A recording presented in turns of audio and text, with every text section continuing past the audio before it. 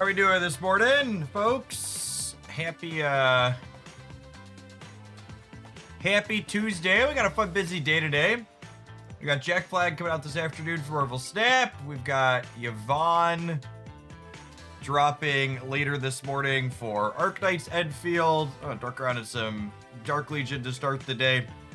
We're gonna do a new character of this game coming out here soon too. I think we're gonna Friday. We're gonna do some polls at the end of the stream. I think for Artemis for my my Amazon's team. Got that team pretty well invested. Morning, Greekachu. Thanks for streaking on in to start the morning. I need to figure out how exactly I want to spend my eyes on legacy pieces. I think I have most of the important ones, like Riddlers and Swamp Things are some of the most important ones for the characters on my team. Riddlers especially is so important. His effect, adding healing to his kit, he just doesn't have any without it.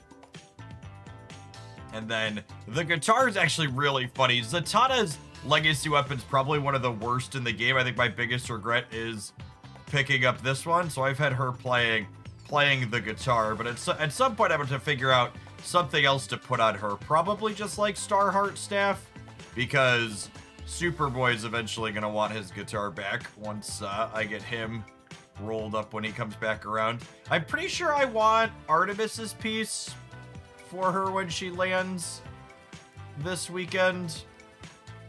It seems like it's pretty important. It gives her extra damage, and then more importantly gives her Amazon allies extra damage after she finishes her duel. I feel like I want to roll hers to at least 5 white. The second bonus seems not as useful. It gives extra physical defense and extra crit rate, but that seems less important. This one, giving Amazon's extra 15% flat damage, seems really good for Death Metal Wonder Woman.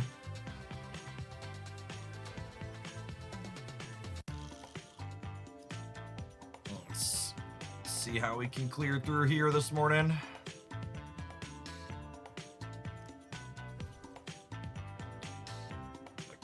Some easy pickings to start the week.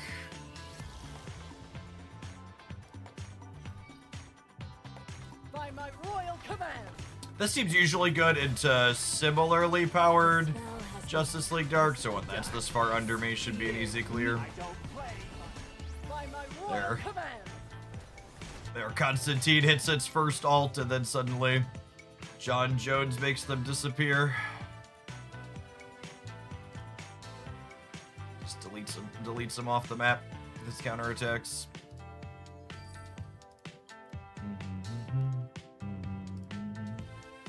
Plus 13, that's so many.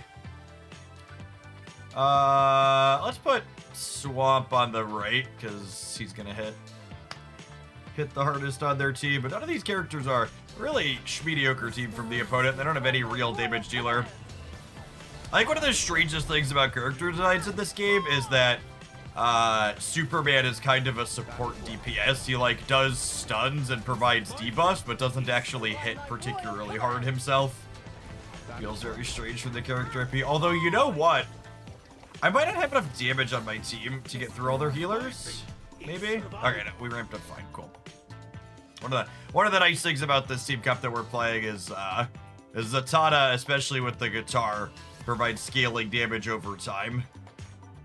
So even if we're a little weak to start, ramps up the longer the fight goes. We will not be attacking the Poseidon, who is at 34 million. They have no sustain, just a scotch of damage reduction here. I think we survived this okay. We have Zatanna to distract Deathstroke to start, and that should give Riddler time to ult. My ring knows just what to do. Okay, and then all our ults happened. Swamp Thing took a little bit of damage there to start.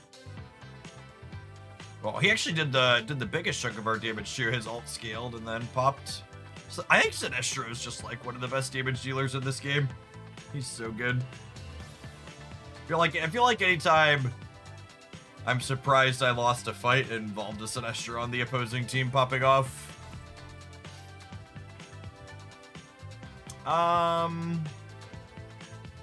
Yeah, this is probably winnable. Their total power is above mine, but their team synergy isn't particularly good. Their composition's only okay. They only have Dr. Fate for sustain. He does not have that much sustain. The spell has been begun. My fate is survival. I don't play. I'm just gonna Nightwing it. Yeah, the total power. We didn't even break a sweat in this fight. My fate. Total power matters to a degree, but like bad team compositions are still bad. They have the Kraken ship over me, which I am still pretty far away from, and they have their purple upgrade is markedly more than mine, and their ship percentage too. But just like this team comp is mostly nonsense. Their legacy weapon investment is pretty mediocre here too. I'm always surprised when like I see accounts like this that have the big ship, and then the investment in their best characters is so mediocre.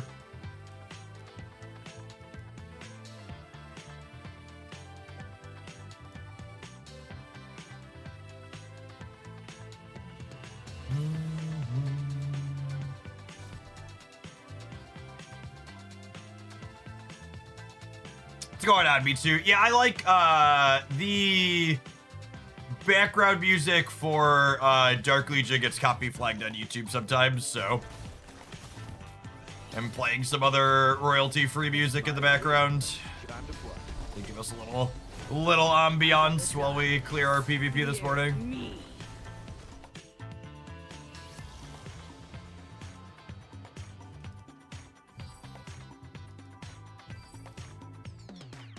How's the dupe system in PvP? So this game is, unless you're asking like, can you play two of the same character? You cannot. So this game is a collect lots of copies of characters for the gacha collection system. So I don't have anybody that low, but basically,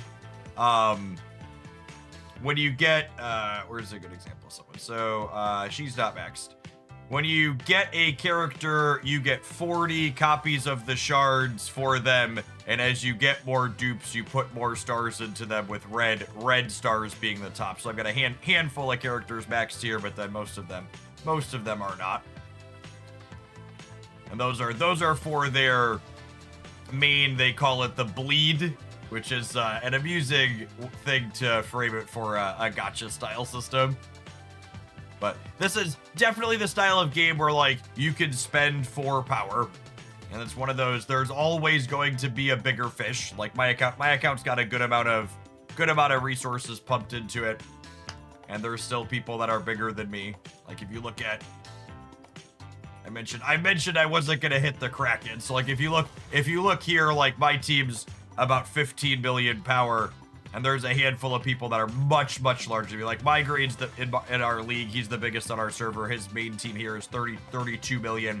And there's a couple other that are like up in that range, 25, 30 million plus.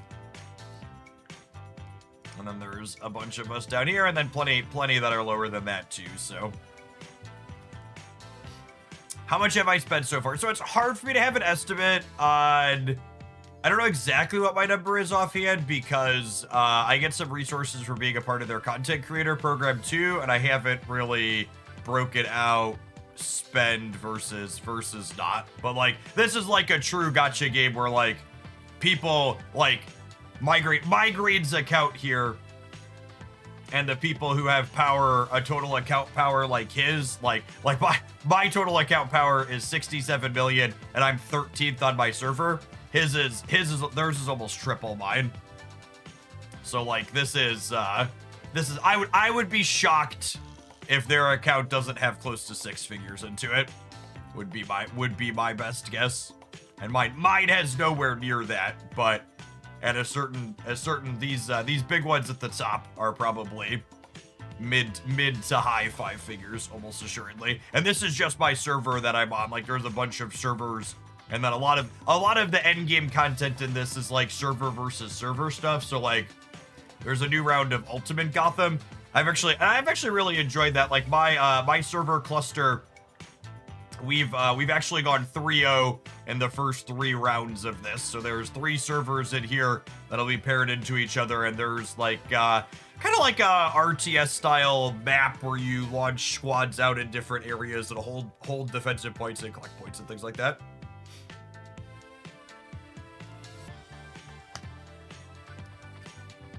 All right, I think that's everything I wanted to do. I cleared my meta brawl. Let's get snappy. Let's get snappy.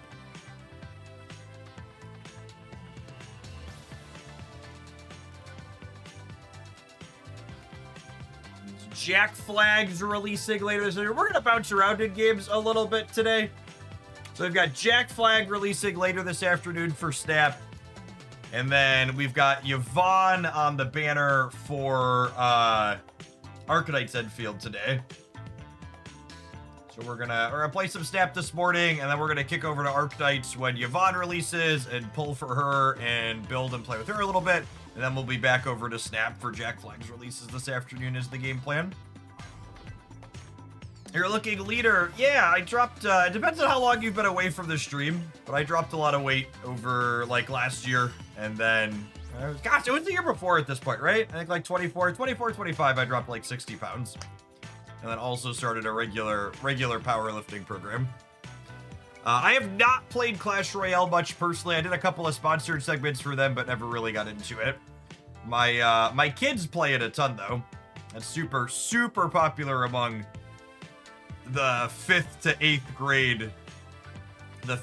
grade friend group that my kids are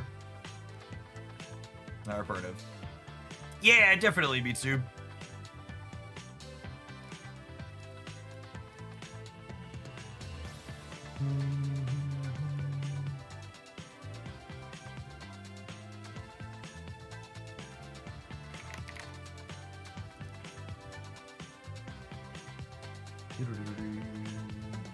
Yes, Jackflag. Jackflag will be a Moonstone card.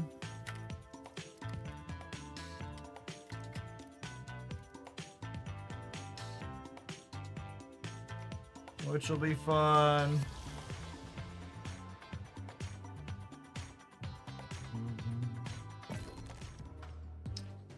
What do we wanna...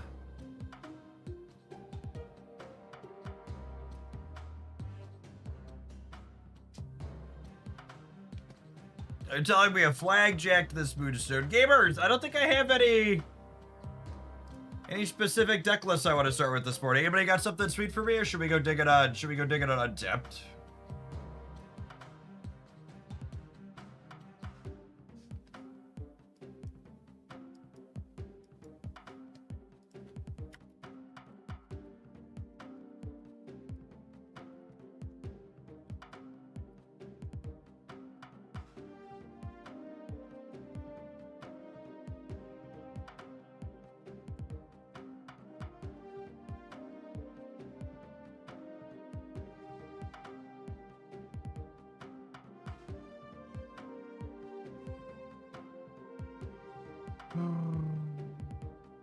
Thanos Shulao. You know what? Hit me. It's been a long time since we played Thanos. I usually avoid playing Thanos like on new card release days with the new card, but I don't mind poking at him on occasion. And there was a Shulao variation that popped up in the Dex Roundup this week that looked pretty alright.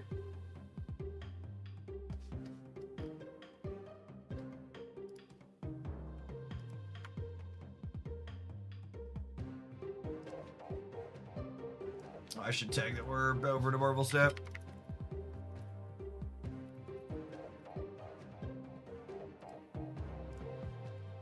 I was playing Snap, I got frustrated in the best possible way. I got outplayed, and I made mistakes that I might have been able to avoid to win the round. Nice. And being able to, that's the key for games like Snap, is like, I want to be able to feel like I learned something from the game that I played as I'm walking away from it. Yeah, if you got a list for me, Simo, hit me. I wasn't a huge fan of the details on the deck list that was in the roundup this week.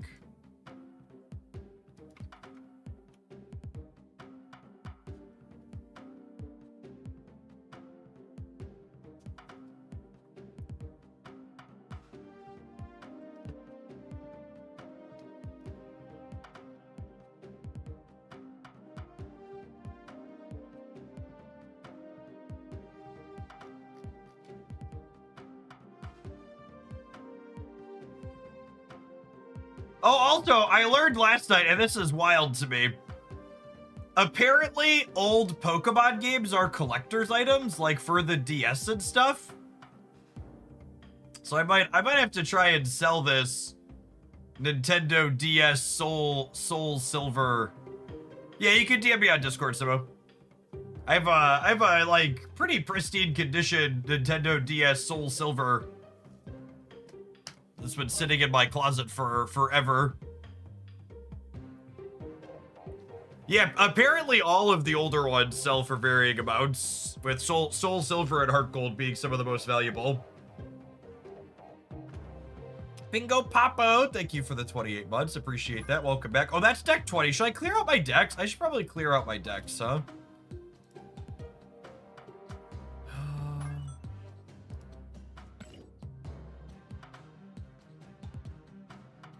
Yeah, if you're someone that wants to take it off my hands, that would make my life easy than trying to figure out selling it to a vendor or something that makes it. It's not doing anything for me, and I'm never gonna touch it, so. Might as well turn it into dollar dues.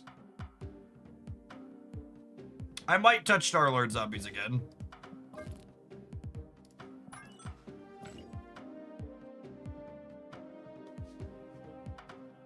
Hey, thanks for the gift sub, Simo.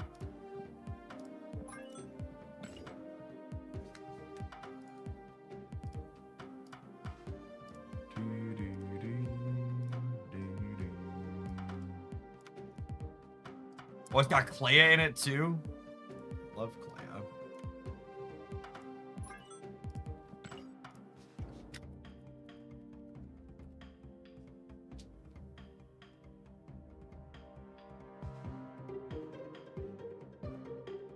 If you find the right buyer, those could go for over $200, and the Pokemon Black isn't cheap either. Yeah, I don't even think I ever played the other one. Do those cartridges go bad? Because it's just been sitting in my closet. Should I like charge my what's it called and make sure it still loads up? Like, is that a thing? I don't know how old what's it called works. Like if it hasn't been used, or like a battery. I remember that being a thing with GBA games. Is that a thing with those types of games too? Yeah, we're gonna switch to Endfield midstream for when the Yvonne banner drops. Hey, I'm gonna link for Flex to Spot here, so as long as you start from one of my links, it'll do the tracking cookie or whatever in your browser. That'll give me credit for the sale. Yeah, I was never big on mainline Pokemon games. In fact, the only reason I own that DS and bought that is Christy's younger brother is 12 years younger than her. So like we were a little bit into dating, and I wanted something to talk to him about. So I bought a DS and played a little bit of it, so that way we could have something in common.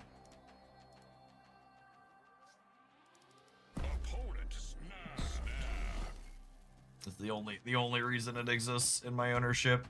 That's so annoying.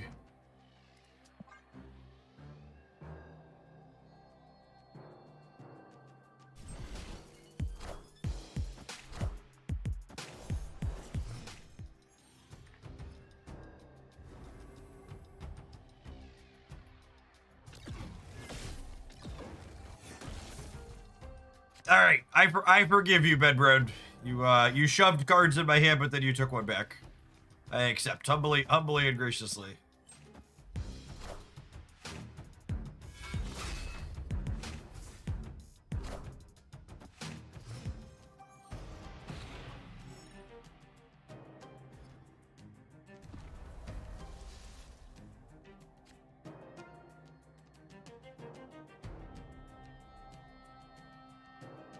The Great Brood giveth, the Great Brood taketh away. Yep. Am I trying to get Theta going? This is kind of a worst case roll on the Surge. I kind of wouldn't mind getting Herbie going, just so I get him rolling. But getting Theta trigger sooner sounds valuable too.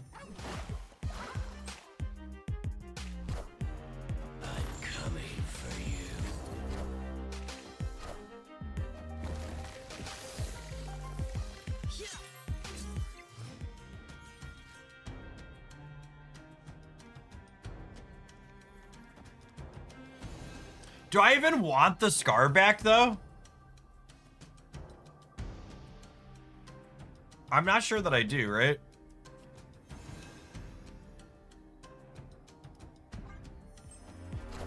It'll be a big motherfucker, I suppose.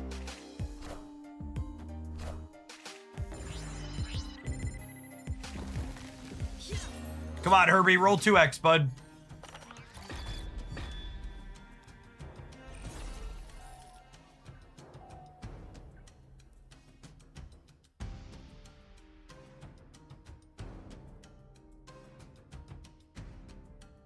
Okay, so if I do this and activate this, and this will all be 10 power, yeah?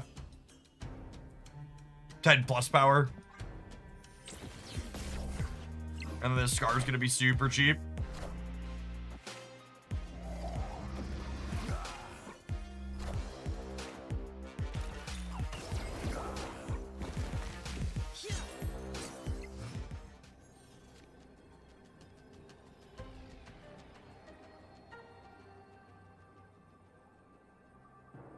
Basically free, yep. And then I guess we just play a bunch of stuff out, yeah?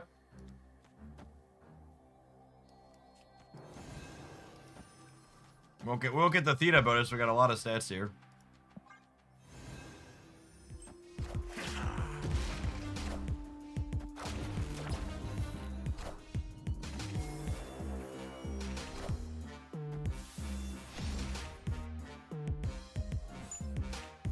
Oh my goodness! The Stardust fucking saved us. I was about to be so tilted, and then the Stardust locked it out. Victory. Holy! I laughed, I cried.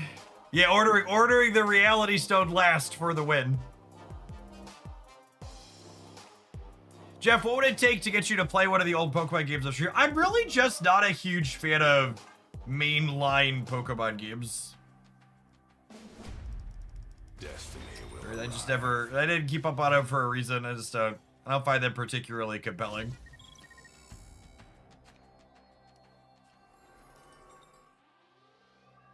Are we sweating Airship player? Of course we are. All right, I mean, at least they're only going to play 2 games, I suppose.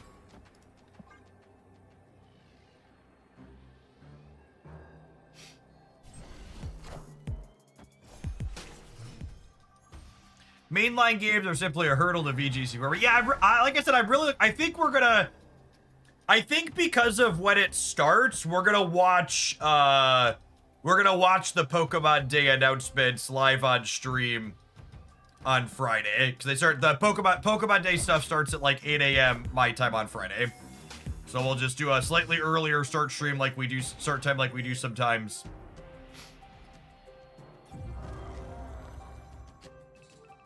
It should be fun.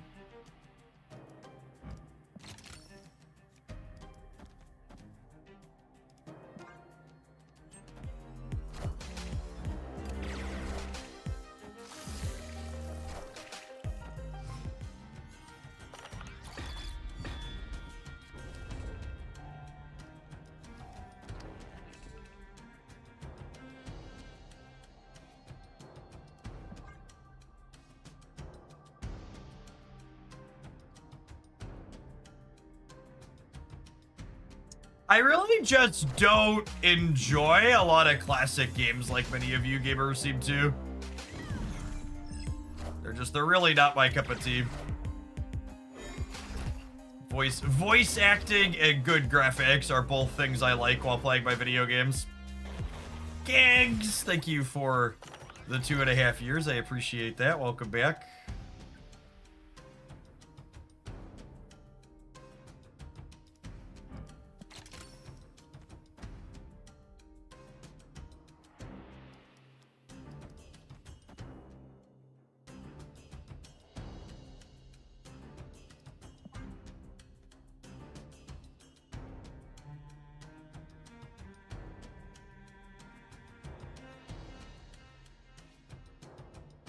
We can't play left if we don't use that maze this turn. Yeah, but they haven't used that maze yet either, right? I think I like, so the way this sets up, one, the Marvel Boy is adding more points left. And the incentive to sequence this way means that I can guarantee where this goes, but maybe that's not ideal. I don't know, we'll see. It's close enough. So I played through the first act of Baldur's Gate 3 when that game was still in early access. And then I never touched it post early access because, let's be honest, I just don't have time for a 1,000-hour RPG game in my life. Victory.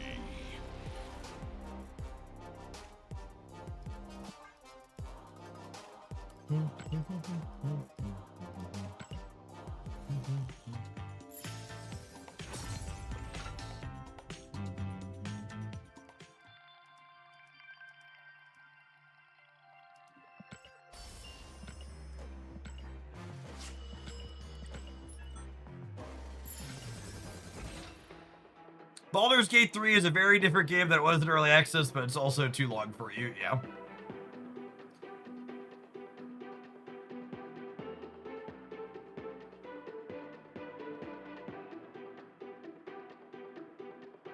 Yes, it definitely checks the voice acting and good graphics buttons. Agreed. The universe shall be set right.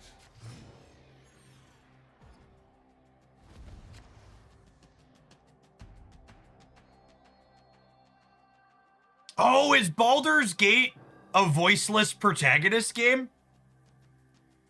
I honestly hate that trope. I'm really glad Genshin Impact, which is one of the games I play a lot of, has been slowly moving towards giving the main character voice lines more consistently.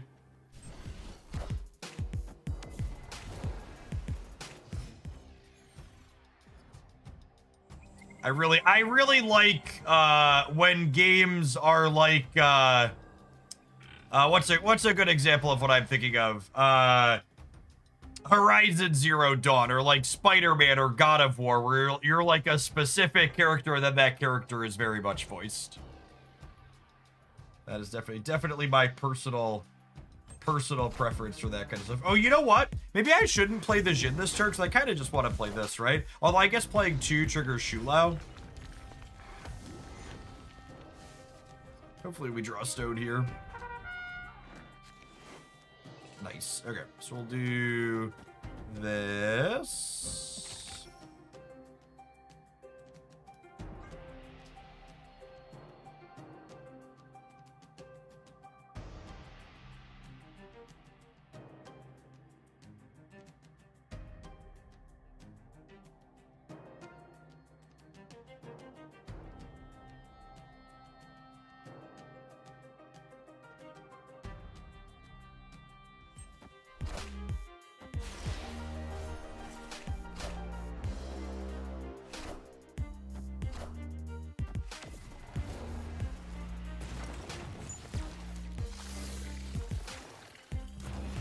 Are they Cerebro 3? That's actually bad for our Clea. Cerebro 3 means they're almost assuredly a Luke Cage deck.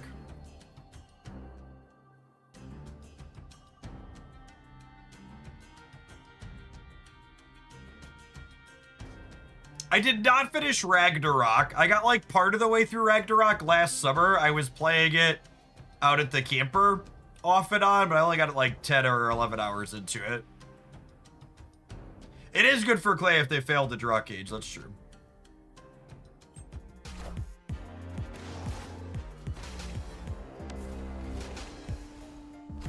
Ninja Squirtles, thanks for always being here. Good morning, good morning.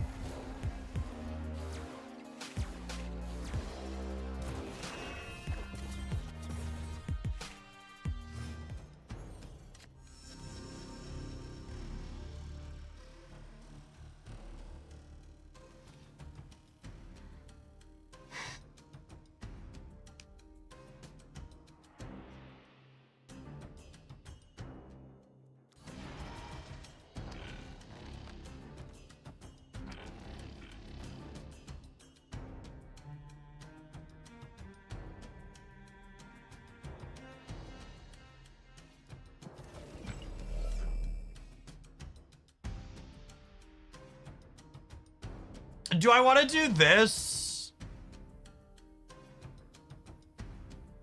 So that way I could Aurora deck. I could Shulao and Aurora. I think so. I think so.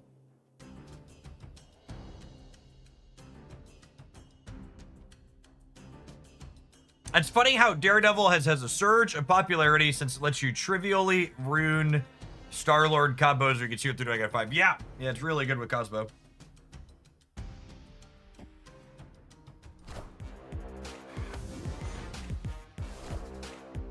Yeah, I really like the Mass Effect series. When I did a bunch of variety content on stream a couple of years ago before, a few years ago before Snap released, that was one of the games I enjoyed a lot.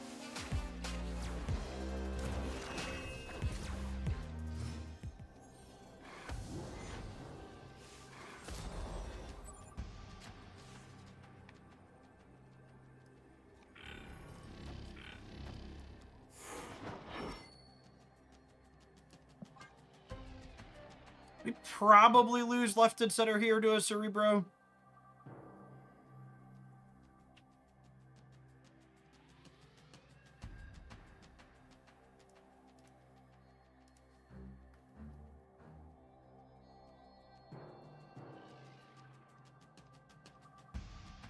Opponent snapped.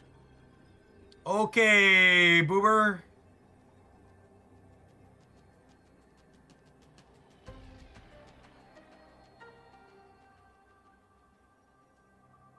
Thanos left. We're losing a double Cerebro no matter how you slice the gamers.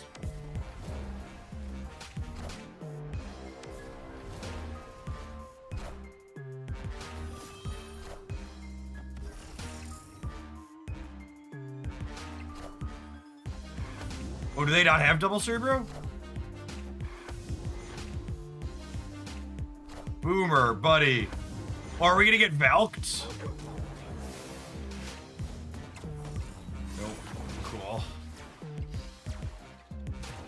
That'll do, pig. That'll do. Victory. Do they sweat after that snap too?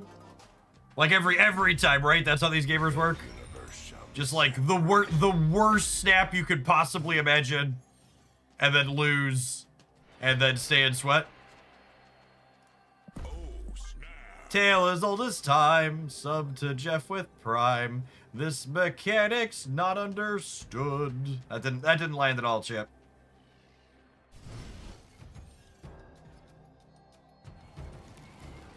Breaking news.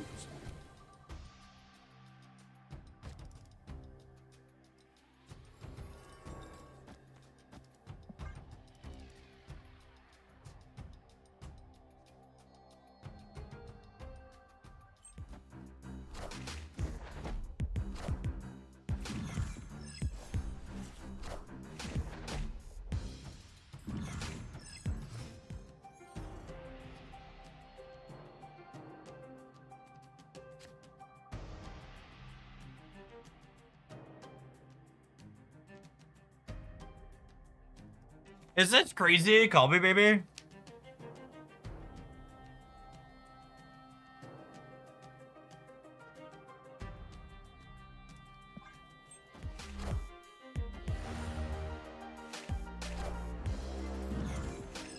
Yeah. Copy Marvel Boy into Reality State here.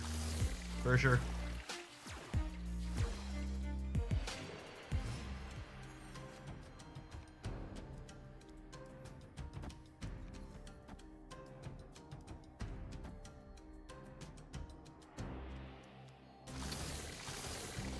Part of me wants the extra energy, but another part of me wants to get this down so I can start ticking through it.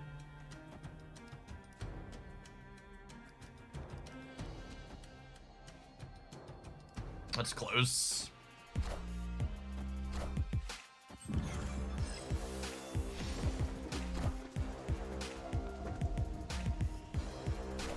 Oh, man. Your cards all got +1 power. Oh, no, opponent. Oh, no. Good job, Sweaty Nerd. Was that a good use of everybody's time? Is everybody who was involved in that game happy with how this is played out? What a good 2 to 10 sweat. Who's a sweaty gamer? Yes, you are. Yes, you are. Do-do, do-do. Do-do, do-do-do. Do-do, do-do. Are you not entertained?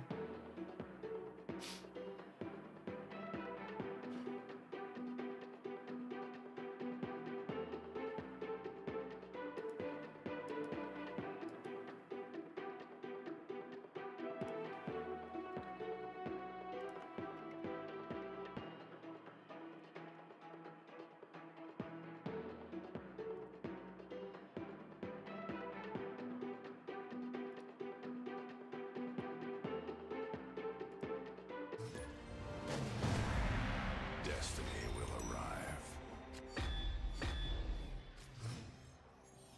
Yvonne's banner goes live in 2 hours on Arknights. So we're gonna hang out and snap for a little bit, and then we're gonna switch over to Arknights midstream to build, pull, and play with her, and then we'll switch back over to snap in the afternoon for Jackflag's release. A little bit of back and forth today, but we'll play plenty of fun games.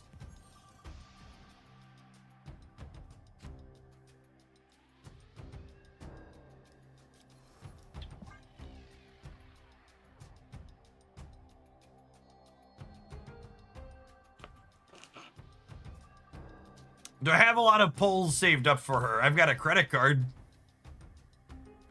Exacto! Thank you for always being here. Good morning, good morning.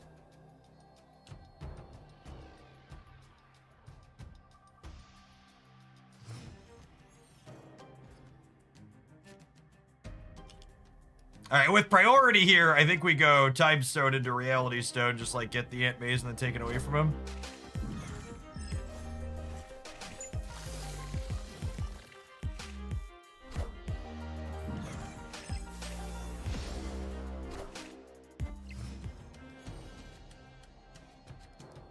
All right, and then with White Hot Room in the middle, we get to be toxic and play Cosmo here.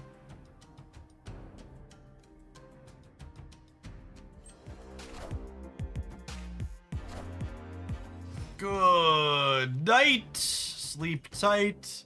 I'll see you and good day.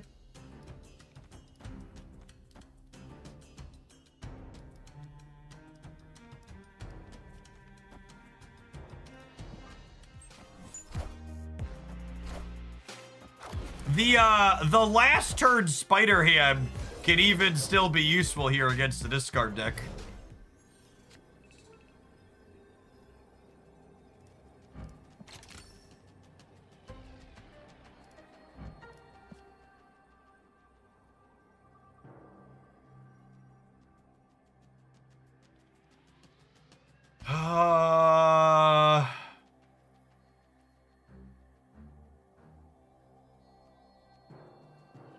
What's the line here?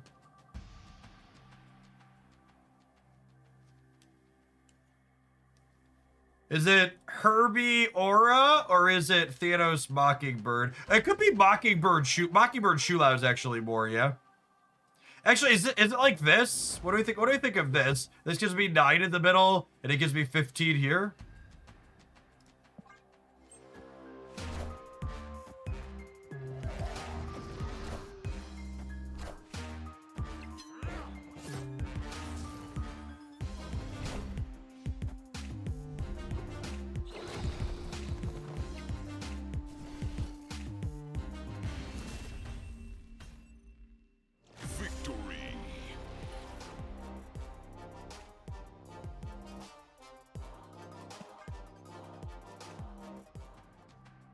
Not today, Gambit.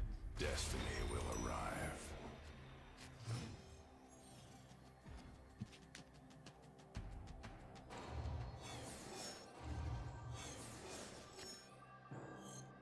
Oh, snap.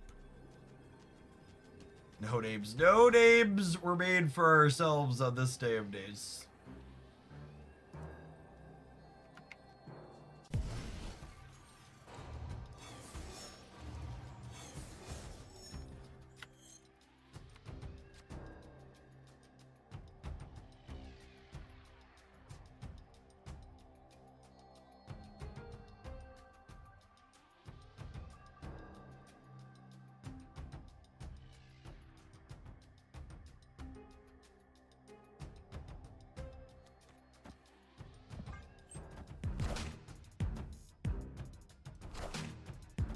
my Cosmo chat, goodest dog, deserves all the pets, never done anything wrong in her life.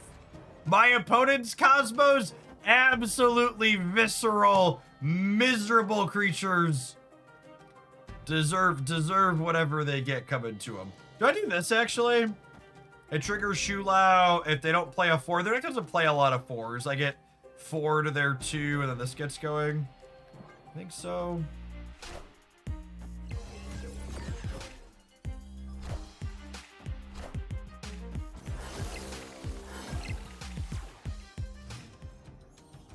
Looking for a stone here. Clea! That's actually better than a stone, yeah?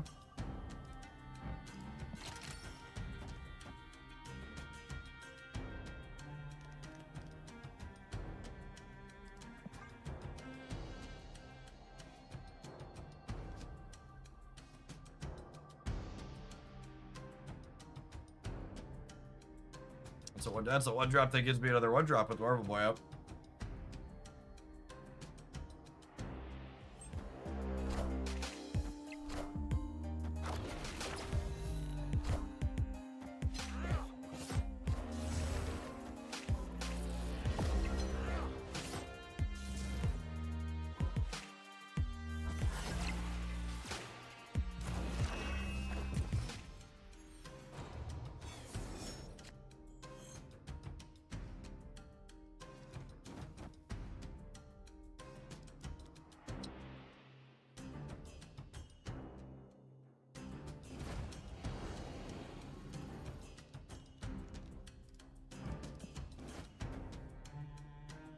Well, so the problem here is they have priority. Shulao only cares about characters, so you can play a skill in the middle.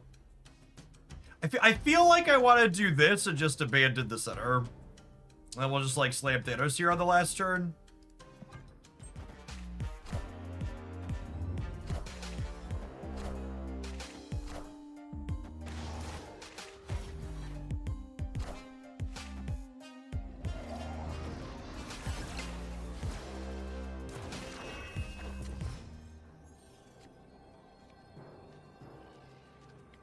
So their Dakin is going to 24. So that's plus 18 to 26. Yeah, I've probably lost the right, huh?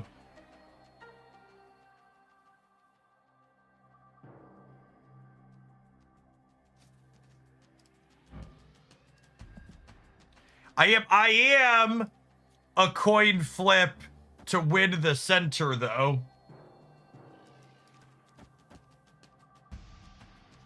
And this is 11 here. 3. No, they have two Dakin blades because this one got Cosmoed. Here to play Marvel Retreat. Let's do it. And if this is MODOK, we win, yeah? You won't need this anymore. Dodge a score and we can dodge a ball.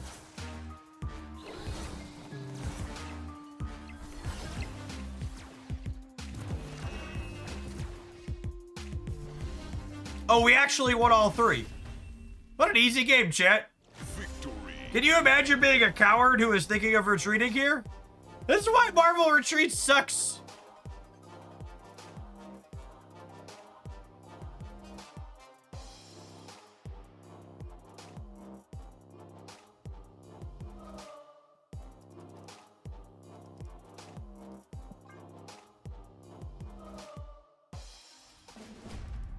Destiny will arrive. And that's another sweat. It does look like we have found everybody this morning who is just like dripping profusely.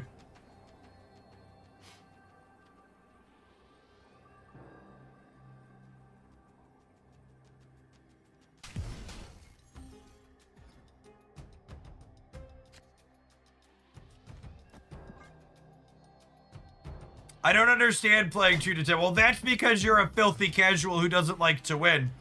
You probably play the game for fun or something stupid like that. Imagine being that much of an idiot.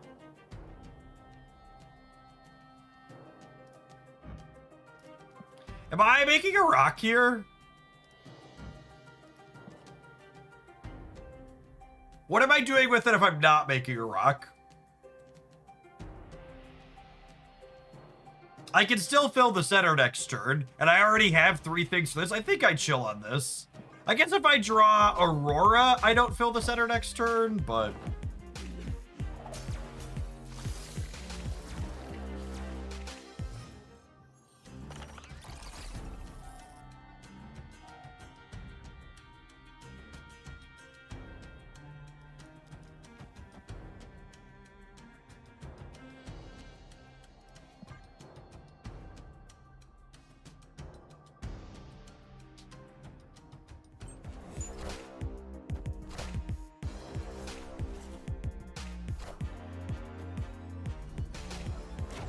Oh, no, shit. Don't kill my raptor, please. No, Gambit, stop.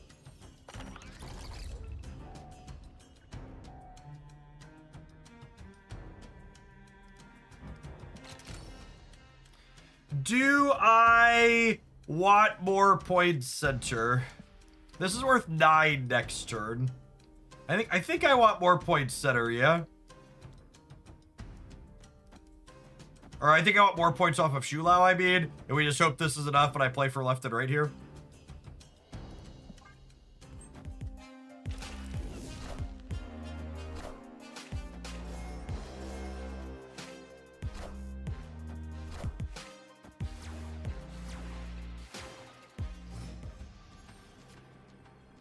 I suppose this is worse if I top deck Aurora. Ongoing odd reveal, ongoing odd reveal.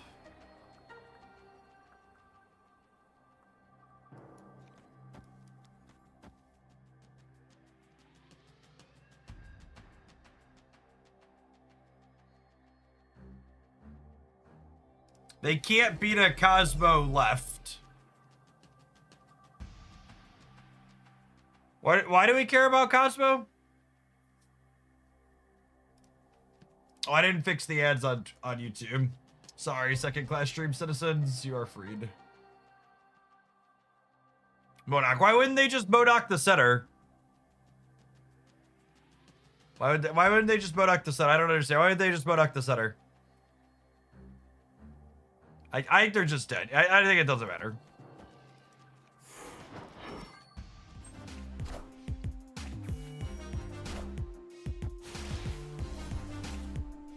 If they Modoc mid, they lose the left and the right. I mean, that's probably happening anyways, right?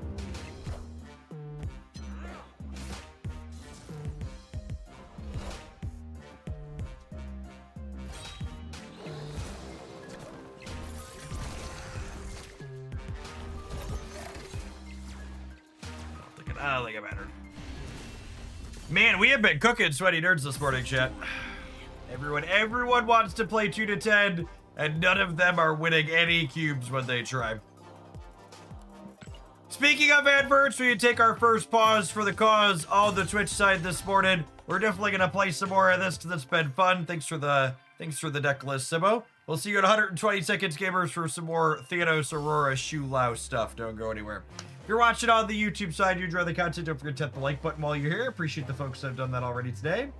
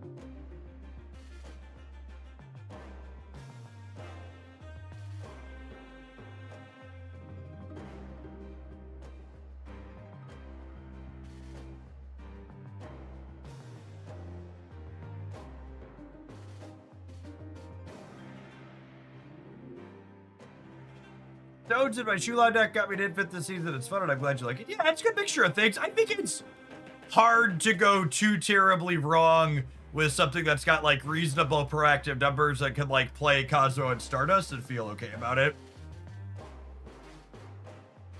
I think it's definitely the case.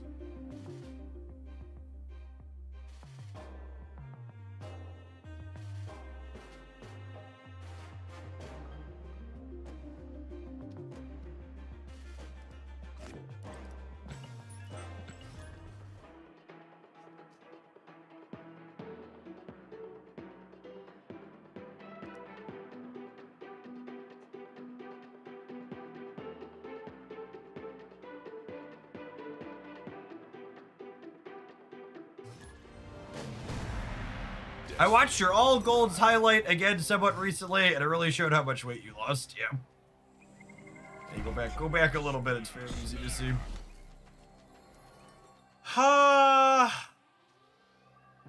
If I brick on drawing a 1, I can't play 2 cards next turn, but if I hit on drawing a 1, I get to play Marvel Boy with 3 1s on what's it called. So I think I'm playing him. Taking aim.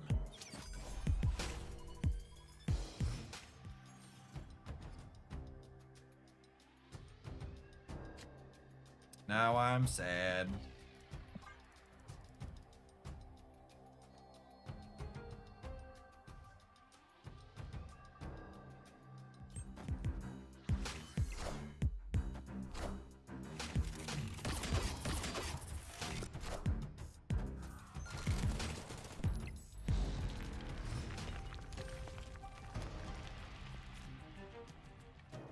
You're late, Soulstone, for a very important date.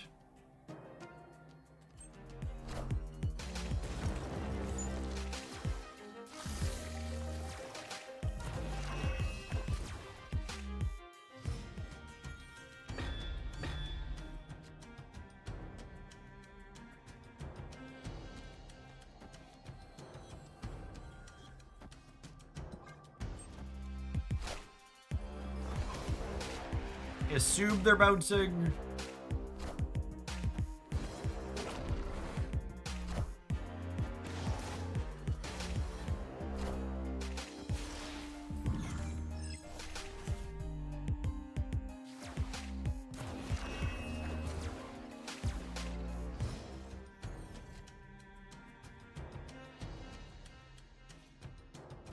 I want to avoid playing into here because I think they're going to bounce this lane and they have a Rocket Raccoon.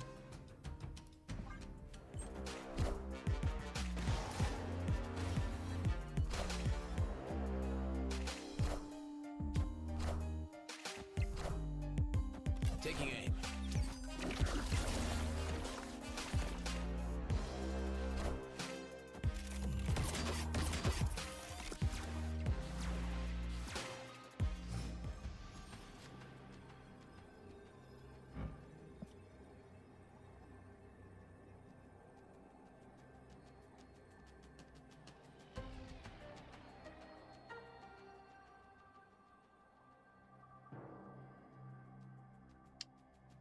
Think we're dead. Our show did not quite come together. He's 15, but I think that's probably not enough. It's probably still my best bet. I do this here and this here and hope for the best. A little bit of a flippy.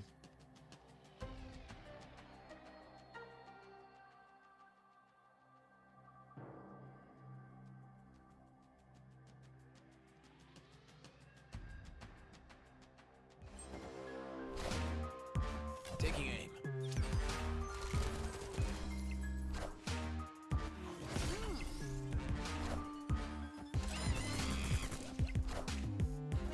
Oh, we lose the breaker though, right?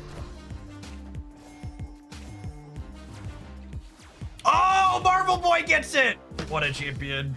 What a champion. Victory.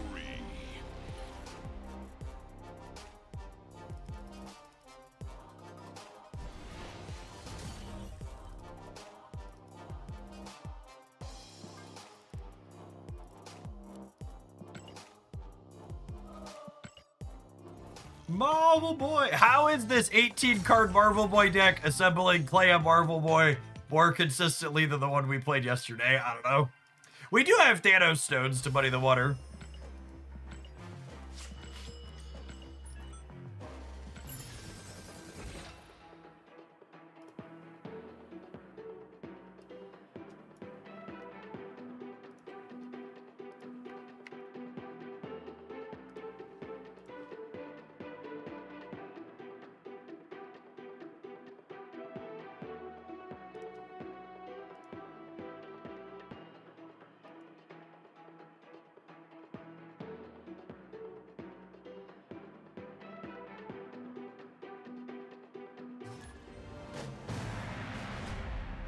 Destiny will arrive.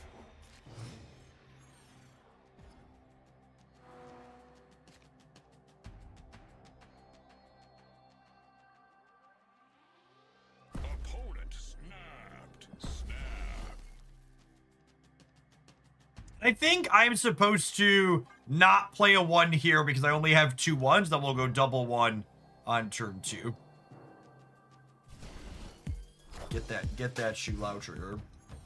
Oh shit, they have a Wolverine picture. Are we getting Killmongered?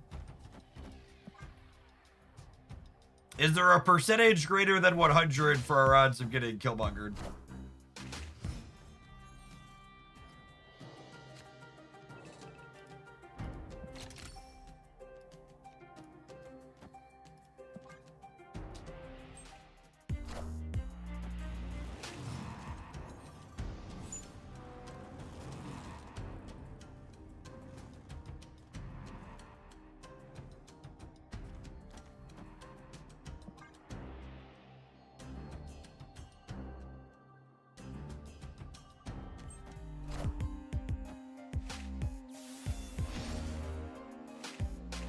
Damn it, Reality Stone.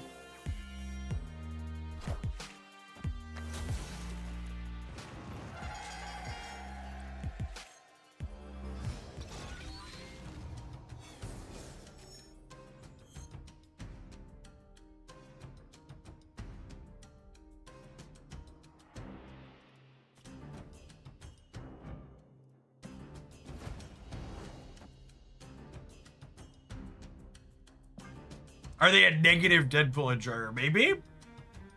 That's definitely a thing.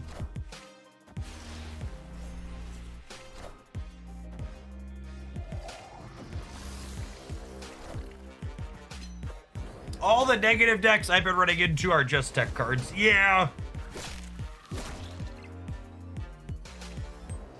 They could be man spidering. Yeah, that probably makes the most sense, actually.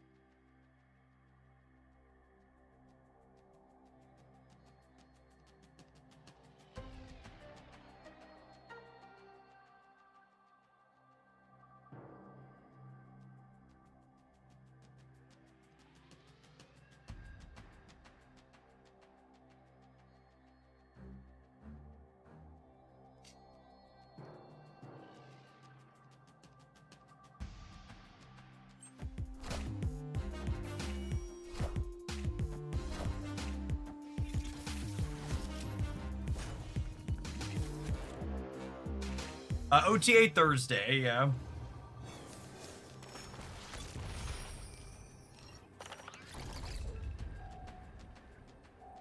Well, I mean, I feel like the only way they win the game is some type of Arnim Zola bullshit, so. I guess like Man Spider Taskmaster is a possibility, but I feel like we're just supposed to go full Britney here and Stardust them.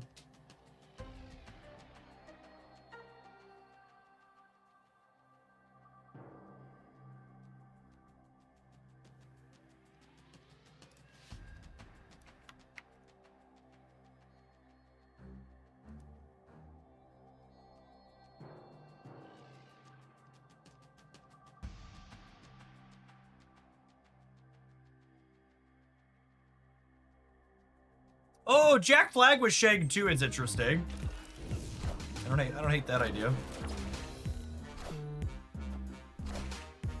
Hail Hydra! Fuck you, Nazi!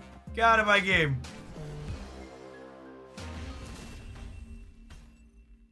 Victory.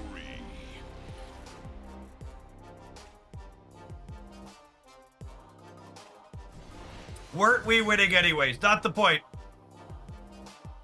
Not the point! Not the point. Nope. We told the Nazi no, champ. It's all about the message.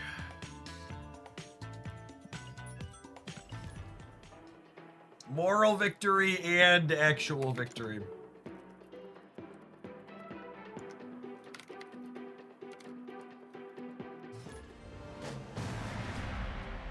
The universe shall be set right.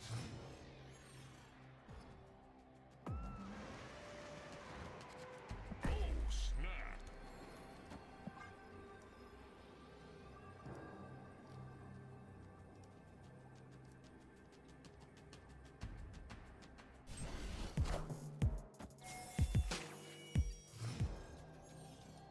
It's always a good time to tell Nazis to fuck off. Mood. Schmood.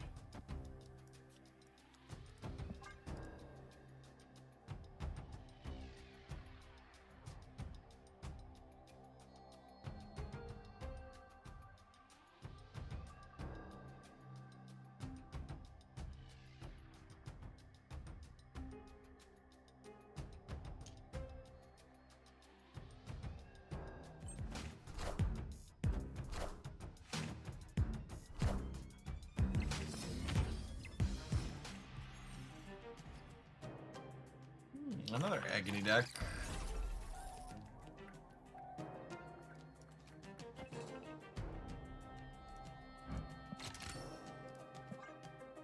Little sad my Space Toad is cooked there.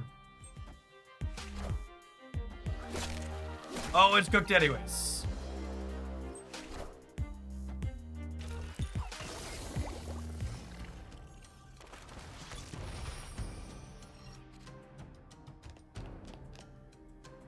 You know what they're sweating, chat? I'm not gonna sweat against Destroy deck with my Marvel Boy deck. Just gonna go next. It's fine. We've won almost every other game we played. It's gonna go next.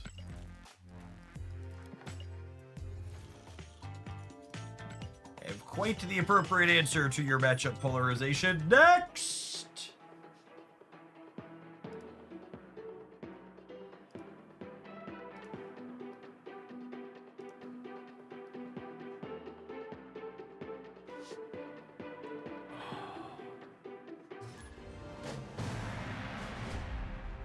The universe shall be set right.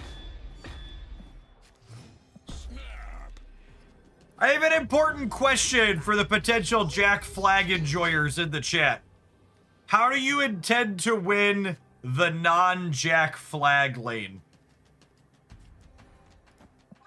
What's your game plan there? Opponent snapped. Hopes and dreams. Maverick's a good answer. Gumption, also appropriate.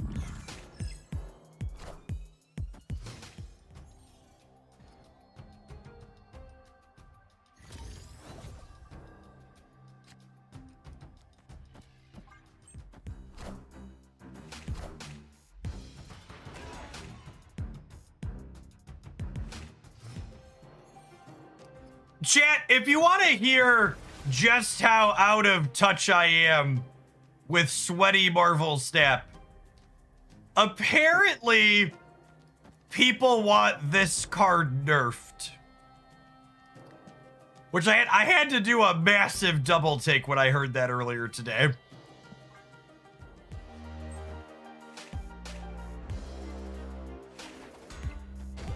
Batroc should absolutely be nerfed. Okay.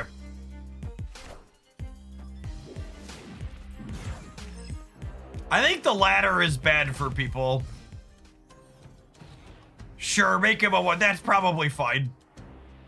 He's probably still very playable as a 1/1. I accept.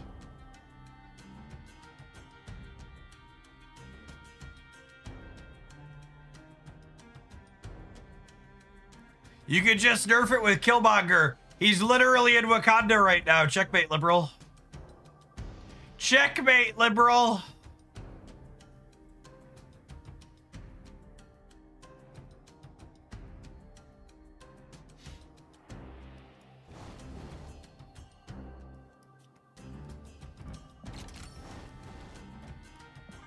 I mean, I think I'm about to lose this game, which clearly means he needs to be removed.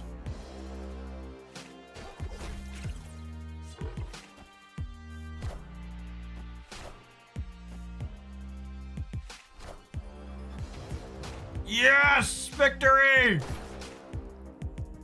don't know if I can actually win the game, but we did what we wanted to do there.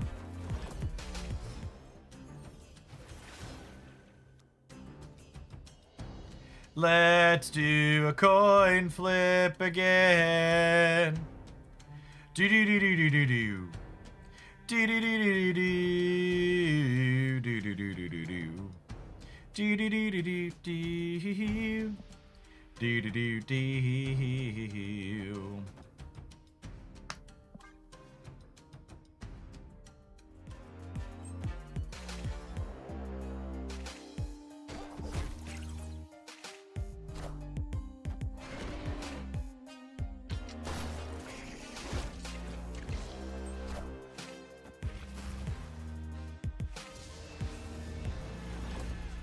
Oh no, that's so bad for me. Holy.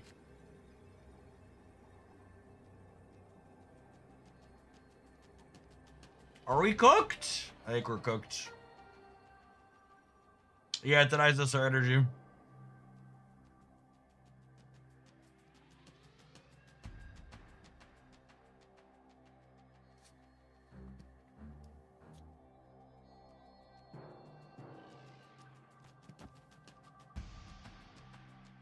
All right, toot toot, all aboard the Nerf Batroc train. I wasn't on board before this, but I've been brutalized this game. And it is the only possible solution to all of my life's problems.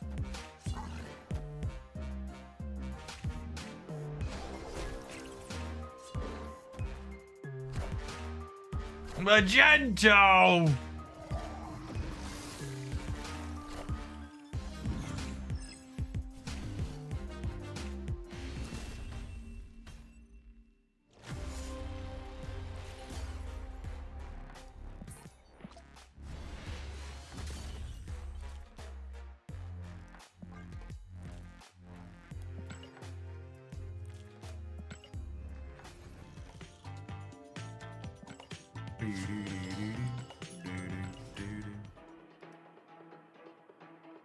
Bat rocked.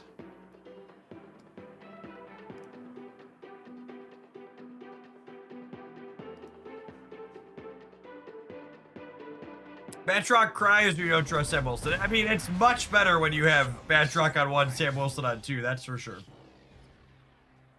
110. 110s are pretty good.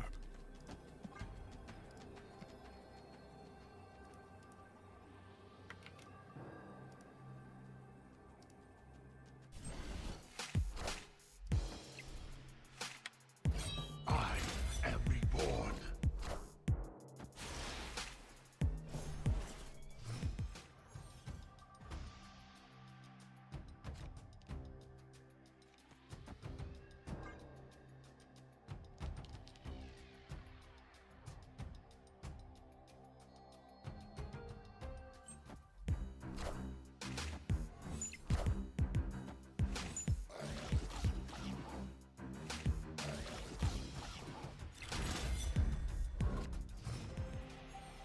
All right, so Apocalypse is literally the only card in their hand right now.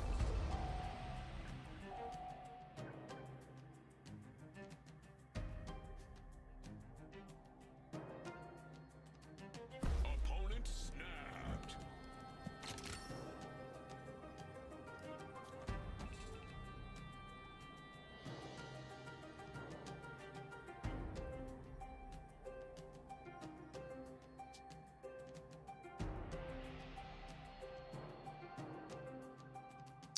I think I'm doing this into Aurora into Cosmo is the plan. Is that a Gambit snap? Oh my goodness, it was. Brutal. Why would you do this to me, Not Maggot? What did I do to you? Why would you brutalize me in this way?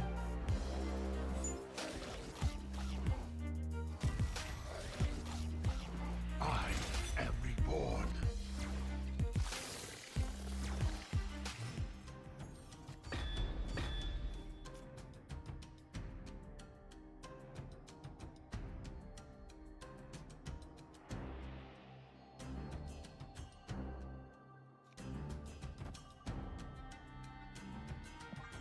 I think we're cooked, gamers.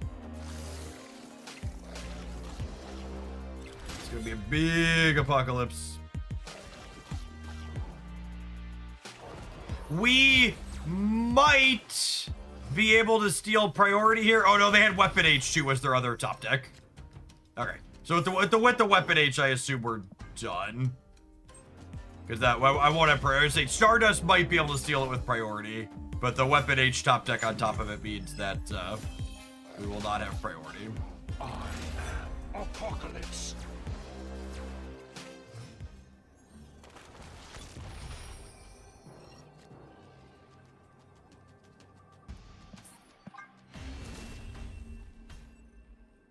Escaped.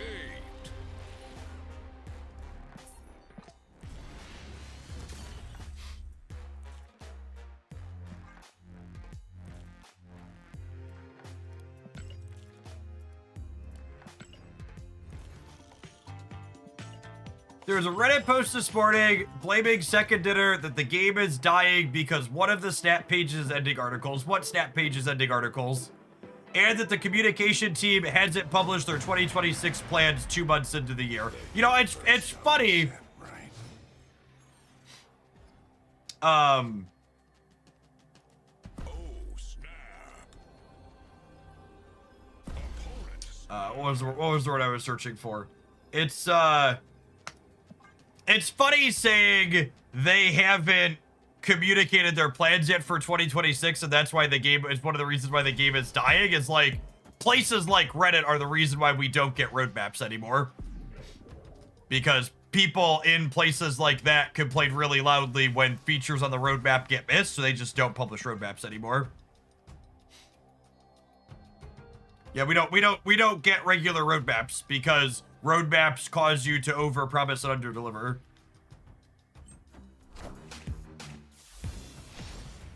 One of Second Dinner's biggest problems early on was communicating too much and then getting railed by the community for communicating too much when they failed to meet expectations.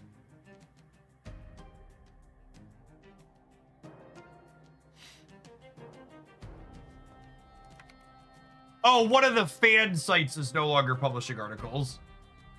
Wait, according to what? Where is that?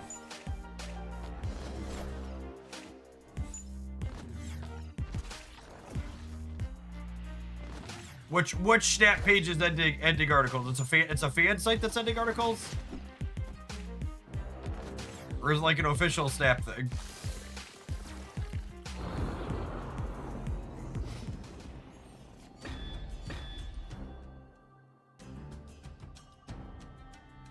Snap fan can't afford to keep paying writers. I mean, I'm shocked websites like that ever had money to pay writers. Like, as someone who wrote for, like, Magic the Gathering stuff for years, the only reason that made any money was because you sold cards. Like, it's one of the reasons why written stuff is so dead and struggling in 2026 across all platforms, is because monetizing written content with adverts is significantly harder than monetizing video content. For people, it's actually part of my background. We don't talk about a ton here. I used to write weekly articles for Magic the Gathering stuff every year for, I don't know, God, probably half a decade or more. For a long time. But it's just one of those things that, like, you know. Was I a TCG player? No, actually, the smaller websites paid more money for written content because you were bringing more people to their stuff for someone who was like me. So, like, the big sites had, like, a handful of people they paid really well. But, like, if you were one of the lower or mid-tier raters like I was, you got more from a smaller platform than you did from the bigger ones. So the biggest one I wrote for was, I wrote for Cool Stuff Inc. for a little while.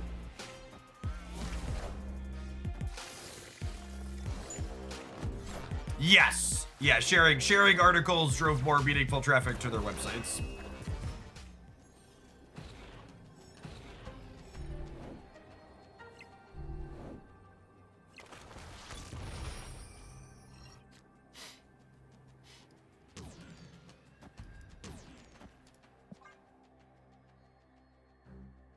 Think I want to force Thanos center here.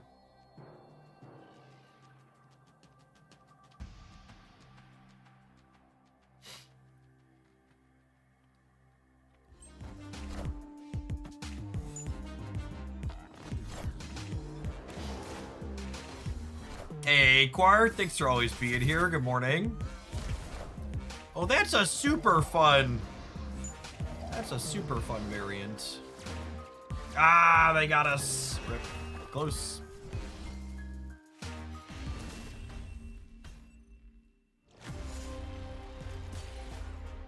J Turbo Banana, thank you for the over 4 years. Appreciate that.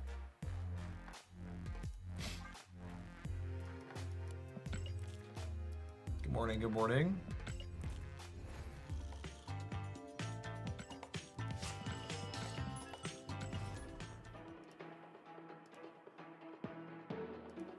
I think that's one of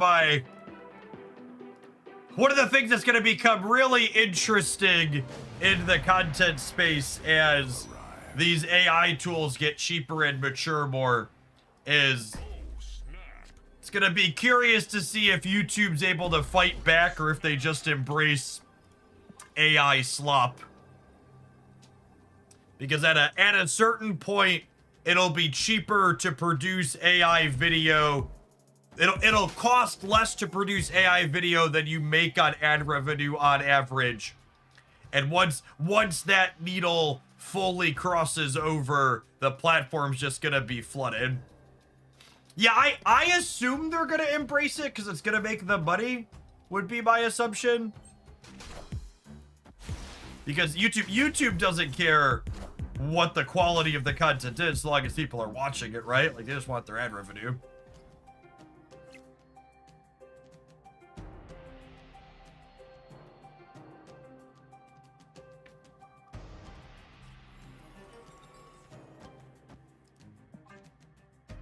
Do advertisers care? Probably not.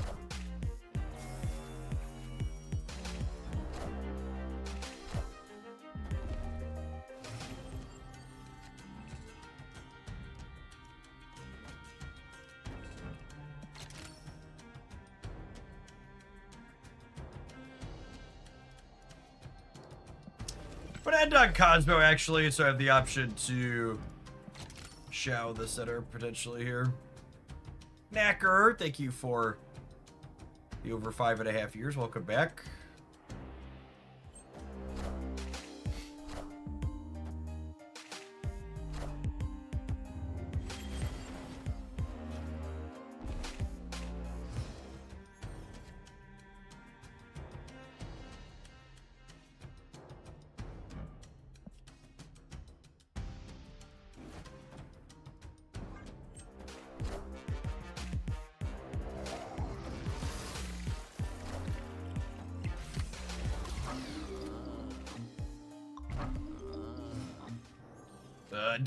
Desperation Star-Lord there.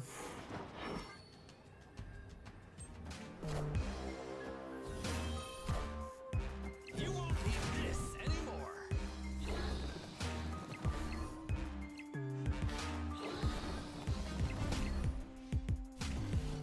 Aurora getting to steal it here. They were winning the center before her. Victory.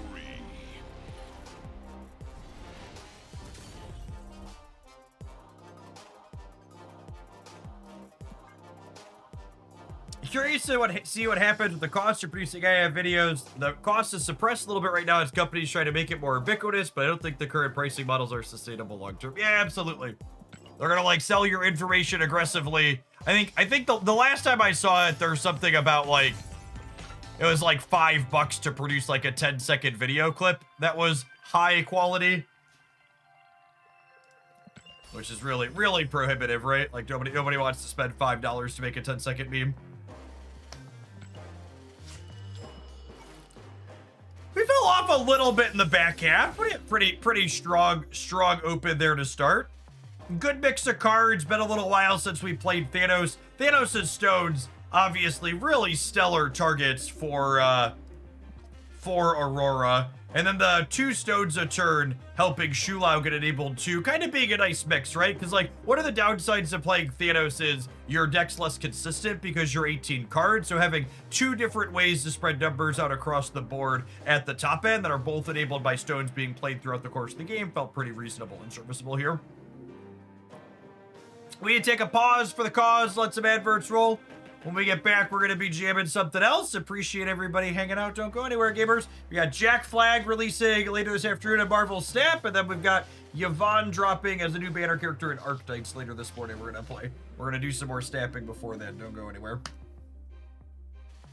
The current business model seems to be get people excited about the product, that they can increase the cost, but everybody hates it. Yeah, I mean, so it's definitely not fair to say everybody hates it. I think the internet, and I say this as someone who's not a huge fan of AI, but like, it's almost assuredly the case that like the internet is more angry about AI than the average low information human being is.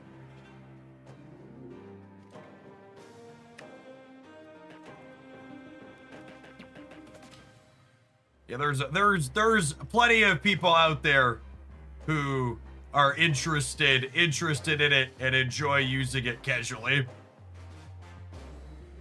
Like I can't imagine being a teacher in the current landscape and having to deal with students and AI homework submissions and stuff like that.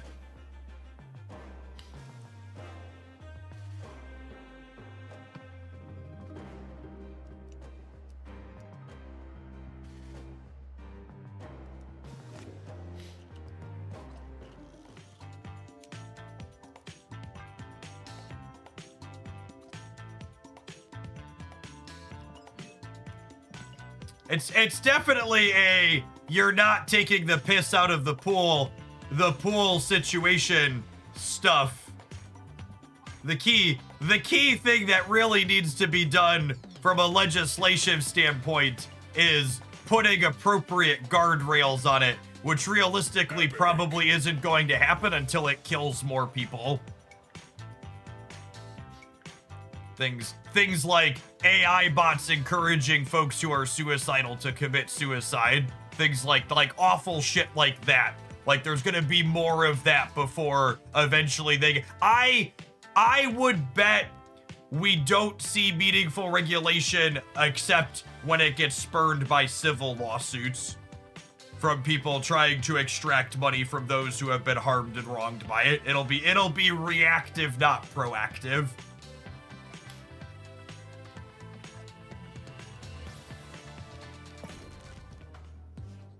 Alistair Stone, thank you for the 73 months. Unironically, the whole data center thing might be part of the tipping point that really makes AI tough to monetize, because like when it comes up for votes in places, there's a lot of communities that have like voted down allowing data centers to come into their spaces, which is a good thing. Like, it's not good for your, like, it's a net negative to basically any community that has a data center built in it. It doesn't generate jobs, it drives up your energy prices, and it soaks up other natural resources like water in your area too. Like, there's literally no benefit locally to letting a company build a data center in your area. Like, normally when like production type stuff comes in like that, there's the upside of like, oh, it's generating jobs at least, so like there's this negative, but it'll bring like decent, consistent, or high paying jobs or whatever. But data centers don't even do that on average. There's very few jobs in proportion to how many downsides they create.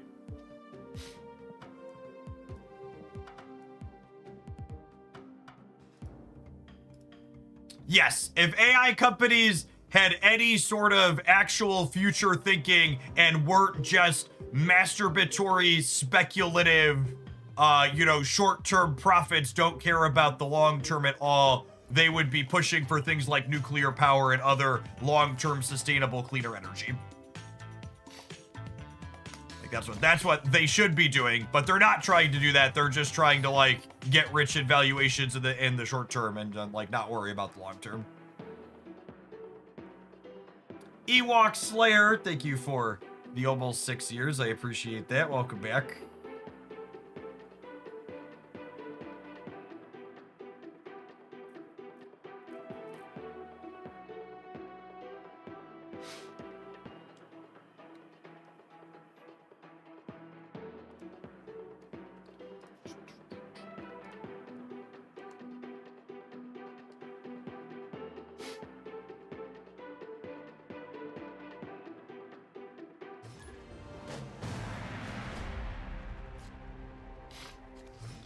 Discord has announced that it'll be cutting ties with Persona, the AI software company backed by Peter Thiel for age and identity verification. Good, glad to hear it.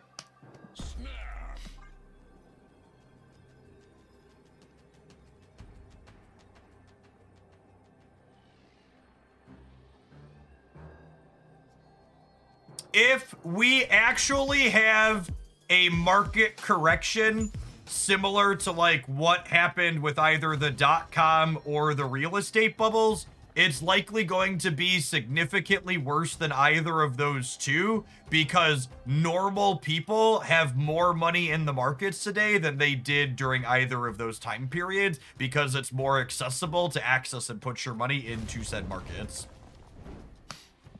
Like, proportionally, percentage-wise, they still have significantly less than all the other things,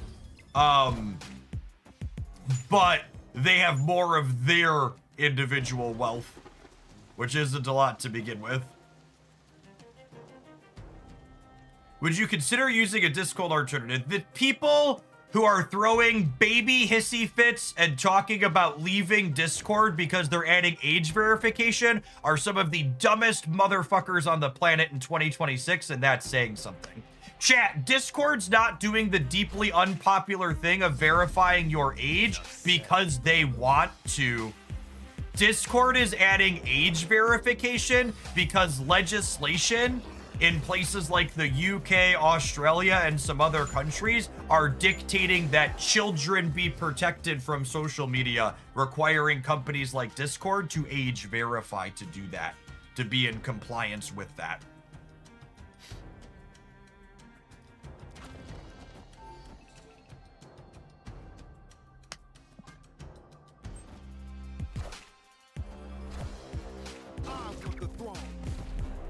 So no, I'm not going to change from Discord, which works well and is fairly convenient, because they're trying to comply with laws that were written.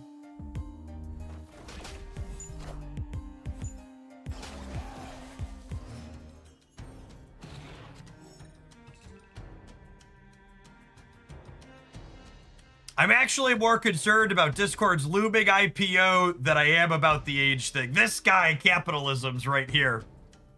Ain't that the fucking truth? I'm more concerned about Discord's looming IPO than I am about the age verification. Fucking mood.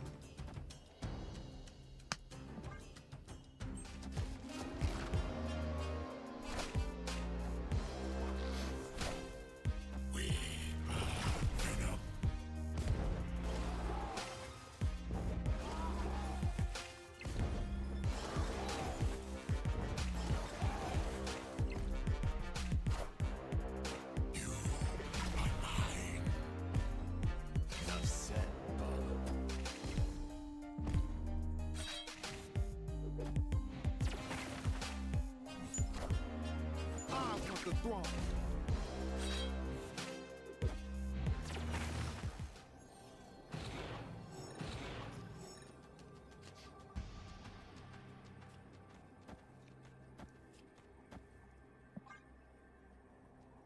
Maybe? Might be good here. Zola for free is pretty good for us.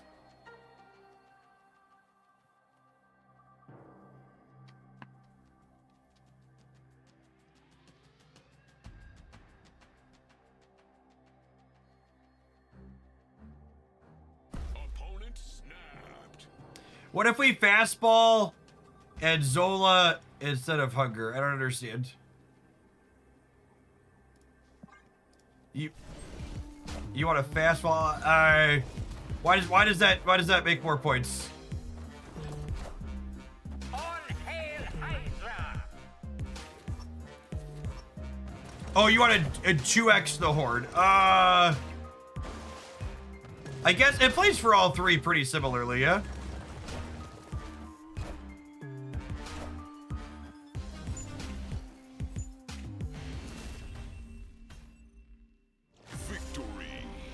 It makes us, your suggestion makes us smaller in the center, but bigger on the left and the right. That's probably fine. I don't know. I think this type of outcome is happening almost all of the time, regardless of what we do, which is we just need to play for all three because we're losing the null lane and winning the other two. Are we sweating 2 to 10 here, gamer? I feel like Second Dinner must have put something in the water this season because there have been so many 2 to 10 sweats. I can't remember the last season we had this many 2 to 10 sweats constantly. Oh, snap.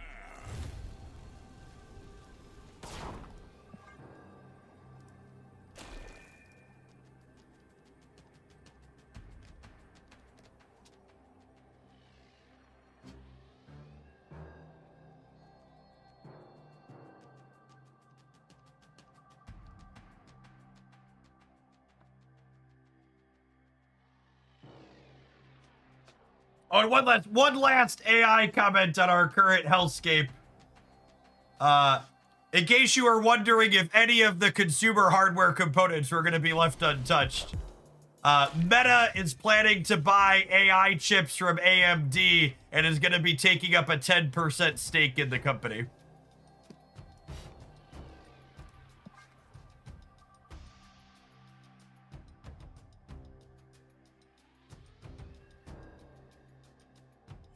Yeah, I need all the computers in my house to last for another 8 years until all of this bubbles and pops and moves on.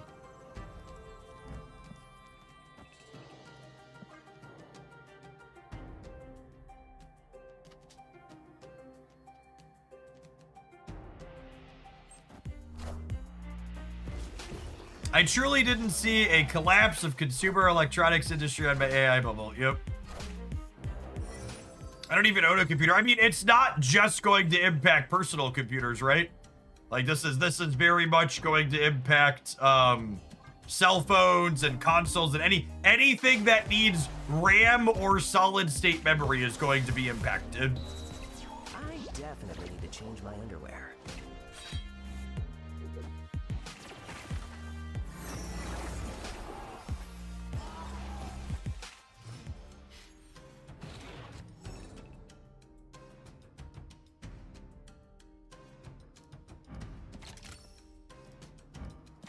Well, that was a lovely draw.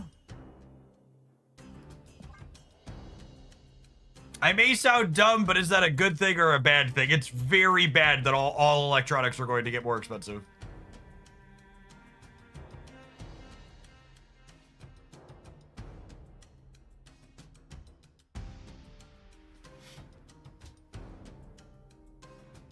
Yes, it's going to be inflationary for every company that has a large workforce because they all use a lot of hardware and are rotating hardware constantly. Yep.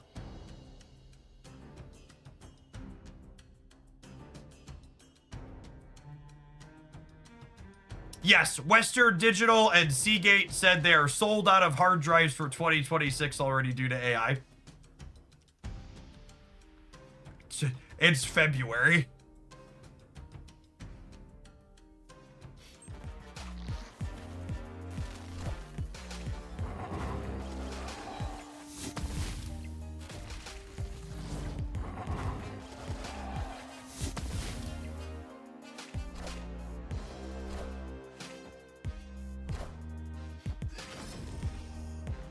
Speaking of which, I was trying to load TurboTax onto my wife's PC the other day, and it was forcing me to update to Windows 11, and I spent an hour trying to change the BIOS to let me do that. Literally, the only reason I have a new computer as of about a year ago is because my previously perfectly good computer that was fast enough for me to do everything I needed to do on it couldn't install Windows 11 because Microsoft artificially obsoleted it because it doesn't have the correct TPM module, I think it's called, on the motherboard.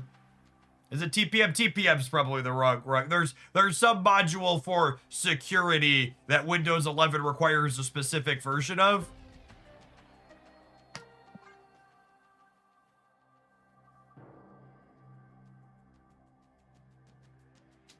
But yeah, TPM is correct. It's on the CPU. Okay, sure.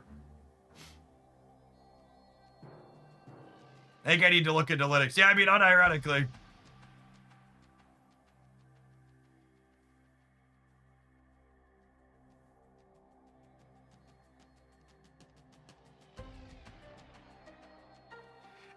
Actually, it's funny. I set up Linux Mint on one of my older laptops for the first time in a long time.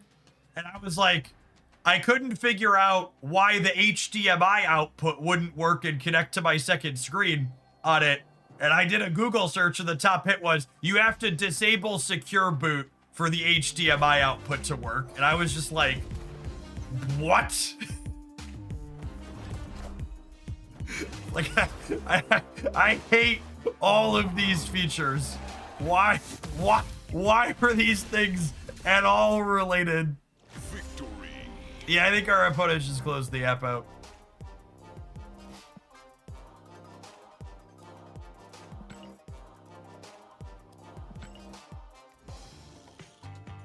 But sure enough, I opened my BIOS settings and I toggled secure boot from enabled to disabled and then rebooted it, and then it worked a-okay.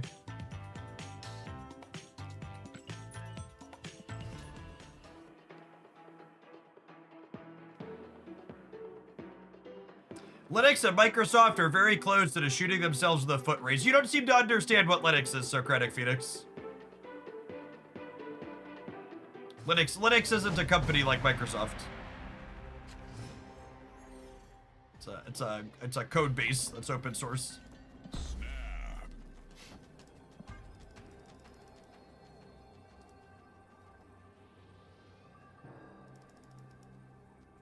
Which for reference, the secure boot thing being turned off is a hardware manufacturer thing, not a operating system thing.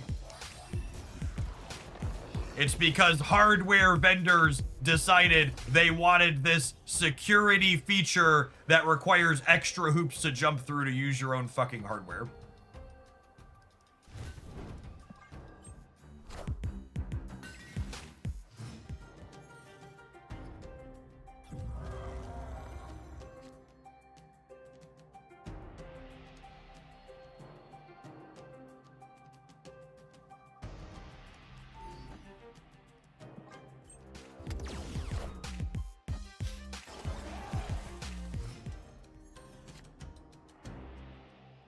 Oh, you know, it's funny. We've just been playing this as a Reanimator deck. I kind of forgot we were a Star-Lord deck. We just haven't drawn him.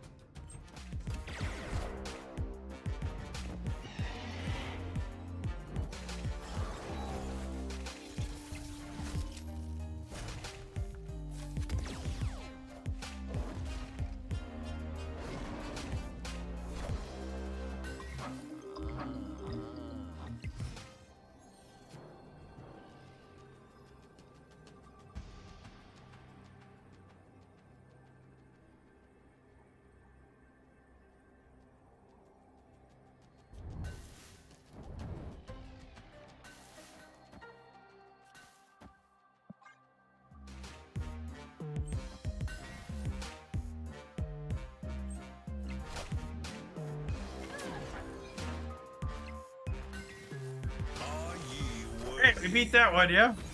Shoot, there it is. See, I probably wouldn't have put my -4 power Odin into play, but that's just me.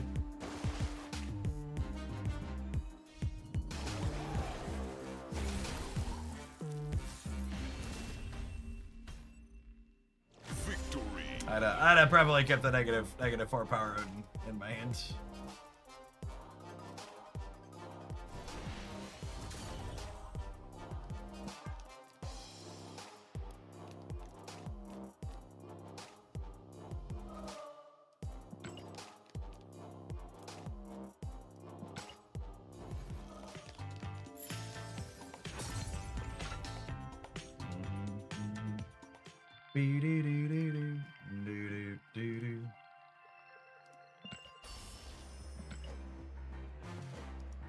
We beat Star-Lord and Foom! That's true, you know.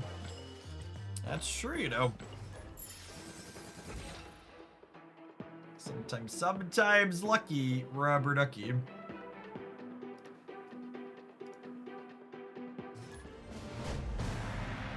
Your future is bleak.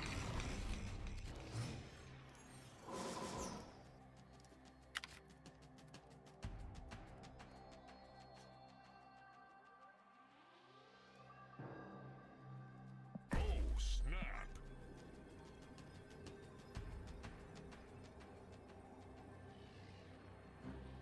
I'm pretty sure fastball works with ongoing. Maybe? Okay, now I'm not sure. Now I'm less sure. I don't actually know.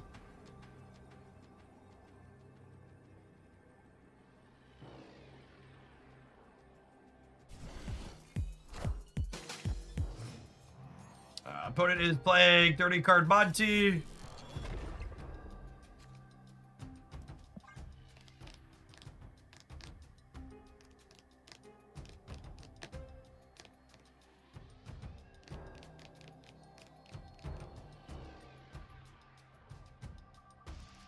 Colrath, thank you for the 27 months. Appreciate that. Welcome back.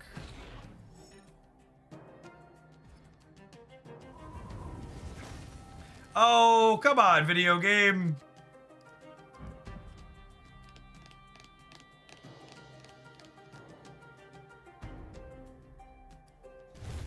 That's so sad.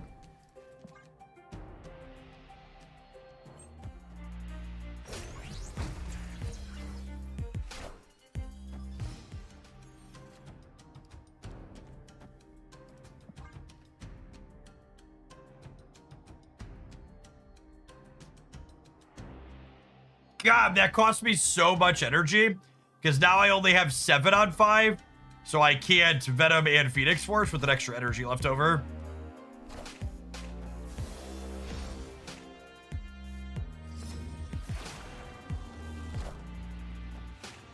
Never mind. Broad provides, chat. Broad provides. Broad provides. Just gotta keep the faith.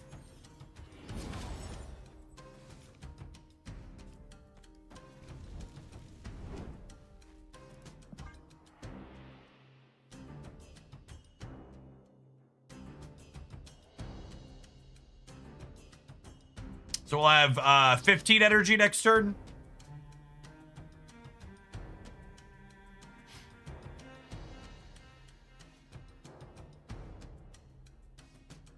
$15 energy is enough to go this. It's enough to play our whole hand, yeah? This is 9, 13.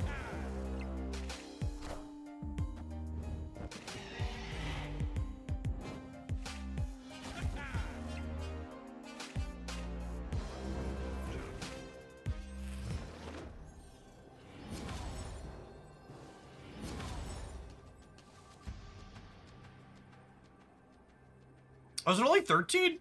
I thought I triggered it. Oh, I only triggered it twice. My brain is bad, but that's fine, right? I only need 13.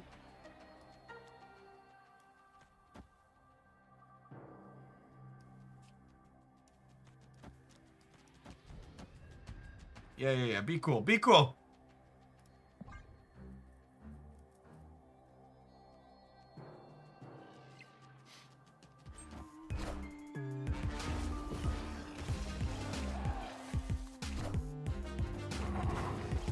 Oh, shoot, the fastball's a coin flip. Oh, I did not realize that. Shit. That's so much worse. I just assumed my zombie giant man was a giant man. Turns out he wasn't. All right, it's fine. Cooked him anyways. Easy game. Victory. Easy game. Star-Lord's probably one of my favorite season pass cards to release, and sometime, honestly, he enables so many zany decks. I get and understand why people are sick of this guy because he's popular and playable, but like, he's genuinely the poster child for a perfect Marvel snap design. He's a card that has sweet deck building considerations. He has interesting during game sequencing decisions, and he enables big flashy plays while having counterplay to him. Like, if he just didn't have a 30% or 40% play rate during weekend missions, like, they're literally just like no one would have a problem with him. Like, it's just like, this is, we should want more Star-Lords. If anything, the big problem with Star-Lord decks is that if anything, the bigger problem than Star-Lord is that we don't have more of him, not less of him. I want more cards like him.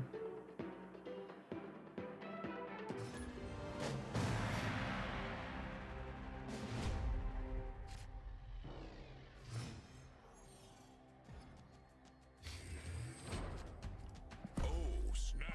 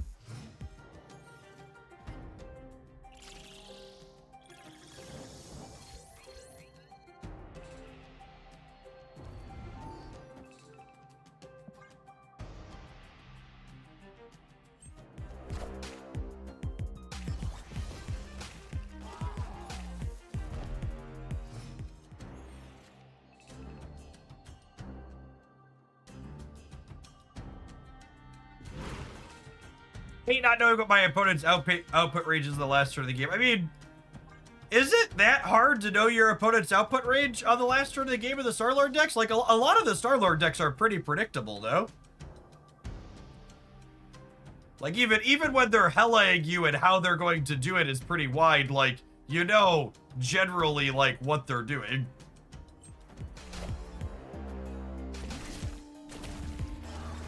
I think a big part of that too, honestly, is simply just the retreating mechanic sucks. Like, it's so Star-Lord Master of the Suns in actuality is really not that meaningfully different than Mr. Negative. And it's boring and lame that you're supposed to leave. And I agree with that. Like, Marvel Snap is boring to play optimally, especially on the ladder. And I don't think that's a Star-Lord problem. I think that he's just, like, the newest card to highlight this problem we've always had. Yeah, I should play here in case they redrew Juggernaut, so that way they don't kick me out of the vault into nowhere, since I'm killing this anyways. Because if they redrew Jug, they're playing it here every time. And they snap, so, like, they could be redrawing it. Do you think energy cheating needs a safety valve in the future? Yeah, I think a card that says players can't have more energy than the current turn it is probably a when, not if.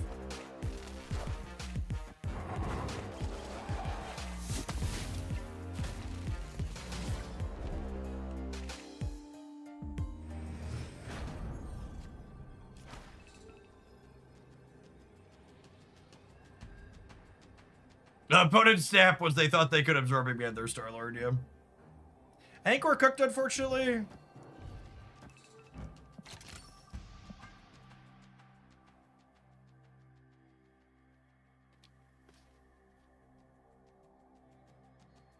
Yeah, I'm sure by one on the left. I did activate chamber.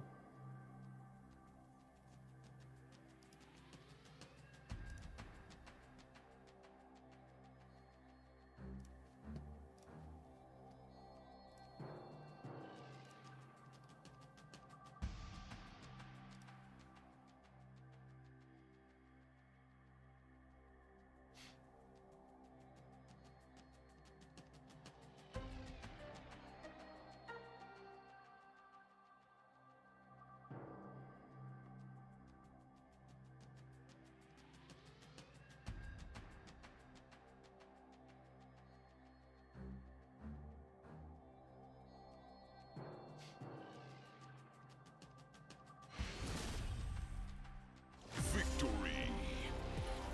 Insert meme here about optimal Marvel snap not being very interesting.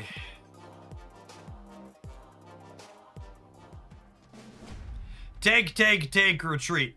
I just want to remind everybody again, talking about optimal being kind of lame in Marvel snap. It's technically optimal to retreat at the last possible second to give your opponent the most chance to retreat before you.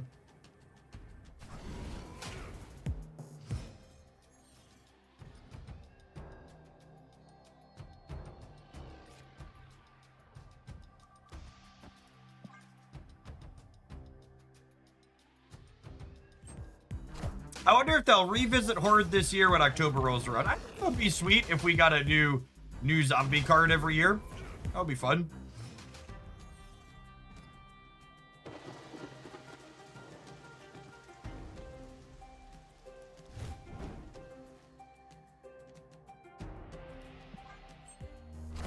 So I'm gonna go Fire Hair into Star-Lord into Misery by Star-Lord.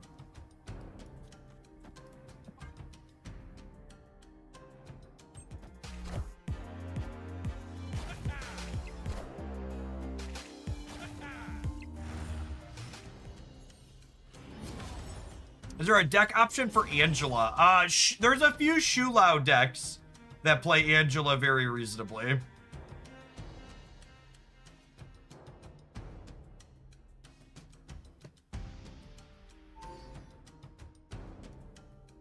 Oh, you know what? I should do this and then this. It makes this a bit worse, but it means if I flip Adamantine Fusion or Phoenix Force, I can revive the Star-Lord.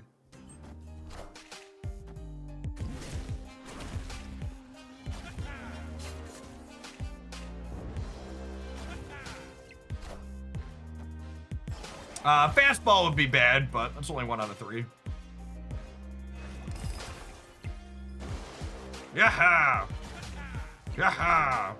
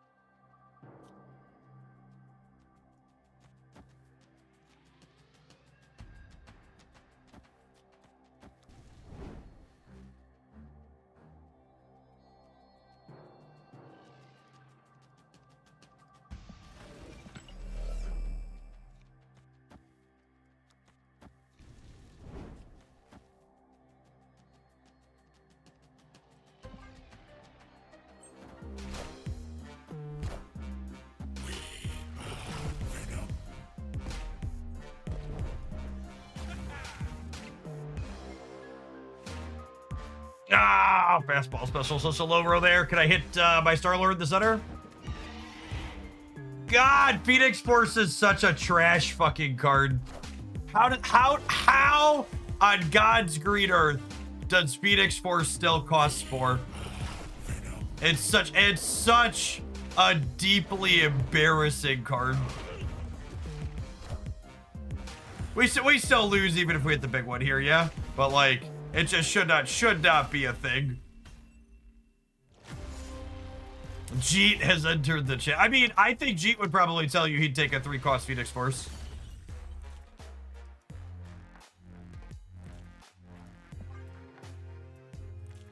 I mean, Elixir wouldn't have done anything there for us. How much power was Star-Lord? He was 20, I think, and then he would have re-triggered. He would have been like 30-ish. So it would have been on the right for the... It would have been 30. Oh, he was 30 before he was venomed. Okay, he was 30. You're right. Okay, so he would have been like 40 in the center. I think we would have won with the flip, yeah? Yeah, poor Phoenix Force. All right, I want to play something else to get back. Someone's asking about Angela. Should we play this? I like this deck. Let's take an ad roll. I'm gonna run and fill my water bottle while that happens. When I get back, we'll play a little of this. Thanks everybody for hanging out. Say don't go anywhere, gamers. Good morning, good morning. BR.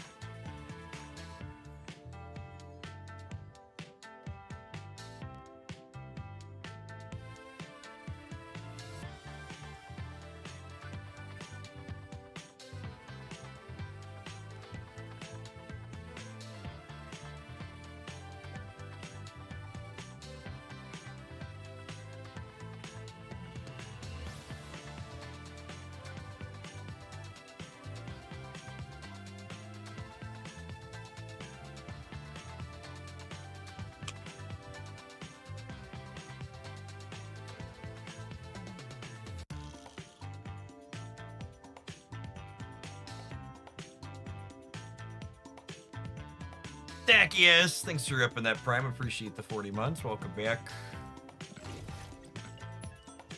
Kyle, thank you for the almost 4 years. Appreciate you re-upping that primer. Good morning, good morning.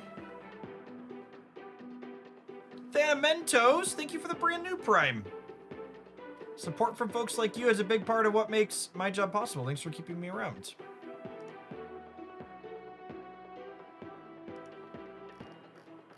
What is a Yvonne banner? It's an Arknights Endfield character. So we're going to jam Snap for another hour or so. And then Yvonne is dropping an Arknights at the top of the hour. We're going to kick over to that, pull for her, and build her up and dork around with her teams for a little bit. And then we'll be back over to Snap for Jackflag's release at 1 o'clock Central. That is deeply rude, Icebox. I'm just about to say, hopefully we draw another one. And then Kitty Pride delivered.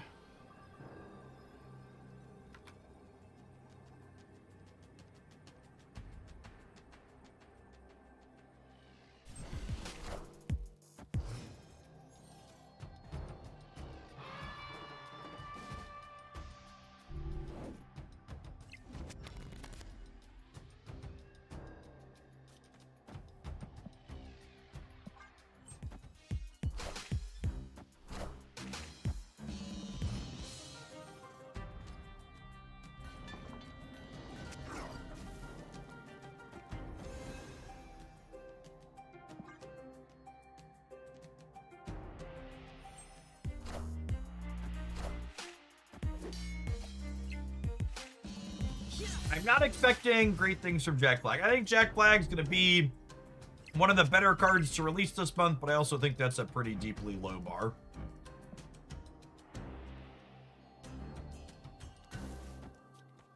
If I play Nico here on 2x and let the Mosh Pit trigger on her before I trigger the 2x, she'll double up to 6x turn, which is nice.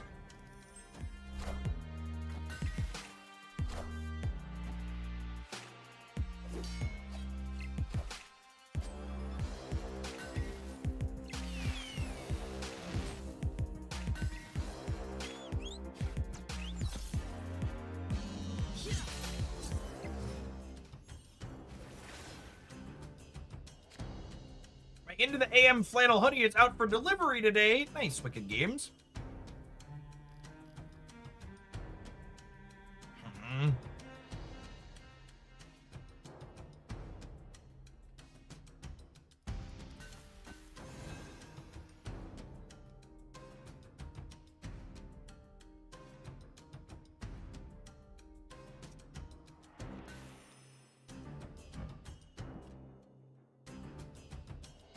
There's only 3 cards in my deck. Like we're 1 and 3 to draw Shulao. I think it's this, with the hope that we top deck Shulao.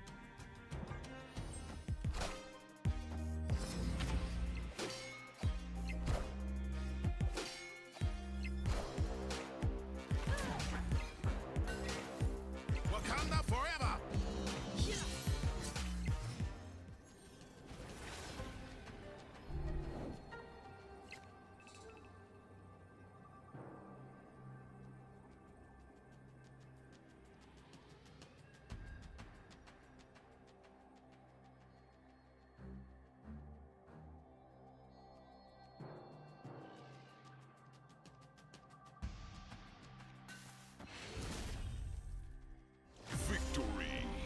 Well, Marvel Retreat. I think we were gonna fill here and then activate this to kick this way.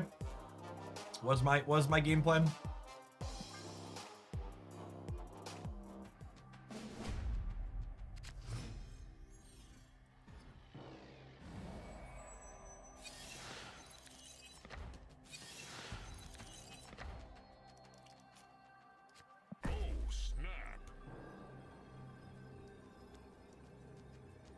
Weird pile of cards here. The Yondu is deeply out of place. The rest of it kind of makes sense, I think.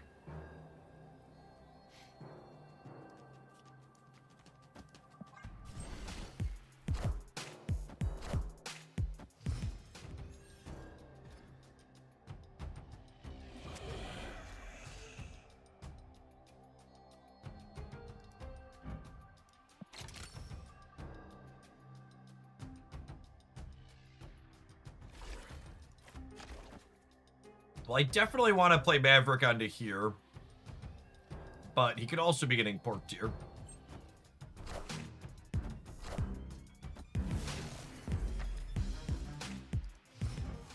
Nice. Odin taking the porking is fantastic for us.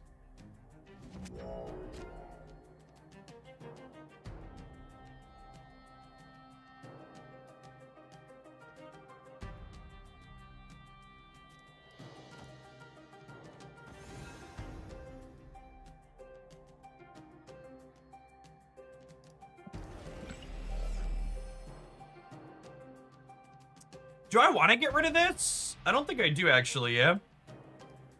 But if I do this, and then next turn I go Maverick here, and then I can put a 10 power Scarlet Spider into here, yeah?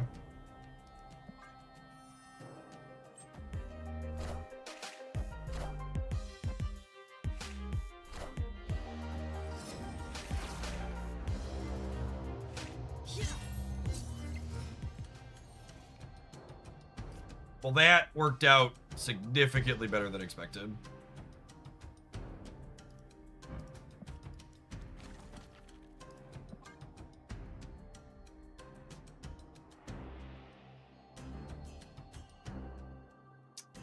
They could be a Killmonger deck. Victory. I was just playing Nico to trigger the Theta. Running a lane for free is a welcome thing.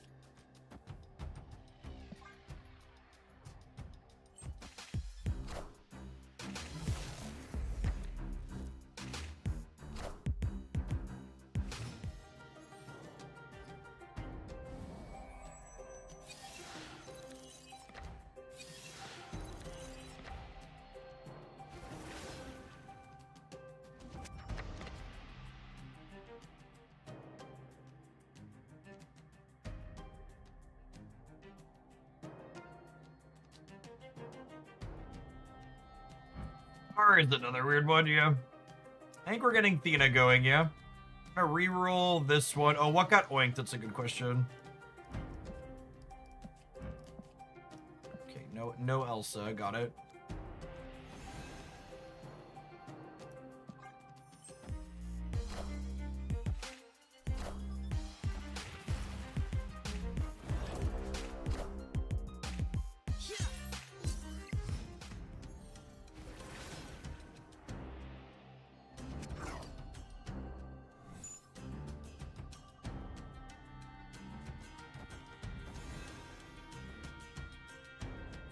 I mean, double Angela seems great.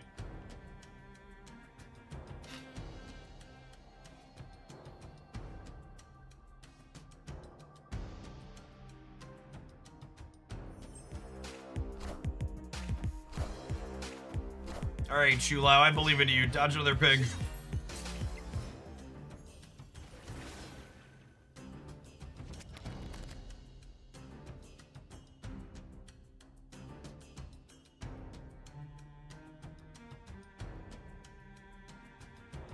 I am aware Elsa is porked. I am aware Elsa is porked. I am aware Elsa is porked.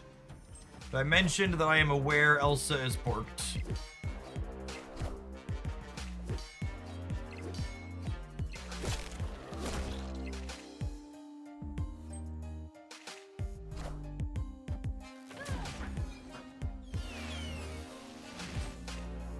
Are ye worthy? Oh, shoot, getting porked is big, unfortunate.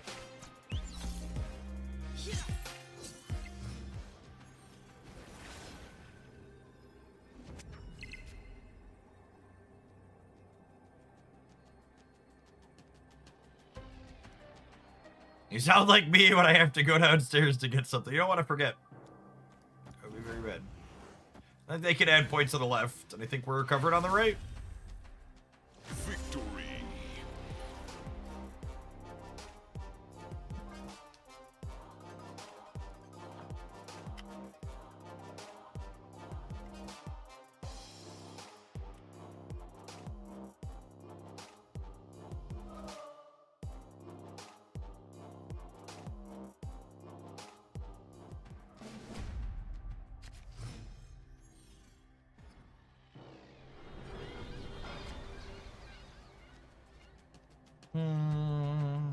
I think I'm chilling on this for now because I don't have another one. I want to go like 2 into 2-1 is the game plan.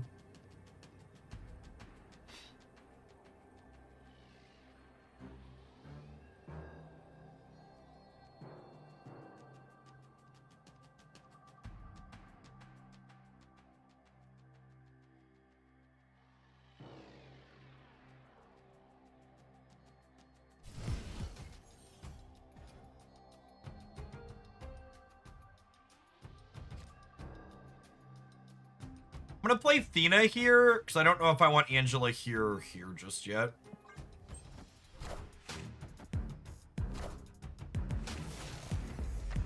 Wait and see this third location before we commit to that decision.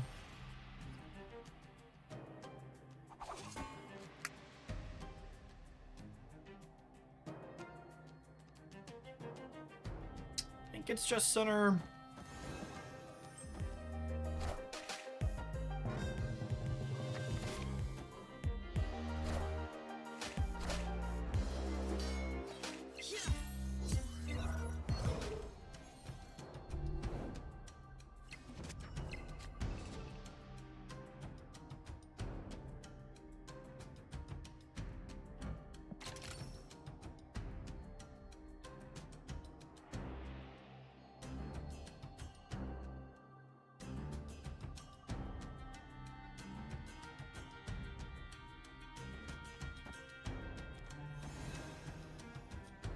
Can't decide where I want the more points. I think I want the more points center.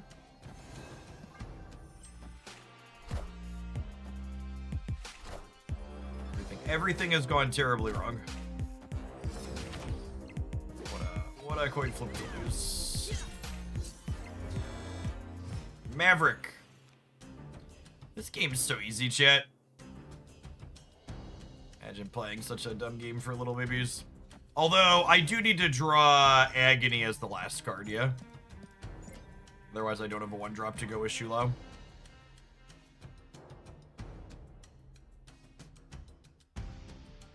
Yeah, Shulao's a super, super good playable card.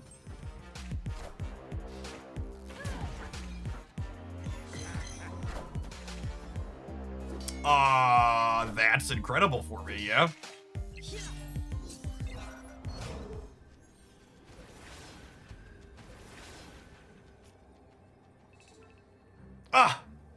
And I drew the Agony. Easy peasy. Yes, I would not buy anything with tokens. Remind you that it's an OTA week, so, you know, usually things remain playable, but if you don't want to feel like, oh, I bought a card and then they nerfed it, wait till Thursday evening, Friday morning, etc., depending on where you're at in the world. Yeah, I need the Agony because I need a 1-drop. I'm going to Shulao buff the Maverick, and then I want the Maverick to buff whatever I'm doing here.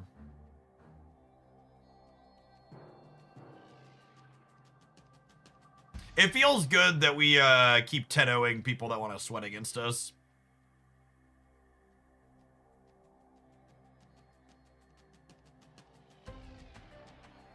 Although I suppose this person can still retreat and play for 2 yet.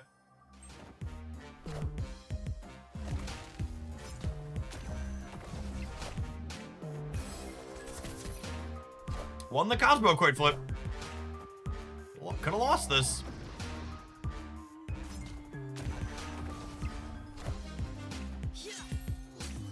We needed that flip. Victory.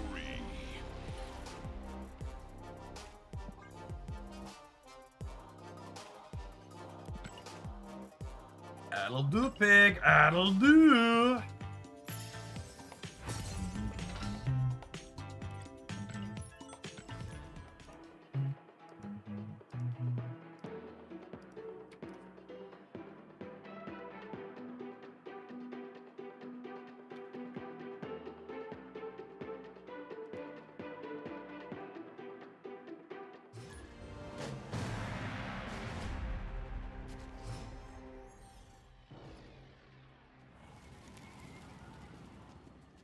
Live from the Daily Bugle. Snap. I wonder if Shulao is the fair card if Maverick doesn't exist. I mean, Shulao is a fine design. It's again, like, it's like Shulao and Star-Lord are exactly 2 sides of the same coin, chat. They are fantastic Marvel stamp designs.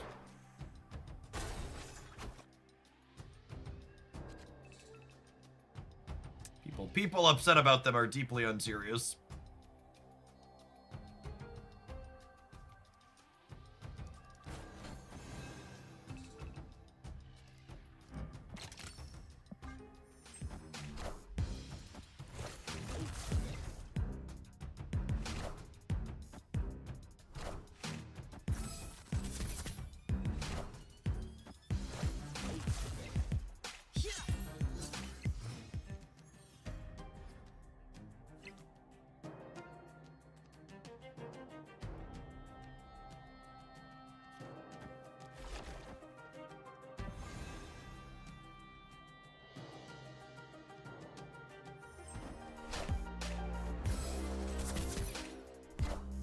My only issue with Star-Lord is that the play pattern, and Sun-Lord is that the play pattern is boring. I mean, there are a lot of people who Dex likes what Star-Lord goes into are the reason why they play games like Marvel Step.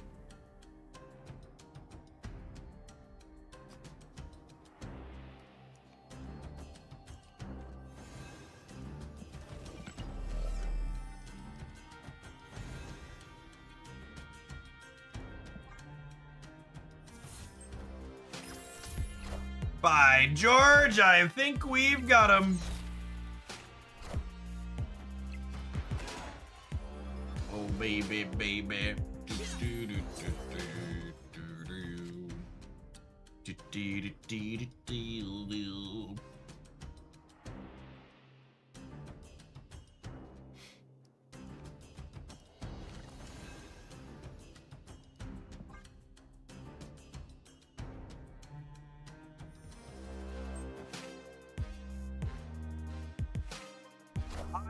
wholly and fully expect Star-Lord, Master of the Suns, to hit like current Shu Lao levels of play. That once we're into next season.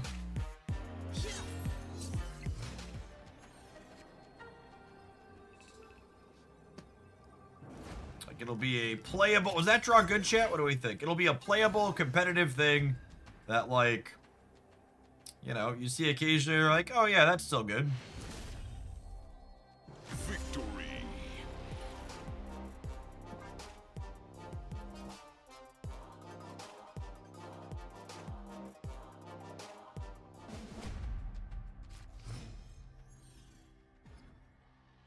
The streamer client isn't fair. It's not. It's like I'm cheating.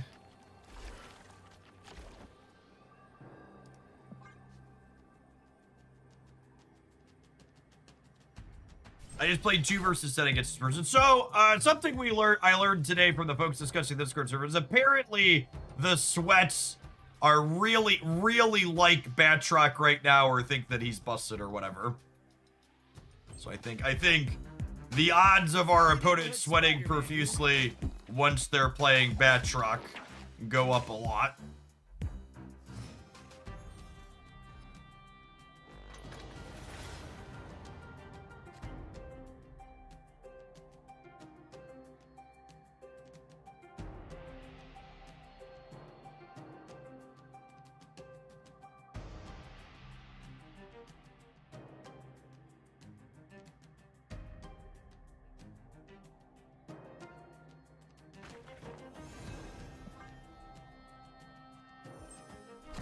Because second dinner release meta staple Drax. I mean, Drax is a card I've talked about, like, in terms of, like, being a good design for a reason, right? Like, he's not super exciting, but he is super playable.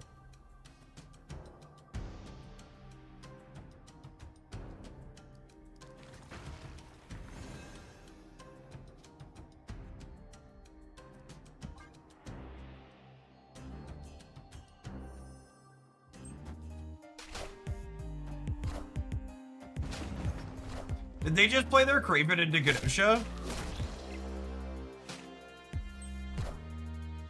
Honey.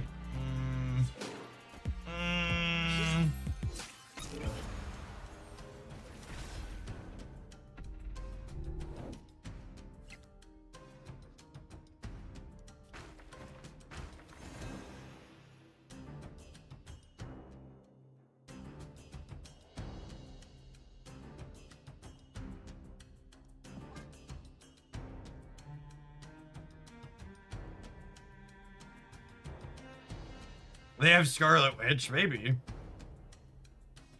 We'll see. Thena's looked really good during this set, by the way.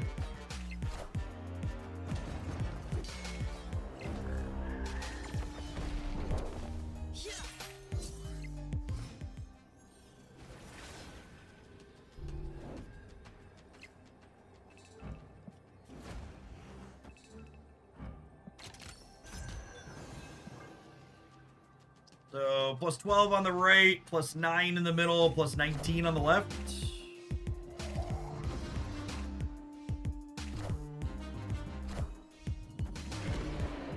Fucking got me.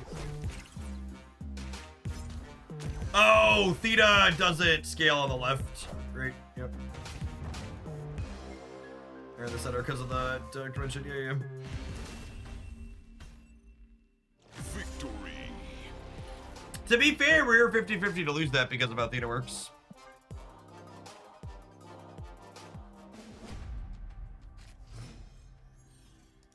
Oh, snap.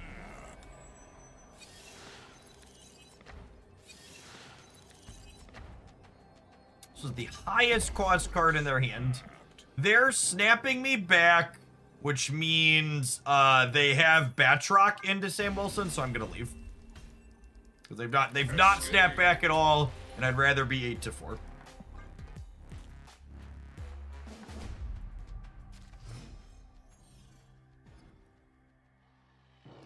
Snap.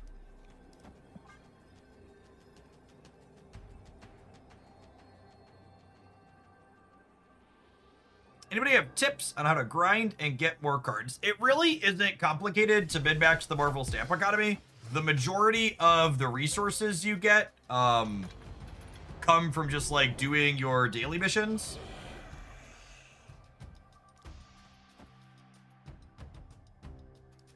And then past that, optimizing your gold spend by buying appropriate bundles. So these two videos here, we got a breakdown of the general economy for 2026, then a breakdown of how to evaluate the best bundles. Are two good pieces of information you'll definitely want to have handy.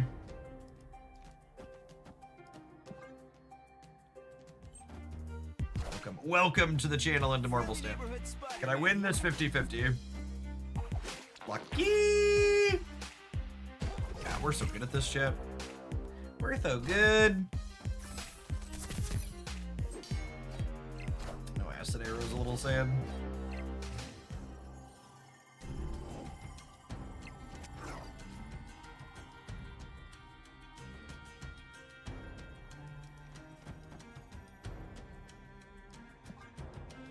Elsa's a lovely draw. Look at all our ladies with their galactic backgrounds.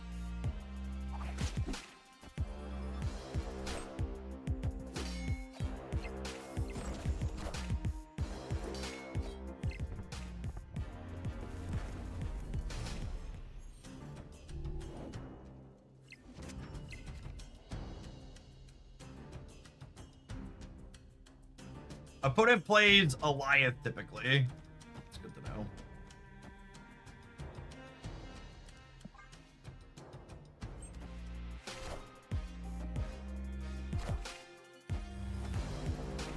Oh, that's unfortunate. Means I don't get my Elsa bonus.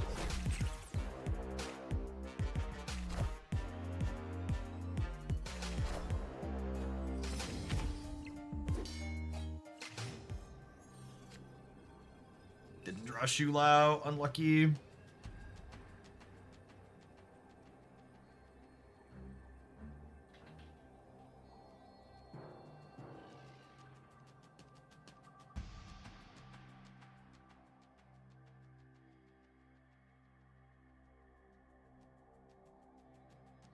Our Elsa getting disrupted on top of no Shu and no Theta. Because, like, obviously Shu Lao kicks us into overdrive, but we're also missing a lot of other important bits here.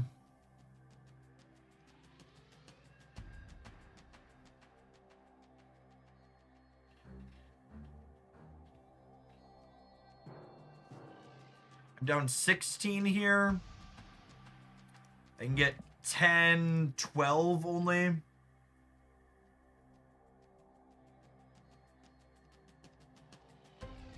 Yeah, there's just no way we slice it.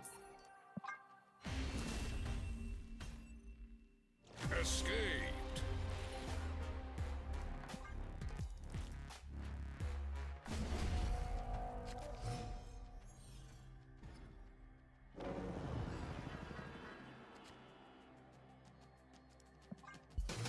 We're not going to stamp on one since they're sweating. So we technically have like one more retreat here.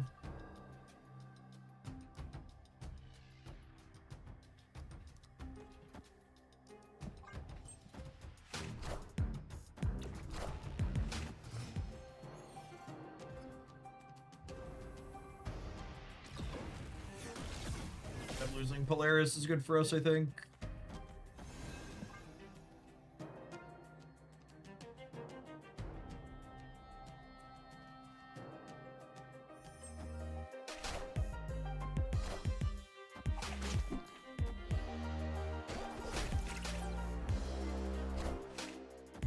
I'm very surprised they didn't try and hit the Silk into the Craven Path.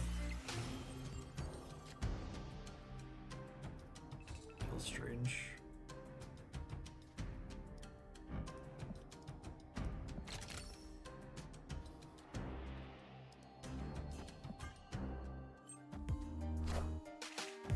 Trying to get Polaris back. Nah, I don't think they can. I don't think they can really do that.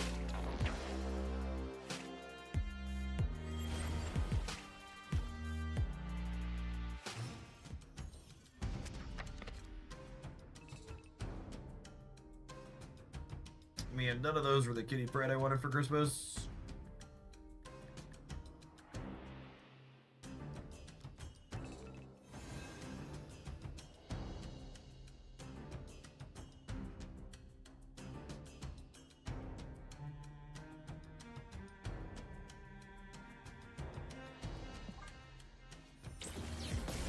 They did get the Polaris back.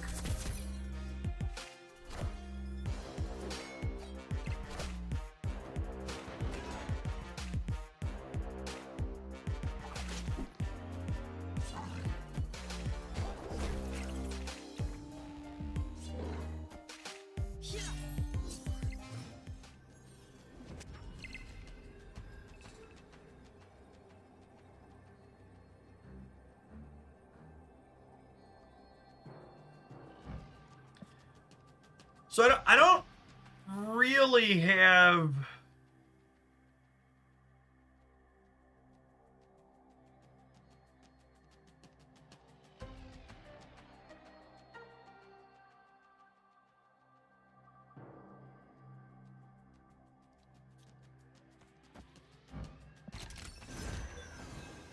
It's weird not giving the points to Maverick, but I think this is right.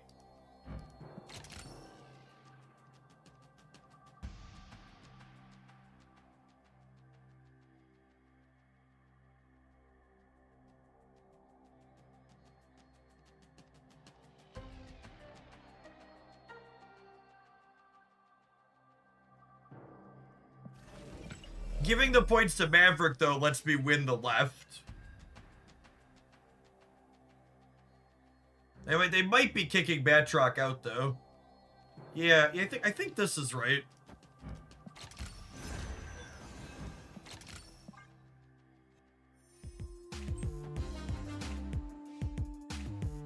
Yeah, I flipped my coin wrong.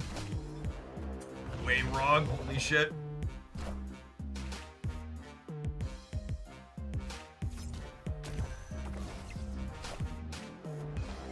I have a 50-50 with the Theta trigger. Fuck you, game.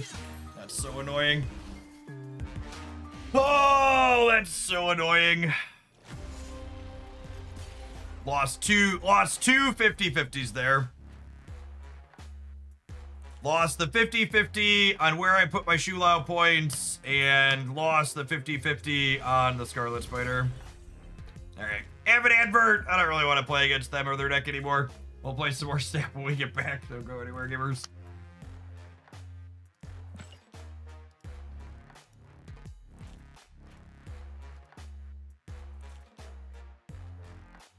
Yeah, they could leave the shield on the left and ally at the center, Stark. Feel like playing potentially 2 more games against that person. Ooh! We're close to our extra border. I really wish they weren't making us wait so long for Deadpool's Diner to come back. I really desperately want that to be a game mode again.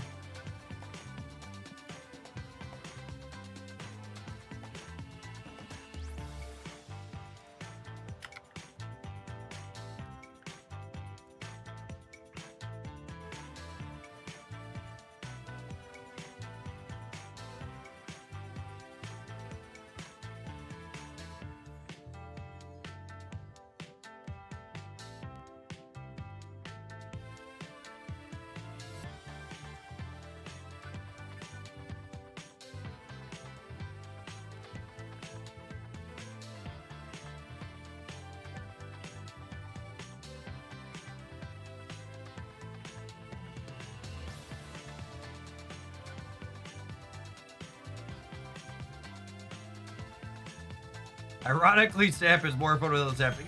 I just want to play a card game. I just want to play a card game. I don't want to play a poker mini game in my card game. I'm old and tired.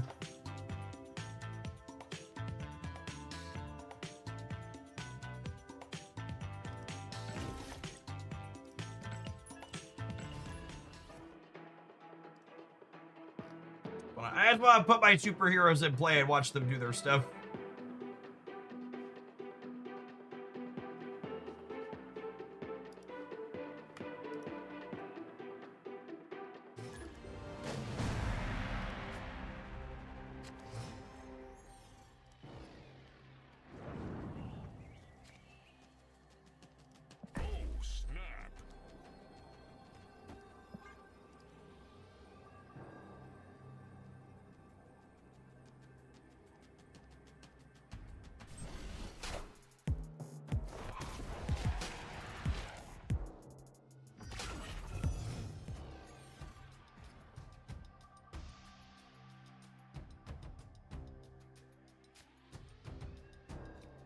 possibly.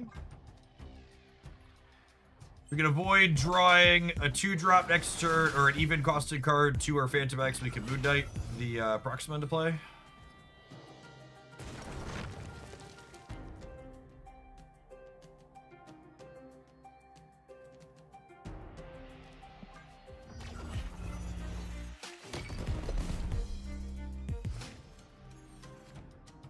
Find such an annoying location.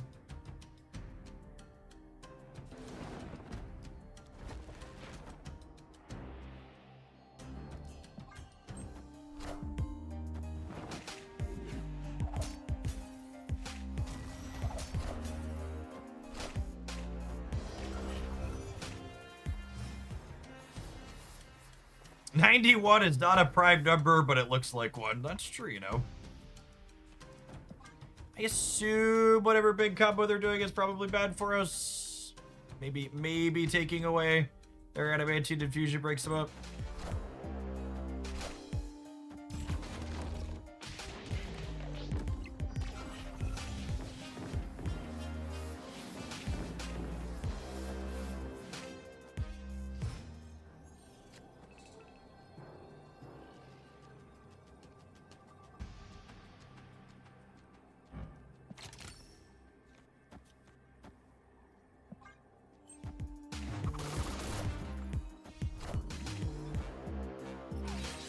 Great power comes.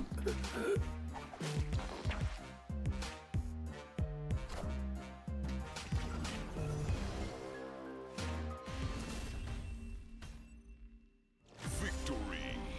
Ben is such an underrated card. He's so funny. He's just such good, clean interaction.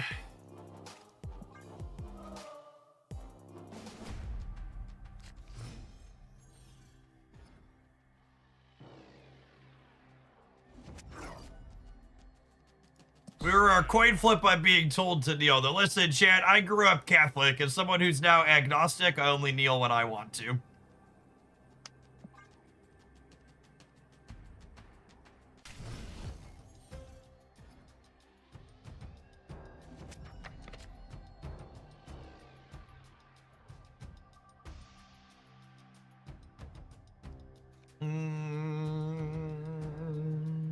I think I want to hang out on Uncle Ben for a minute. I think it's gonna be this, and then we'll carnage them. We'll copy the carnage.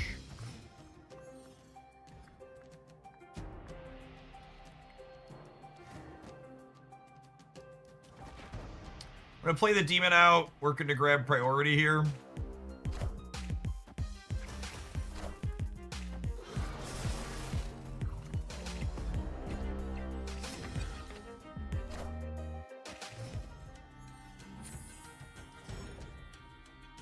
I'm gonna play Phantom X here because they're not gonna symbiote Spider-Man this path.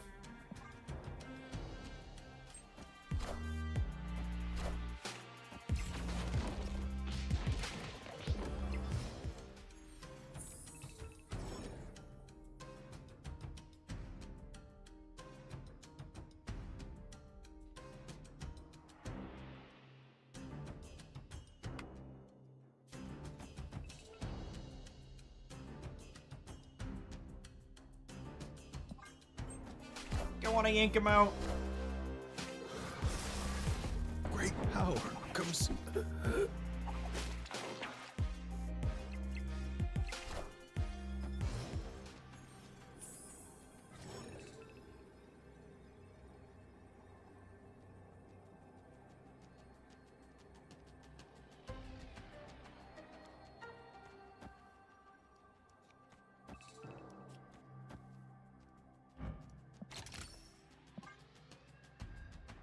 Jeff, stop. I think this is bullying. It is a little bit. It is a little bit. Told you, chat. Uncle Ben. He's a stand-up guy.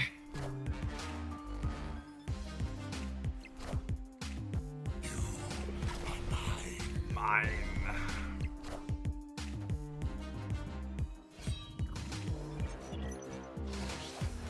More of a fall down guy. Dark.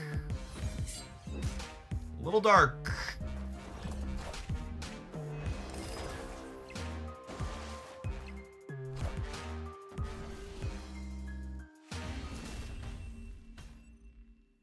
Victory.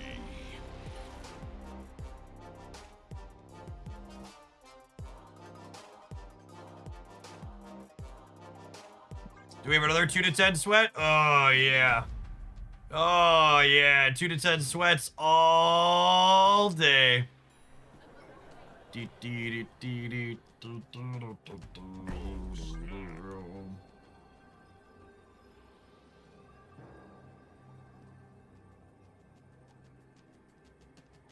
Harding, thank you for the 15 months. Welcome back.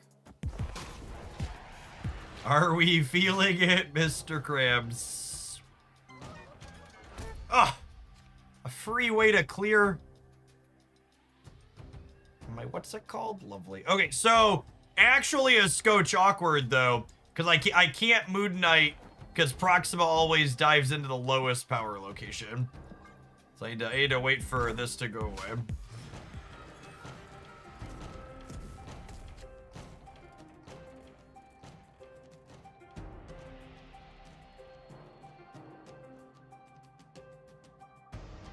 Do you think they play a card out this turn?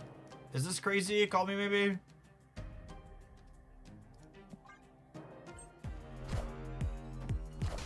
Oh yeah. Oh yeah. Agony's not so good. Very bad day, chat.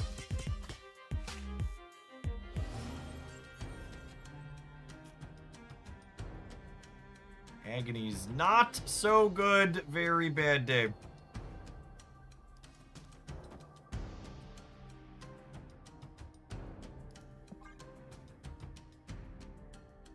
I probably would have kept the -4 power card in my hand, but like, you know, they could do what they want.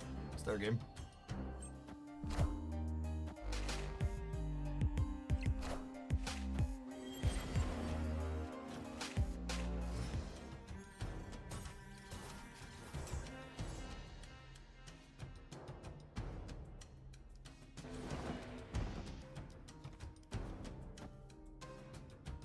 Okay, so they have 6 energy is notable. So I want to hedge Galactus going center by dropping Proxima there, and then we'll also pull Symbiote Spider-Man to somewhere else.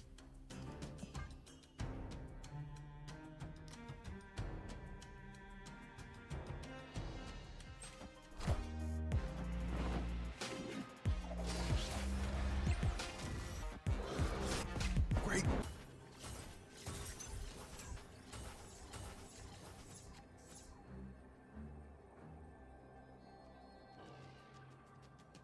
Beating both paths, yeah. They have 10 energy, but I think I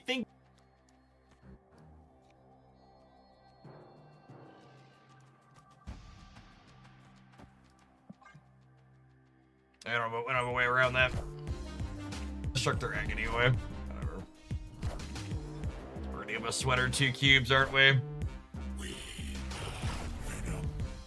Center.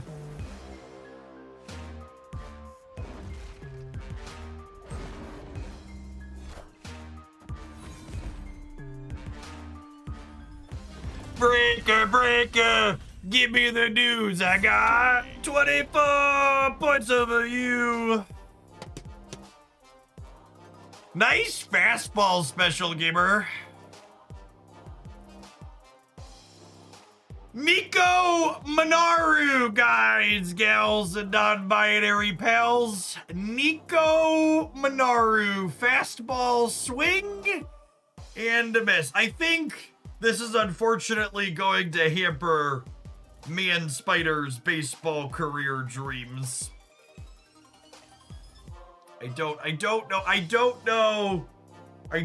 that there's a future for baseball for the Man Spider. It's like, I feel like I just queued up a highlight with this deck. Was this one this morning's? It might be tomorrow's. Past Jeff was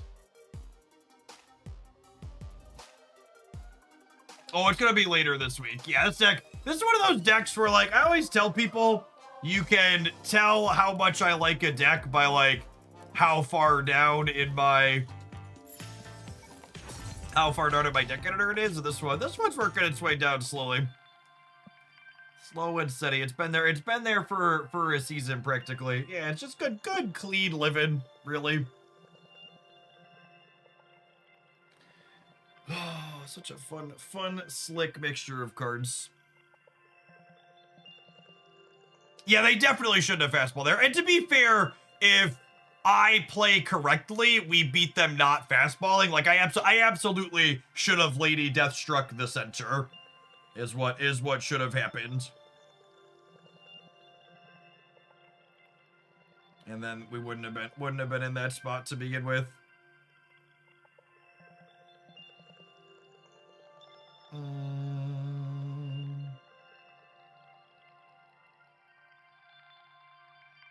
All right, gamers.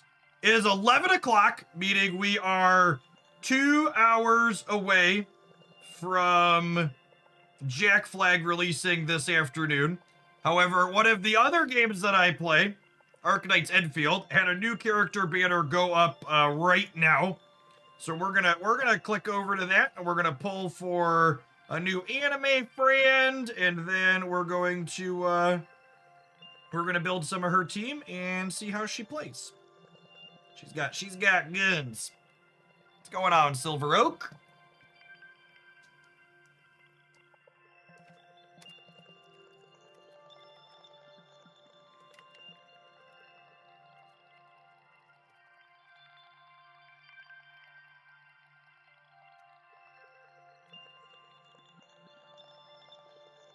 Also, shout out to the folks that make Arknights for sponsoring the next hour. I was excited for this character anyways, and then they asked if they could reach out to sponsor me showcasing her, and I was like, absolutely. Absolutely. So let's get Arknights loaded up, huh? If you haven't seen Arknights, they released a little over a month ago. They're available on mobile and PC and PS5. I do most of my gaming on my PC and my PS5. It's an open world anime collecting RPG. Yeah, I actually skipped Levithane, but I picked up Gilberta. Excited to see how she plays out and fits into. I think Yvonne fits in with a couple of the other. Really enjoyed a lot of the ice characters. Arknights.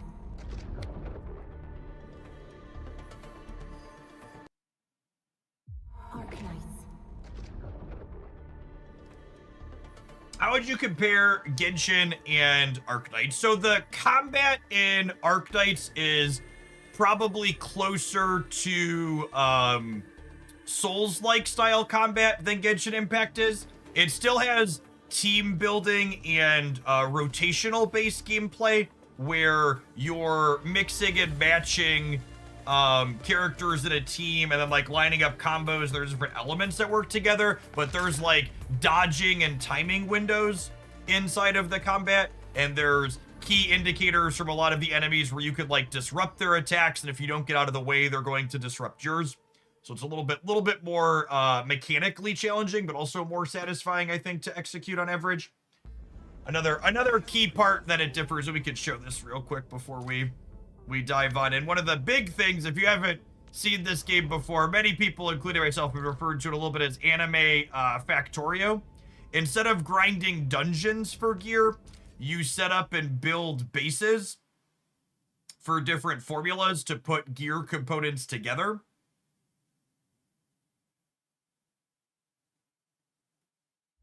So this is an example of one of my factory areas that are constructing resources that get utilized to convert into other resources that you go through and set up. And if you're not into base building, or if you really are, and you could share things like that. So they have blueprints here, where a couple of the videos I have on my Arknights channel are like blueprints for producing green batteries if you're at that stage of the game. So you can grab a blueprint code, and it has this all these buildings set up nicely with the conveyor belts to put them in. So stuff like that. How free to play is this game? So games like Arknights Endfield, I think, are some of the best from a free-to-play model, because this isn't a PvP game like, you know, Marvel Strike Force as a character collector or even Marvel Snap, right? Like, there's no keeping up with the Joneses in this game. The content is exploring the mass open world and finding collectibles and getting through combat challenges. And like, if you don't have every single character or don't have characters maxed out or whatever, the combat's a little bit harder. There's not like a leaderboard where you're being pitted against other people. Yeah, all of the current endgame content is pretty easily completable by well-built free-to-play teams. And oh, do they send us more character building resources too? They did. Sweet. I like that they keep sending us extra resources for building characters every time they release a new banner too. That's great.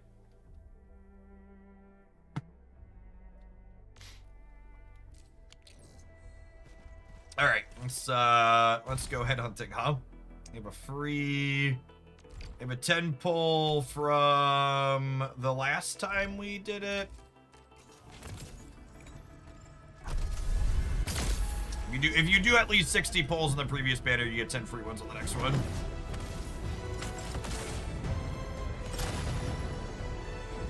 Is that a 6-star right off the bat? I don't think I was that pity. Well, that would be great. That looked like it, yeah. Survey says, ah. Just call me Yvonne. It's been a very long time since I last went out. That's so easy, chat. Look at that first 10. There she is. What an easy game. I don't usually pull to go vertical on check the computer. He just said he turned off secure boot on one of his computers. Check that. Check the computer. All right. So I feel like, well, one, I have other 10 pulls that are only good on this banner. So at a minimum, I need to do that. But I feel like I want to make sure I get enough to get the 10 free on the next one, just for maximizing the pure, the most pulls for least amount of resources. Oh, look, this is a regular one. Just a 5-star. Unlucky, really. All right, who do we get? That's fine. I need extra copies of Chen. Thank you for the 3/4 of a year. Welcome back. We're also gonna need some Arsenal tickets. I need to check. I need to look at what her signature looks like versus the battle pass weapon and figure out which weapon I'm using.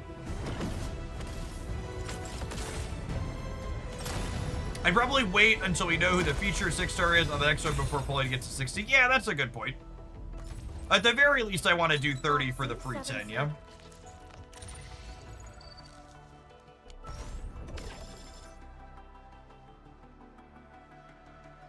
So, the pull system in this game is very different from Genshin Impact, and it's not true that there's not a pity. The thing that doesn't carry over between banners is the guarantee towards the specific 5-star. There is a pity towards getting any 5-star, and that carries over between pulls on the different banners.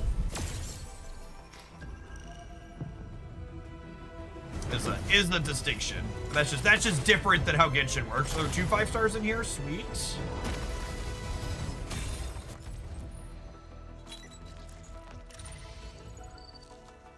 Don't remember if I maxed on Snowshine or not. She's a character I play though, so extra copy is welcome there. So, the headhunting dossier here in the corner. If you do 60 pulls on a banner, you get a thing that gives you a free 10 on the next one. I think that was the first 10 that I had that got used up. Yeah, it converted that one automatically when it rolled over. Yeah, and at 30 pulls. So from a pure maximum number of pulls for the least amount of resources is you technically want to spend 60 pulls on every banner because you get 10 free at 30 and then you get 10 free on the next one. But Tomo was asking about free-to-play. If you're going to be free-to-playing in games like this, you can't pull on every banner. There's not going to be enough resources for you to do 60 pulls on every single banner, even if you're clearing everything off the map. Like, that's just not going to be. You do get free pulls that are specific to the banner too. That's true. So it's technically like 50, right?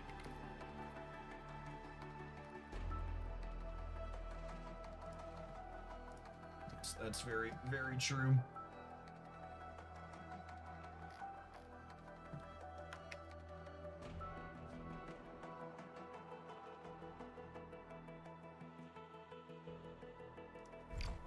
Yeah. All right. So, what do I do? I want to find out, what does her weapon look like?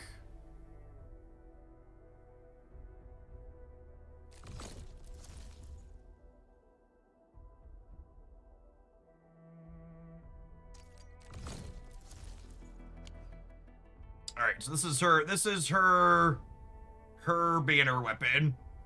Gives her extra intellect, extra crit rate, extra cryo damage. Let's just turn this to regular.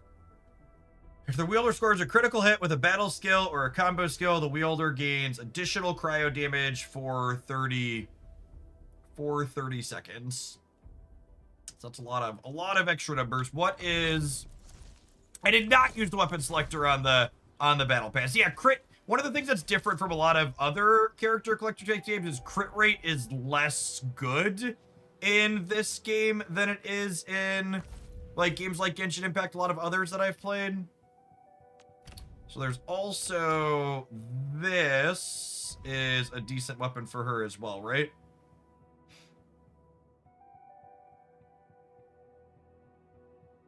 Yvonne's kit has crit damage in it though. Okay.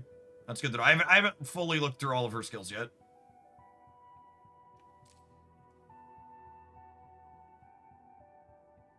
When solidification or corrosion is applied to enemies, the wielder gains cryo damage and nature damage 7% and crit rate 4%. This effect is triggered by the wielder.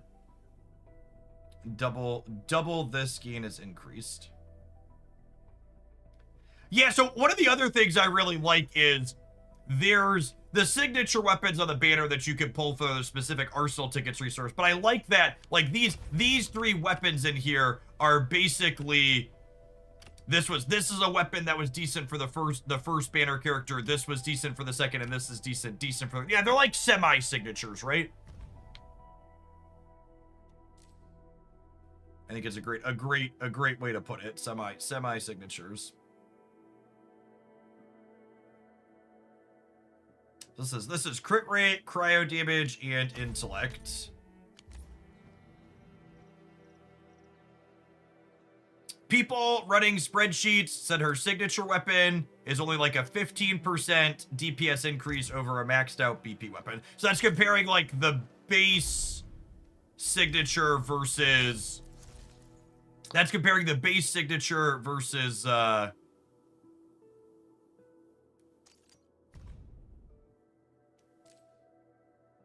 versus this. This one is specifically a bunch of cryo damage. Is her kit, does she deal any non-cryo damage in her kit? Wanna come snowboarding with me, Endman? Oh, I did need a snow point. Did need a snow point upgrade. Lovely. Take those. Oh, did I hit a Zahi in there? I didn't have any upgrade points on her. Oh, we hit 2 in there. Well, that's stellar. We're gonna use Zahi with what's her name? I'm pretty sure she's all cryo damage. Where are we at? Get a newest. That was our last Wolfgird one.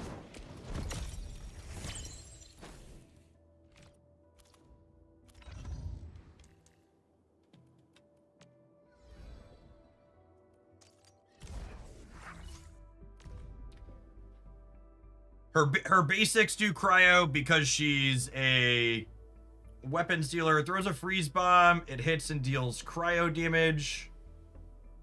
So, is her hit all cryo damage? Deals cryo damage.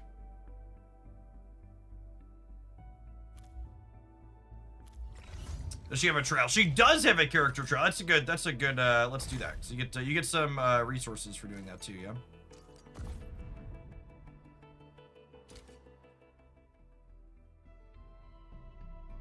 That'll walk us through some of her loot. Oh, that's true too. Crit's probably a little bit better on Yvonne than some others because she has a lot of individual damage instances. She's a damage dealer who leverages critical hits. Her skills continuously apply solidification, and her ultimate makes her a powerful single target damage dealer. Battle skill consumes cryo infliction and nature and forcibly applies solidification. When it supplies solidification, she gains a bonus from her talent, Barrage of Technology, to convert her next basic attack into a final strike. Oh, that's interesting. So she can... So when she applies solidification, she instantly gets a final strike, which will have synergy with characters that want to trigger final strikes. So you could have a kind of 1, 2, 3 really quick. She does solidification, does a final strike, triggers a final strike on someone that wants that. Her combo skill is triggered when the controlled operator performs a final strike. Yeah, Zahi likes final strikes, which is why she's in her teams. And her combo skill, okay, so she's self-enabling then. Once you just need cryo on them. So if you hit her battle skill on someone with cryo and then use your regular attack, which is turned into a final strike, doing a final strike on someone with solidification triggers her as well.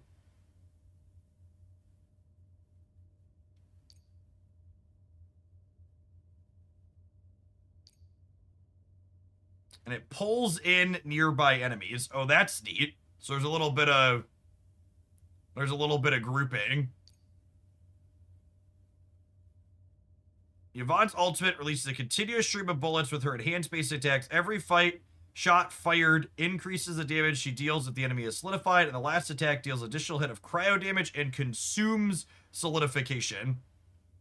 Oh, so the end of her ultimate will trigger Alesha's combo skill then if he's on her team.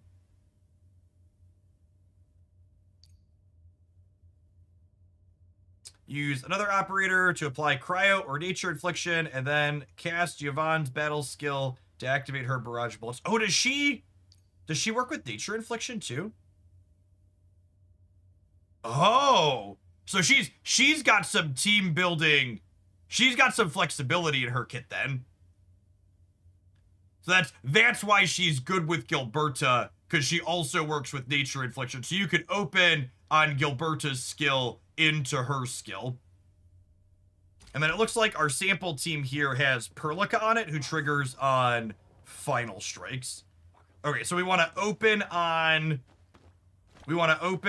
Estella's to apply cryo, and then we'll use Yvonne's battle skill, and then we'll auto attack, and that should trigger through some combos.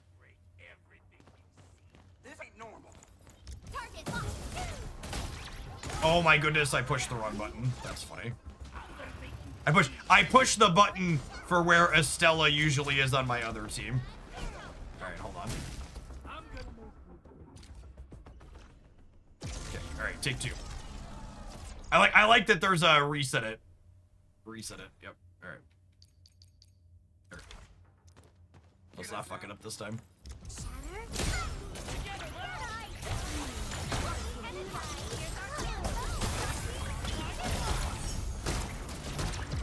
Oh yeah, and with what's her name in there? Fireworks for you. Classic muscle memory, yep. We are united as one.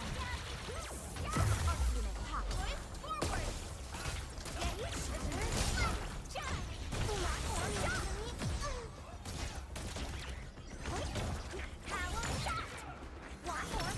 So I want to do this to apply cryo, and then we'll hit her skill to apply solidification, and then that triggers her thing to pull them in. We're gonna have new folks spawn here in a second.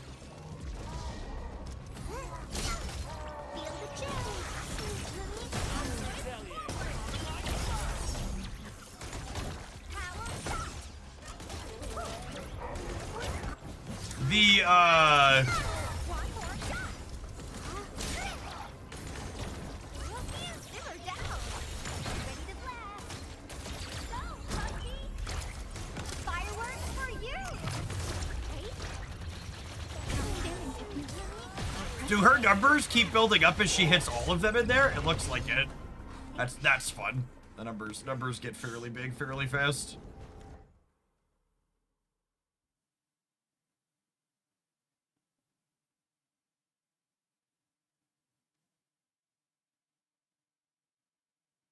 She gets some really big screenshots of building up. Sweet.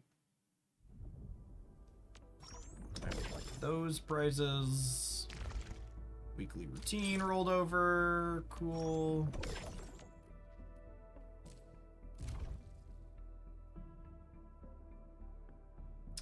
Delver of the Cryptic. Permanent activity. After the administrators awaken, Endfield Industries restarted a project to explore the small, ever-changing protocol spaces. Oh, there's new content here, too. On top of the character. Still ignoring this event. We get extra pulls from the sign in here. And this is I wanna build her up. I've been hoarding some resources so we could roll her probably to 80-80, maybe 80-90. We'll see. I want to I might spew on her weapon here real quick though too. Oh, there's a copy of Zyhe in here too. Well, I would like that. That sounds great. I might go rip another I might go rip another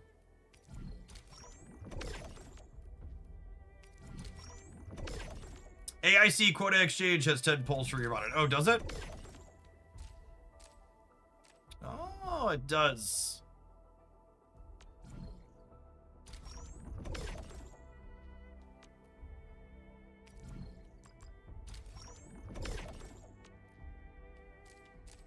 All right, I think I'm gonna rip another 10 pull because these we get from duplicates, right? So I'm gonna rip a 10 on her banner one more time. So I'm probably gonna work up to the 60 over the course of it. But I would like the extra copy of Zyhe from there.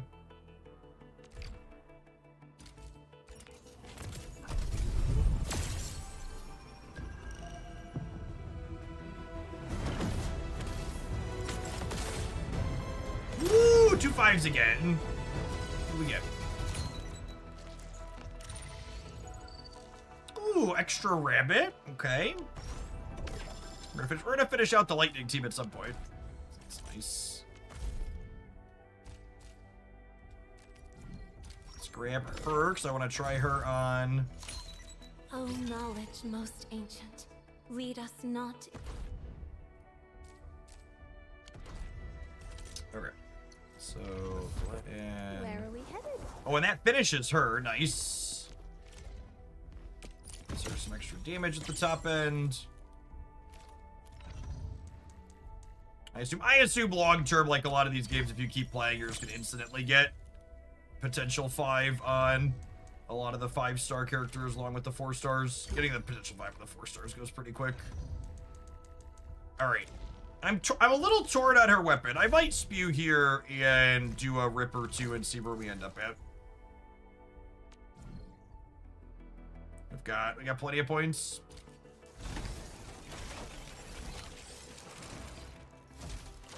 I will say I really enjoy from a system. Ooh, there's a 6-star. It's not guaranteed to be the one we're looking for, but it's there.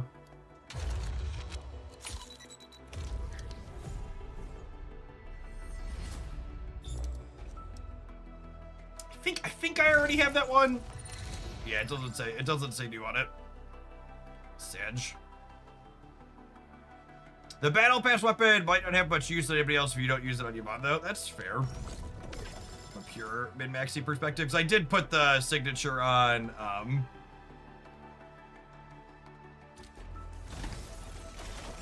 I did put the signature on, I got Gilberta's, special delivery.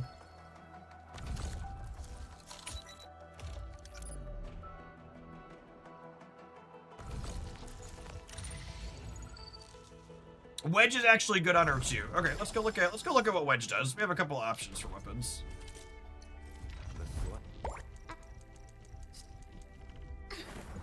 Over here, Endman.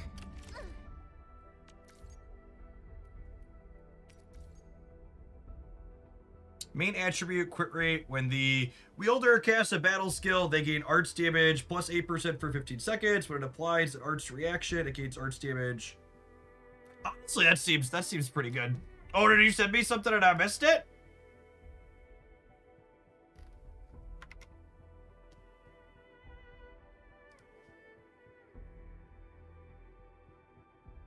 Streamlabs or Stream Elements, Ben? I don't have Streamlabs is the old one. Is there an old link buried somewhere for Streamlabs? I haven't used that in years. I think it still goes to my PayPal, but it goes to like an old personal PayPal and not the business one. Where did you find that link? Was it one you had bookmarked, or is it still on my thing somewhere?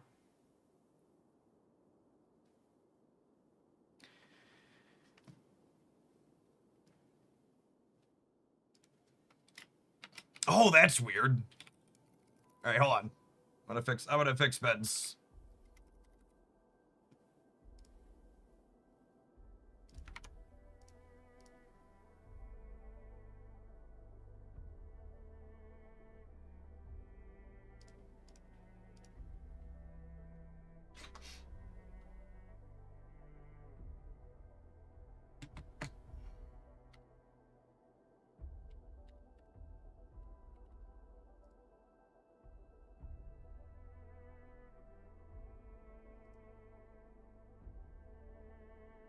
Oh, Ben.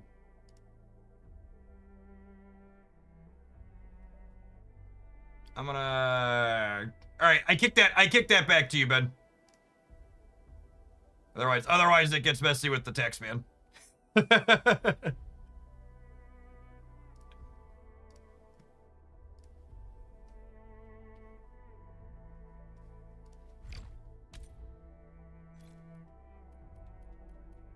Navigator.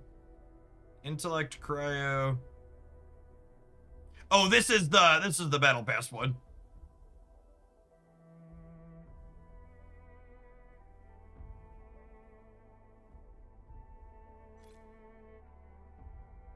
You know what to do. Is that for the weapon? All right. Makes the weapon decision easy. Let's hit it, gamers. No, for her.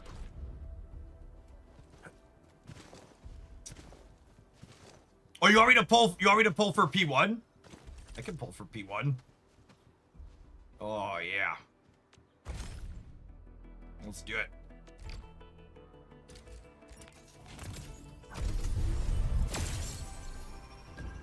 Oh, that had a big light. Is that a 6? Or that's just a 5?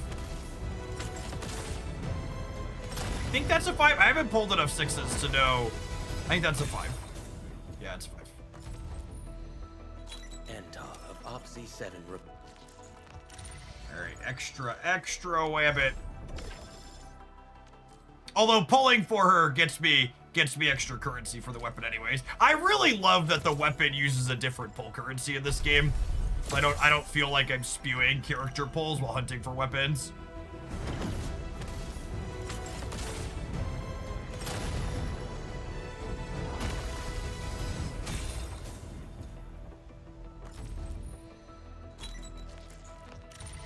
Chen's a good one. I'm looking for Chen's and Zahi's, I think are 5 stars I haven't fully maxed out yet. Dossier acquired.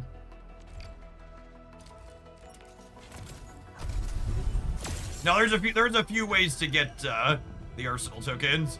They also sell some bundles in the shop that have arsenal tickets in them directly.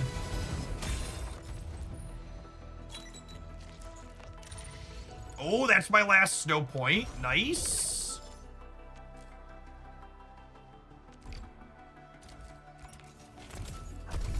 Oh, there it is. I think that was a pity.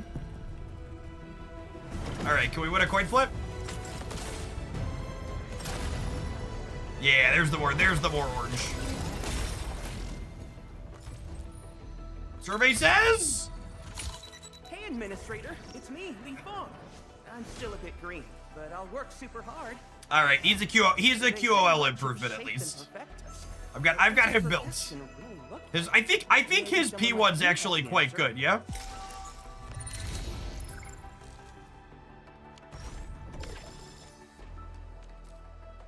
Am I recalling that correctly?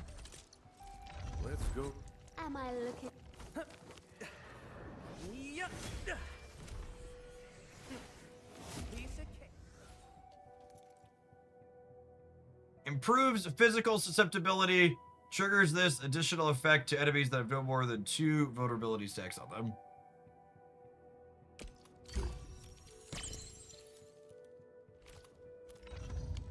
Yes, so the way the headhunting system in this game works is guaranteeing high potential on these banner characters is probably more expensive than Genshin Impact. Yeah, almost assuredly.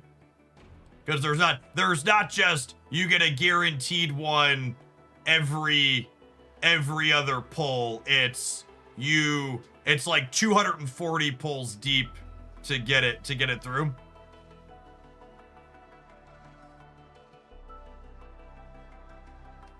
That token does not use up the 6-star pity. Oh, that's interesting.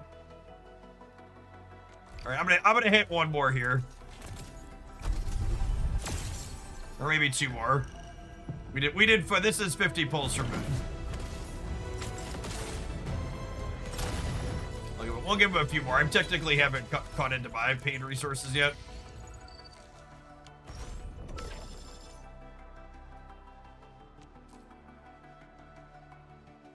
One of the dynamics that's different with the guarantee though is the way that previous banner characters are in the 50-50 loss pool is a very big dynamic change from Genshin and other games that do the guarantee after just one.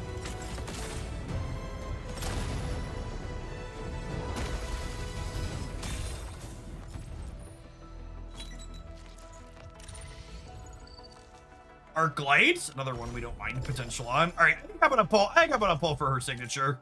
Ben's push gave us more than enough for that. I think Yvonne's gonna be my. I think Yvonne's gonna be one of my primary best built damage dealers. So I think we're gonna get her best guns.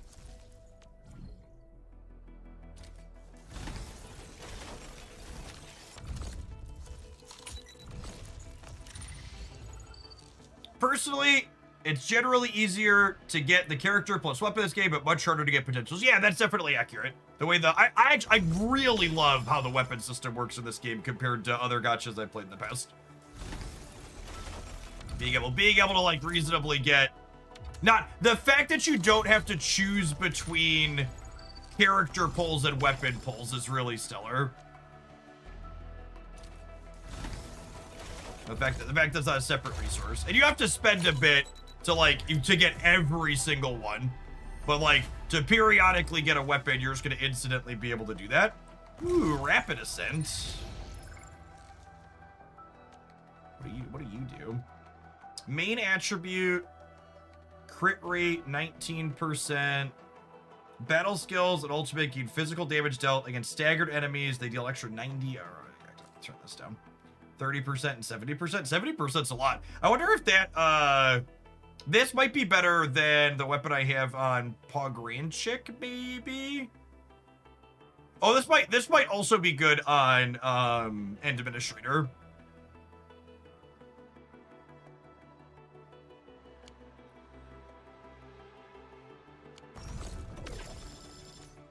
All right, how close are we on the guarantee here? 3 issues. Yeah, I have enough to guarantee it even if we go all the way.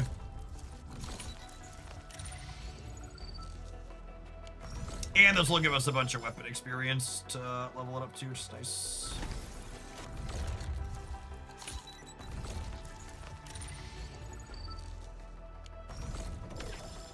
All right, we had to go all the way down for this one.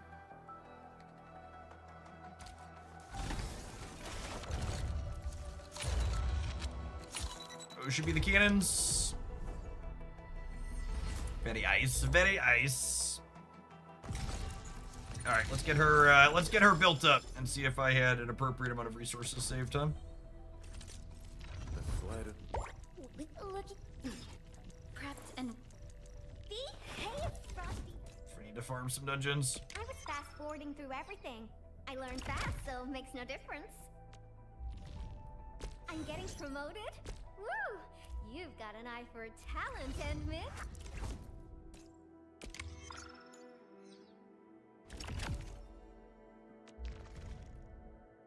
So, does this promotion mean I can get a bigger lab? I was fast forwarding through Okay, everything. excellent. I learned fast, so it makes I no definitely want to difference. put her to at least 80. Oh, I'm short mushrooms. All right, I'll walk over and get some mushrooms.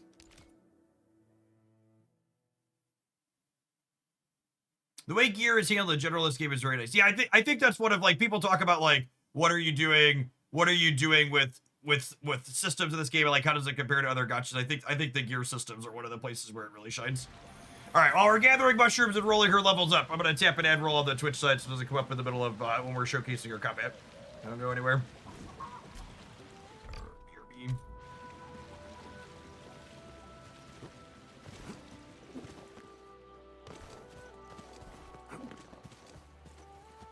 Oh, I wonder what her dash animation looks like.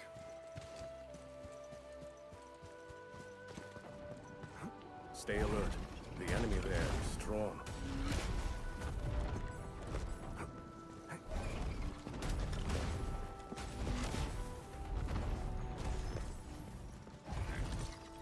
The slider. Where wind speed's okay? Behave, Frosty Bitey!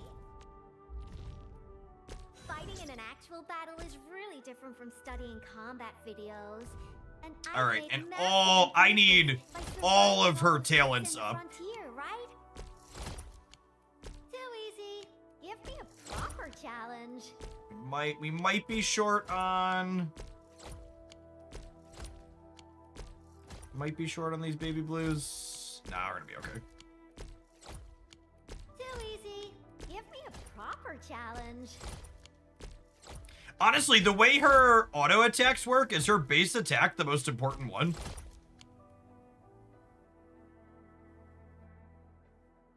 Base attack damage multiplier? Yeah, I mean, it seems like this is probably one of her more important skills to have, because you're like triggering extra finishers and stuff with her too.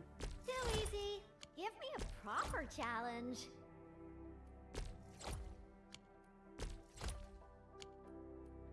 Are the alerts not working? Hit me again! Did I accidentally pause it? They should be working. I'm just bad at noticing them. Thank you, Ben. Too easy. Give me a proper challenge. All right, I want to wait for the Twitch ad to finish, then we'll grab another one. Oh, I need points for the bottom too, though. We're gonna put that to 9. Proper challenge. And then... Oh, I did come up short. Against enemies with cryo active, gains critical damage dealt plus 10% and doubled against solidification. Okay, so I'm gonna need a little bit more of each of those.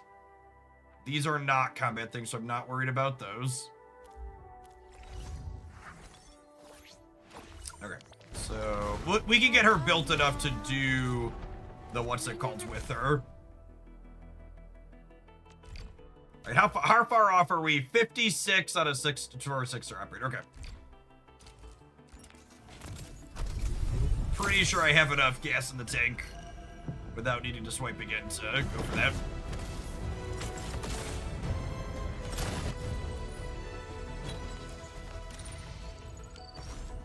All right. The real question is, will it take all 56? I have to convert some Originium here. That's fine, I loaded that up for a reason.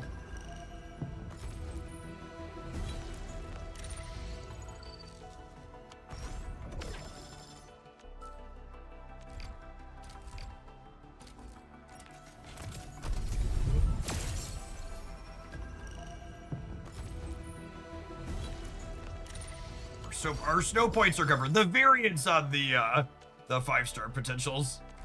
It's tough. They're one of the ones you can't rush into them, so it's real expensive. And you can't guarantee them. Was that the bigger one? I don't think that was the bigger one.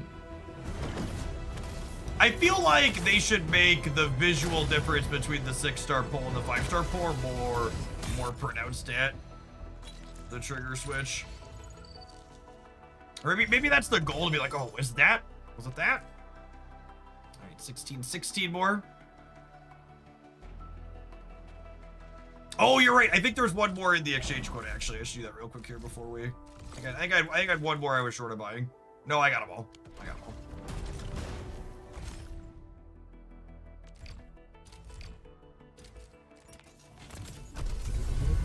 All right, we didn't go all the way to 16. We hit it a little bit early. Now, can we win? Can we win the coin flip? We missed it. We missed it on the first one. We got 2 5s with it as well. Hi, Endman. Yeah, We meet again. buddy. Thank you, Ben. It's been a very long time since I last went out. Pleasure Excellent. doing business together. Look at her potential, Chip. She has so much potential.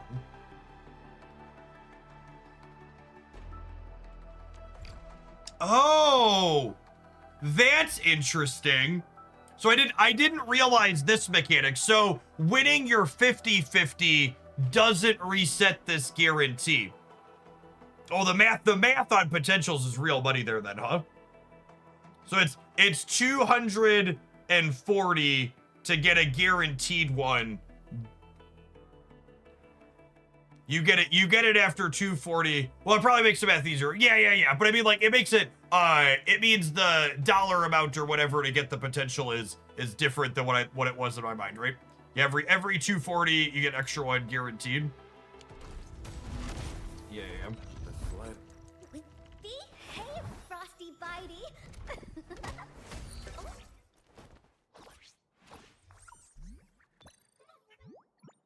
Oh, wow. It pushes her ultimate damage up more and gives you a bigger radius on the flash freeze. I accept.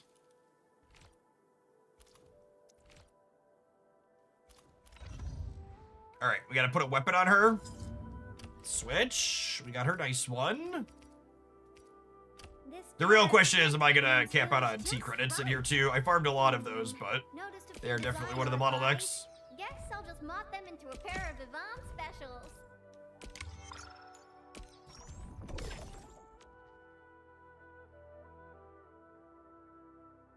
Oh, I'm missing one of these too.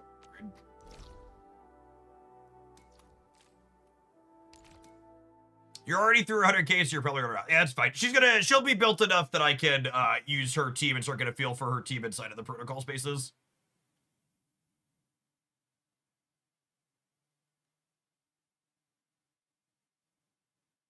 Which is nice.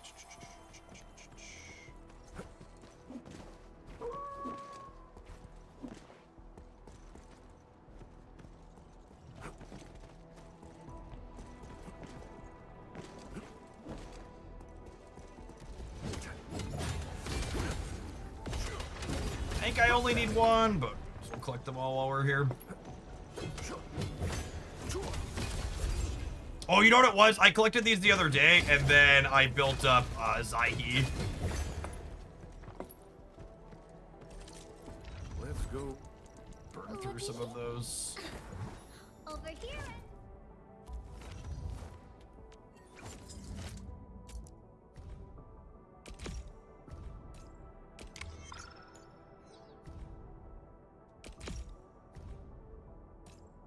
All right, not enough T credits for that. Got it. Essence. Intellect boost, crit rate boost. I feel like I want to put crit rate boost on here. I really haven't farmed many of these. They're kind of slim pickings at some point. At some point, we're going to get there, but this takes my, my what's it called has been so strapped. My sanity points. That's quite the gear pose there, Miss Yvonne. All right, speaking of what gear do we want in here? Is it the crit rate gear?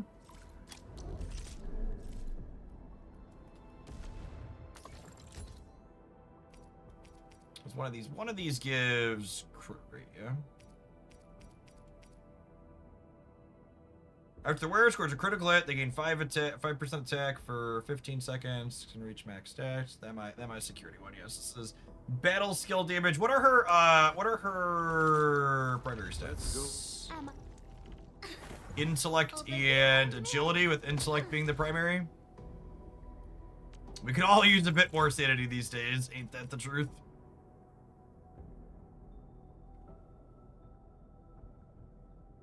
That is a kit piece that gives cryo and electric damage, but it gives strength and will, which is neither of the stats she cares about. Intelligence and agility. Oh, this is her piece, absolutely, right? It's extra crit rate on top and gives both of her stats. Should we I might build a bunch of these. I have a bunch of Wooling Bucks saved. I think we're gonna artifice crit rate.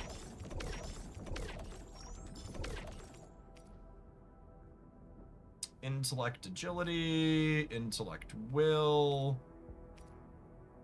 Can we get her crit rate to 100?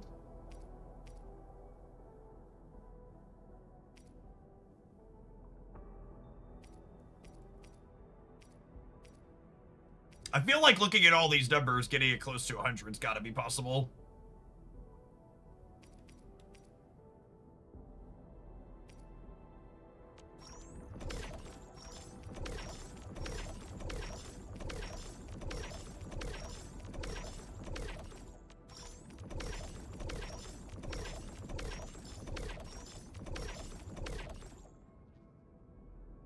There's an off piece that can add straight cryo damage as well. I feel like I want to get her to as close to 100% as possible.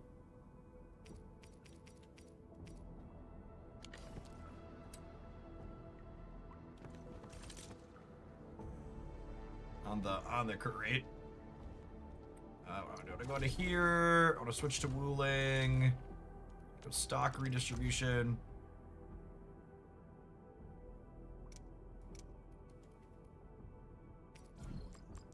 I could buy all 40 of these. How much does that cost me? Only 2.4 million? Yeah, that sounds good. Do we only need like 70%? Yeah, but I'm not going to get 70% from just these pieces. Go. Over here, Endman. So this is New 5.2. layer of coating to my gear. This It is doesn't really match my hair. 8.6. These are 10.4. That's only 34% crit rate. So like even once we artifice here a little bit and push this up more. Can we see her total crit rate or total stats somewhere? I think it's attributes. Yeah, we're only at 50. We're only at 53% overall. So even once we artifice, we're still pretty far off of.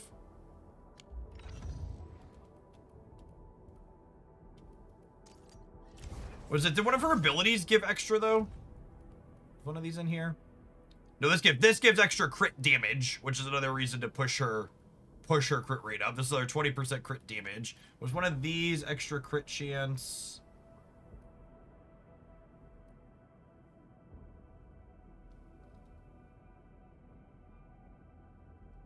Enhances basic attack.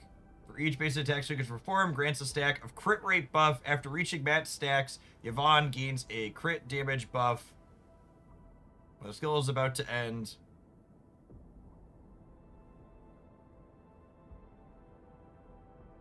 What does max stacks mean? So are these up to 10? That's 10 stacks. Okay, so ideally you want to get to like 7. You're over capping once you get to 70% with this modifier.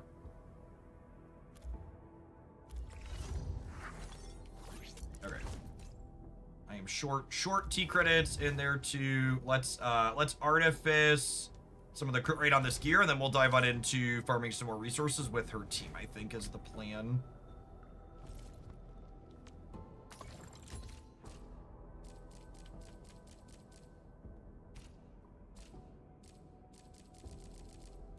I wish there was a way to cleanly sort this for gear that's on your characters. It puts, thankfully, it puts the ones that are like already artifice to the top. So like once you artifice, it's easier to find them in the future. But nice. And I assume these ones gain the most from the artificing. Yes, gains a whole %. Nice. Oh, man. 2 in a row? We take those.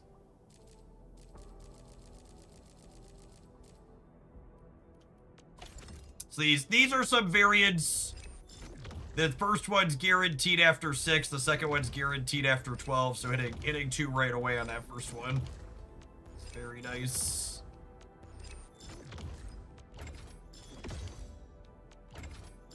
Nice, so we ran away on the second one there. And then I built some extra gloves here for her as well. This is 0.9%, so the chest piece is definitely the worst return in terms of crit what we get per success, so.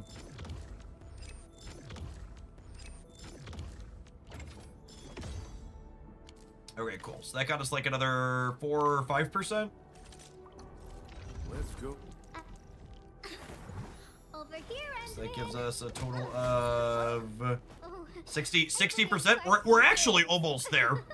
Once if we max the artificing on all of her pieces and finish the weapon out and give it some bonuses from there, I bet we get really close. Ready to break camp on command. Alright, so let's go. I think I want her to be the primary, and then I think it's Alesh, Zaihi, and Gilberta. I am ready to process your command, Administrator. Okay, I need to read Zaihi's kit really quick, because I haven't played a ton with her. Does her base apply cryo? No, summons an orbit.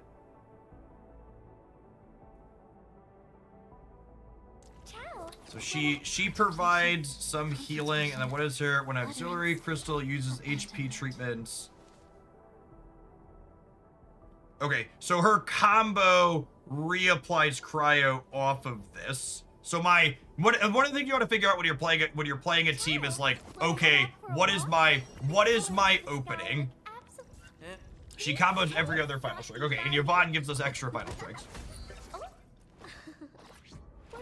Okay, so her combo trigger is her freeze bomb solidifies when you hit something with cryo or nature. So I want to open on applying cryo or nature and then final strike it, which will trigger her combo. So we want to open on Gilberta's applies nature infliction. Absolutely fabulous today.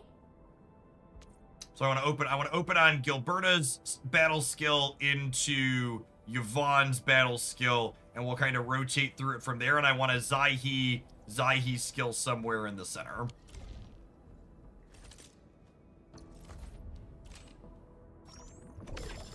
Hey, look, a dash of T credits. All right, where are my T credits at? Ready for a really long trip? Zaihi could also use her battle skill before combat starts at some content. Oh, does it not have a timer, or does it like have a really long timer on how long it sticks around?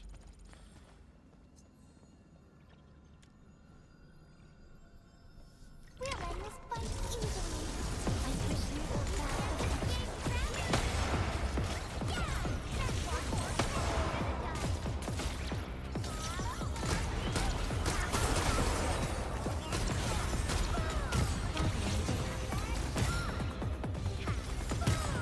So what's my rotation look like for the second time? I'm just hitting this again.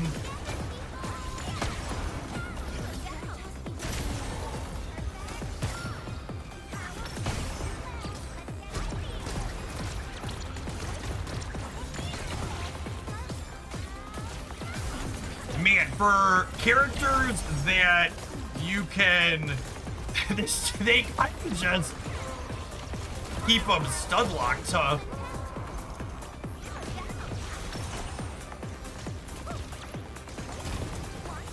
Ooh, we're dying.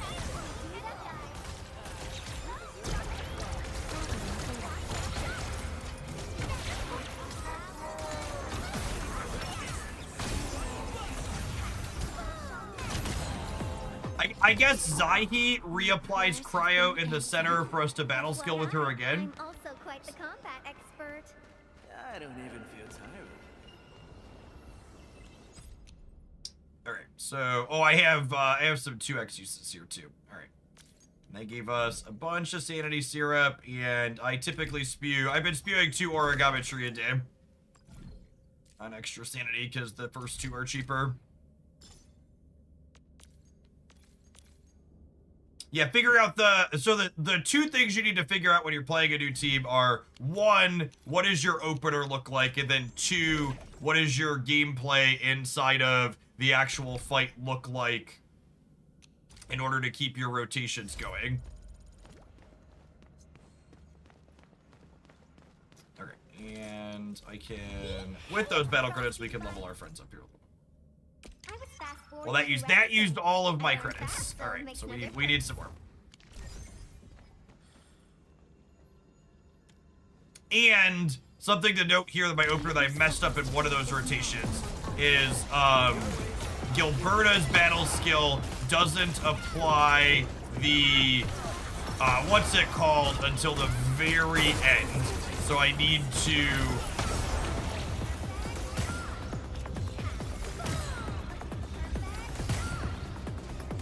so what's it called? I need to be waiting for her skill. Oh, and these get better if they're solidified when it's happening, yeah?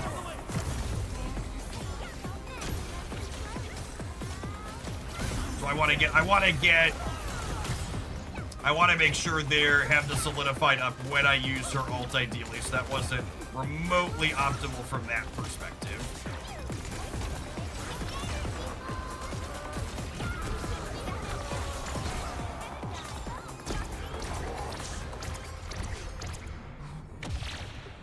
Man, they keep mobs locked in place for a really long time though.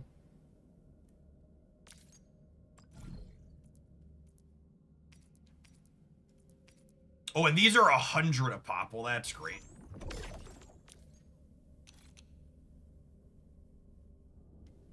Is there ultimate a set number of shots or a set amount of time? Just wondering if making sure you don't spend time dodging is important for the damage. Ooh, that's a good question. 57! More sanity. I think we could all use more sanity in 2026, Chip. Over here, Endman. Oh, I'm bringing quite a few things. I think I want the long description, which is in here. Temporarily enhances basic attack. Each base attack sequence gives her a crit rate buff. Yeah, looks like it's duration. So you probably don't want to spend time dodging. You want to be positioned in a way that you're going to ensure to get the most out of that. I probably want to go grab. I want to get her weapon to 80, and then I think I want to go grab the skill cubes I need for doing these, because this is an extra 20% crit damage. Which sounds like a solid number increase. Time to keep my ideals. So we gotta do that, and then we pitch that in. We got the timing right on that. Yep, nice. Oh, you know what? I probably want a Zaihi skill. So this applies cryo, so then I can go ahead and use hers and get through the rotation again here. Got it. Oh, and I accidentally used her skill instead of her ult, so...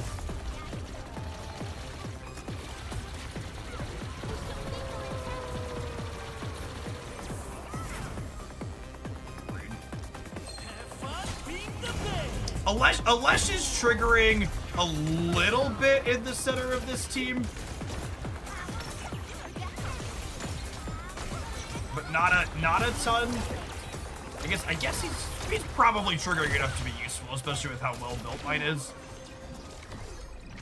Things got a little intense, but we nailed it. Alright, so we're out of double ups. I think that gives us enough T credits to push her weapon up. Unless you're also an SP generator this team. Yeah, to a degree, but you have to be triggering his combo skill to get that SP generation, Mez. So I know what he does. It's just a question of, are we like triggering what he needs to be able to do what he wants to do consistently enough. Oh, I'm bringing quite a few things. All right, we got 40k T-bucks left. Watch, how much do these cost me? This one is 24k and this one is 10k. Perfect. Okay.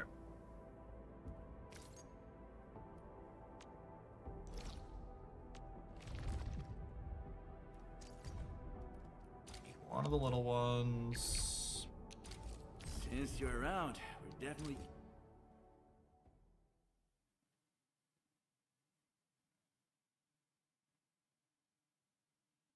If you're one of our regulars joining us, you haven't dropped by for one of our Arknights Endfield streams before, Yvonne just dropped as a new character, so we're checking her out this afternoon.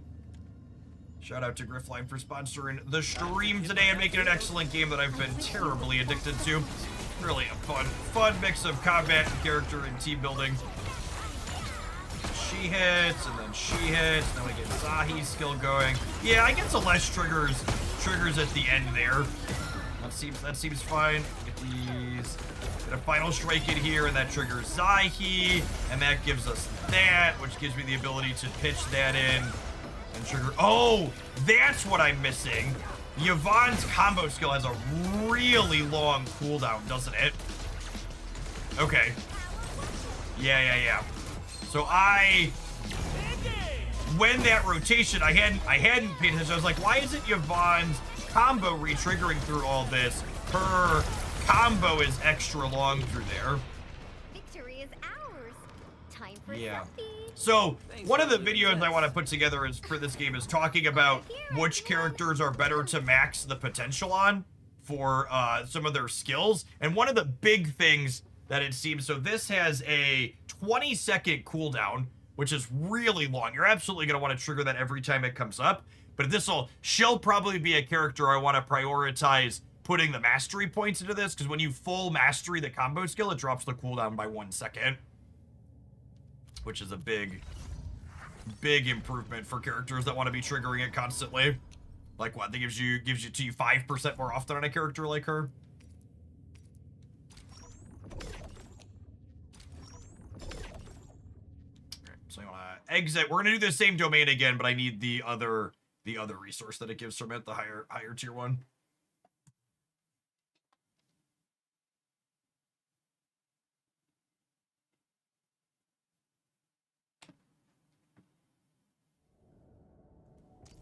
We've not given her any gifts yet. Slow and steady on that one. So, where are we having fun today?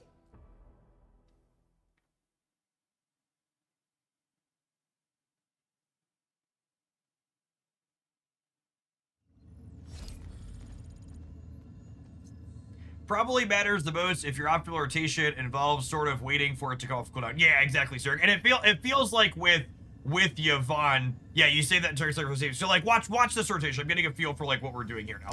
So we're opening on her skill, and then we're waiting for it to apply nature. And then when it applies nature, we get to go ahead and hit these. And then I'm using Zahi's skill right away here because I need to get 2 final strikes triggered for Zahi to reapply cryo with her combo skill. And that's gonna happen here momentarily. And now there's her cryo trigger. And look at how long I'm waiting for this to be able to come up on here, right? So I can hit it here. And that gives me all of these right on through. But do you see how long I was waiting on that? Like it was forever and a half. Like getting to wait a second less on that seems like a really big deal. Time for a selfie.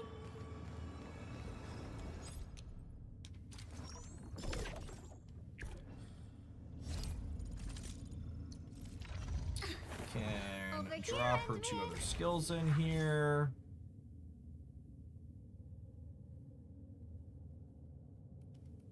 I was thinking a shorter CD gets bigger percentage decreases, but in practice that might not actually matter. Yeah, that's true. Usually the shorter ones, you have kind of a harder time triggering them on demand.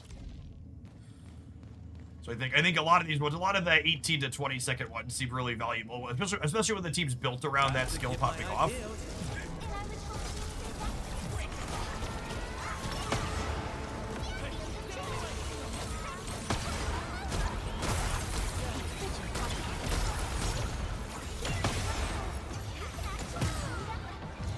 I guess I can technically just tap this right away here while they're all frozen, right?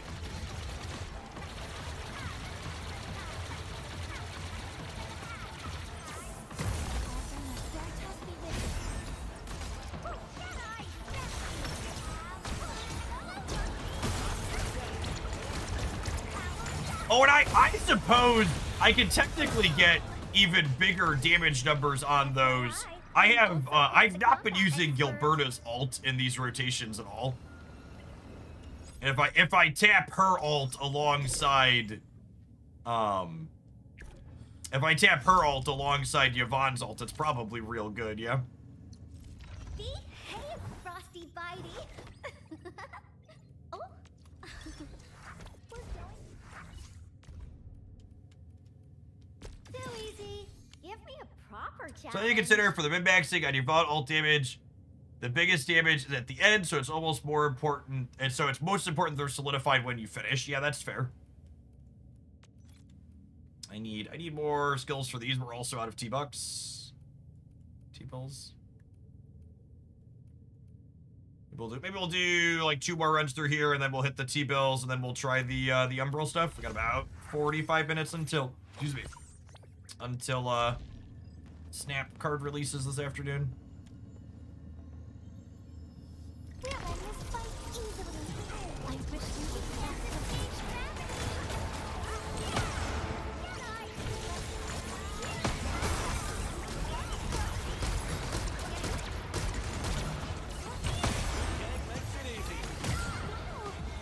I suppose I can even use her ult into his ult.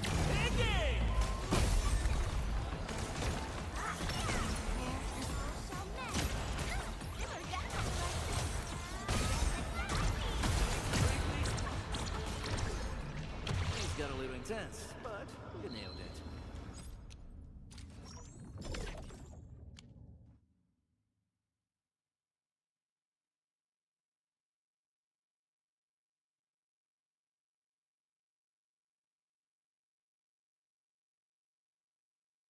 I pulled 4 6 stars. All of them were not Yvonne. Wait, but I guess to get 4 6 stars not Yvonne, you hit a bunch of them before pity then, right? Because it's 120 to guarantee Yvonne. So like that's one of those, like, it kind of feels bad that you lost all those 50/50s, but also like you're up a bunch of 6 stars pretty quickly, right? Does Elash have a T-Bite attack buff? He does, yeah. Every time he recovers SP, he gives a T-Bite attack buff for a little bit. Behave, Frosty.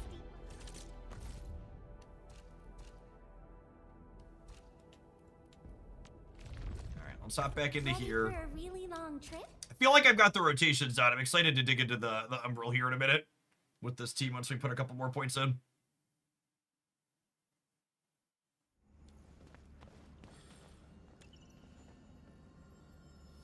We'll end this fight easily. Do your way. I'll give you proper. Getting the timing down on that feels good.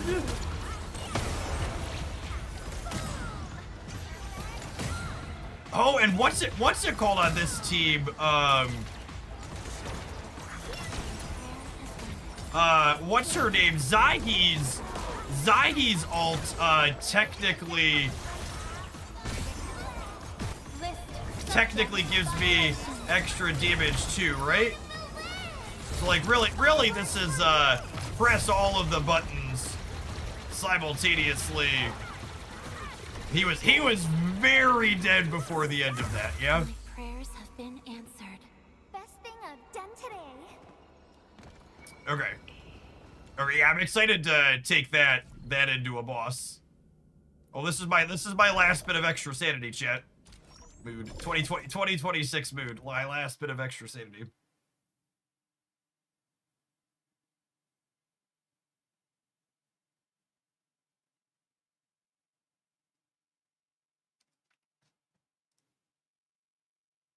Was my goal P1 or was this a lucky pull? One of our whales inside of chat. Shout out to Ben, one of Hoaglandia's royalties. They donated for us to push for P1. Over here, Endman. The fact that you had extra sanity to begin with is running above average. That's true, you know. Oh my god, I need one more of this of these, what's that called, to level up something else? Proper challenge. Alright, there's gotta be one of those from in here, yeah.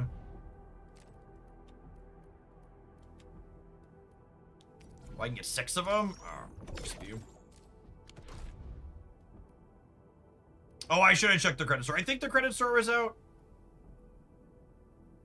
Oh, wait, what do we get more? Damage multiplier of solid location. Pull down. Oh, this gives extra energy. Yeah. This helps you ult faster. Oh yeah, her combo skill seems like it's critical for maxing out. That's definitely gonna be the first one I put up to full mastery, I think, once we get her to 90. Like, being able to ult more frequently sounds really good. Oh, the new event's a puzzle event? Are you getting ads for this game? If you like good open world RPG or team building character collector games, I really can't sing the praises of this one enough. I've been completely hooked since even before it released. I did some of their closed tests initially, and I've really liked it.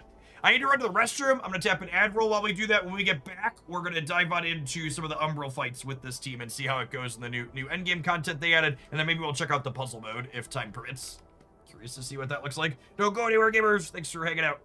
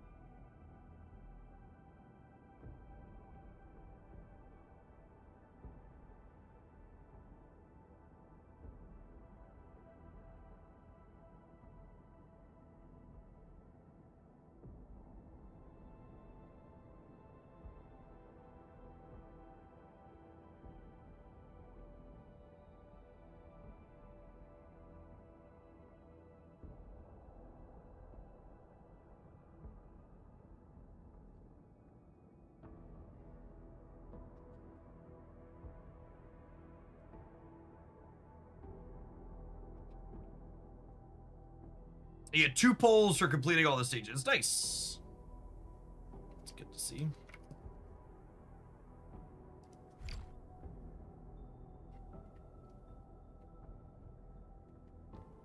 You should use Gilberta's ult after Yvonne, because Gilberta's lasts 5 seconds and Yvonne's lasts about 8, and the ultimate damage is mostly loaded towards the end. Ooh, that's a good call out, Blue. Thank you for that.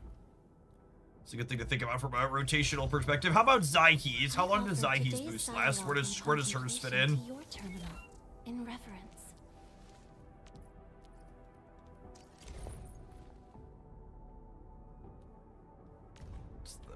What's the duration on this?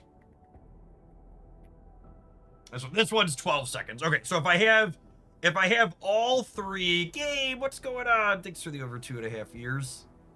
So if I have all 3 of the ults queued up, I should go Zaihi, then Yvonne, shoot for a second or two, then Gilberta to get the big burst at the end. Got it.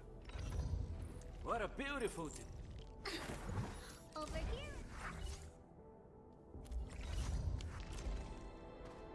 Hey, All right, let's hit the Umbral Monument, huh?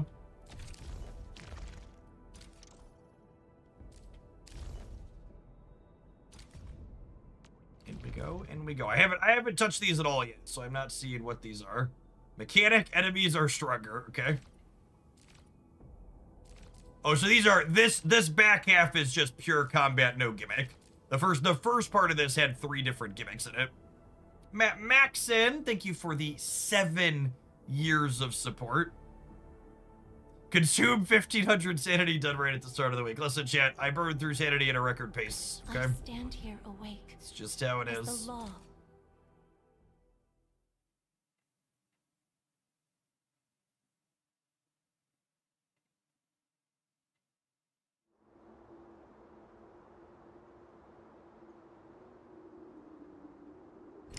time to keep my eye peeled. And I was hoping you'd say that.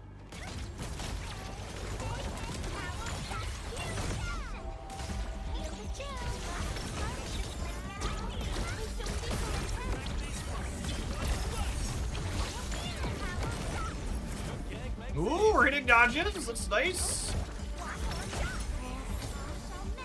Oh, I cryoed probably too soon there. It doesn't matter here. It looks like our numbers are appropriately big. All right, so we cleaned the base difficulty very easily. That's expected.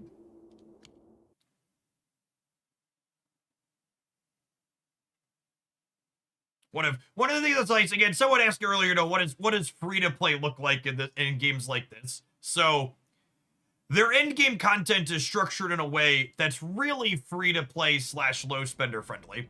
And what do I mean by that? I mean the first clear rewards for the lower difficulty are often better than the higher one. Although, are there any pulls on the back half of this one?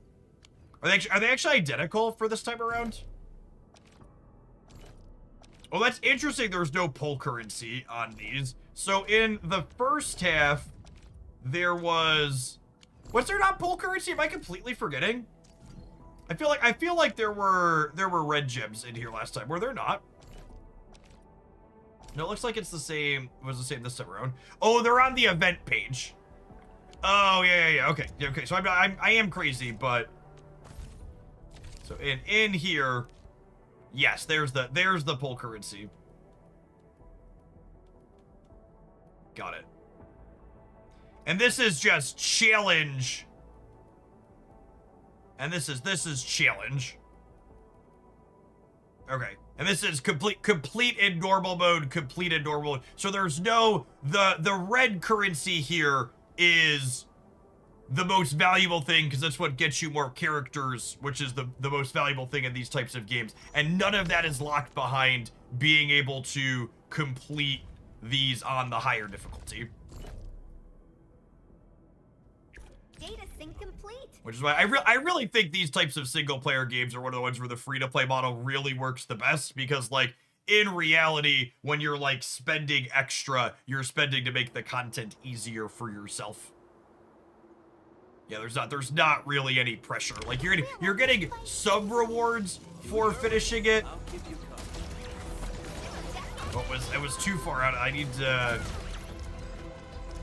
What did I? Oh man, I missed a. All right, hold on. I messed up my skill point earlier there. Sorry. We'll end this fight. The tail really hurts Yvonne for me. I really don't love the tail. I agree.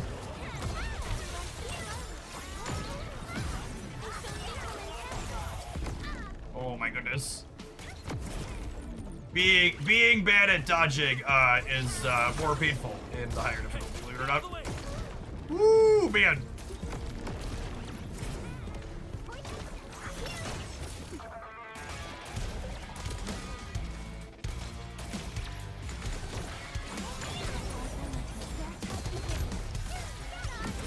All right. right, we hit the dodge there that time.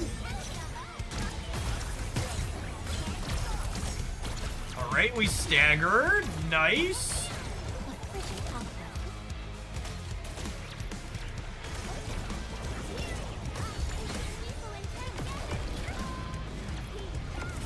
All right, we hit the oh, they summoned little minions too here now too.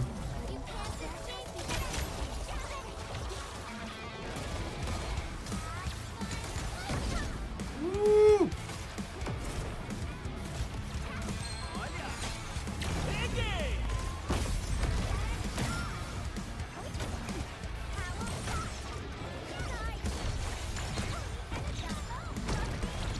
All right. Sanitize the corruption.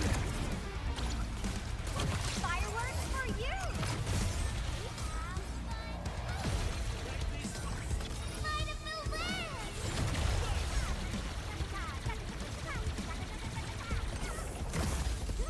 Did it have a shield? Oh my goodness. I like that they added a reset umbrella in here on.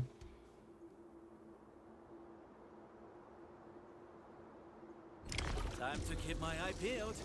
Do it your Yes, the positioning of the tail on the model feels a little bit high from where I'd expect. All right, we hit a dodge there to start, chat.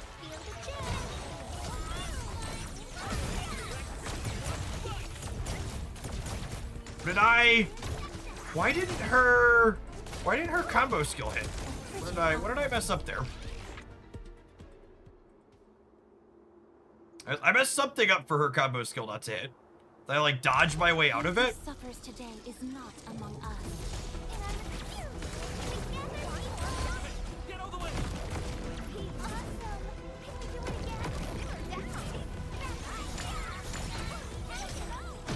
Weird. I don't know what I did. I messed that up there.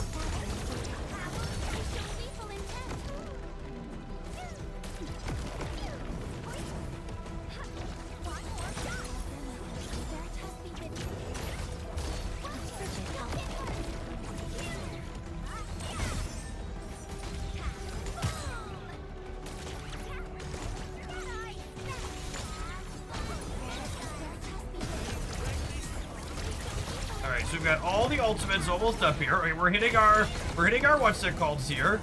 I'm making sure I'm keeping my skill going.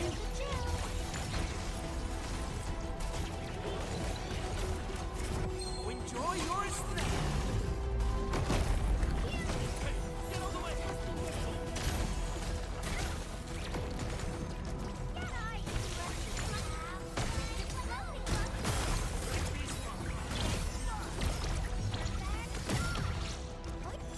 Okay. The corruption.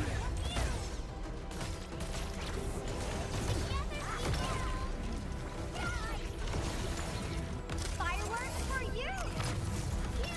Get out of the way! Let's flip the world.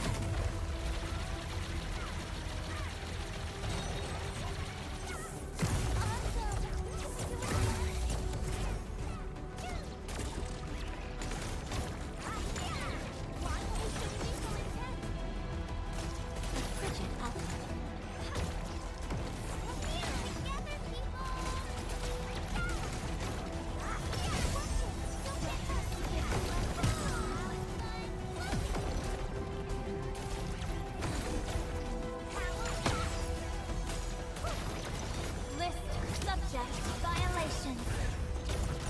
Ready today, huh?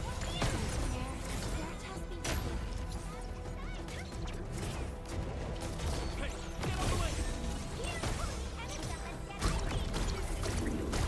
Yeah, damn. This is whew. I feel like I need, yeah, my stamina's running out because I'm twitching on the dodge button a little bit too much. I feel like I need training wheels. I feel like I need healer training wheels. Zahi has a little bit of healing in her kit, but it's not a lot. Ready for a really long trip?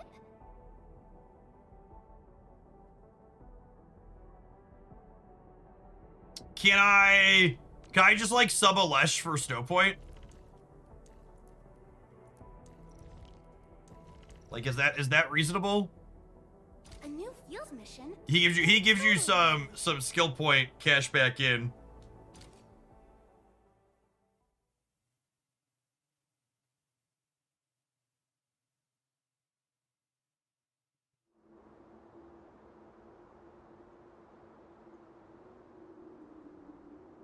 We'll end this fight easily. Yeah, freeze them. Yeah, here's the chance.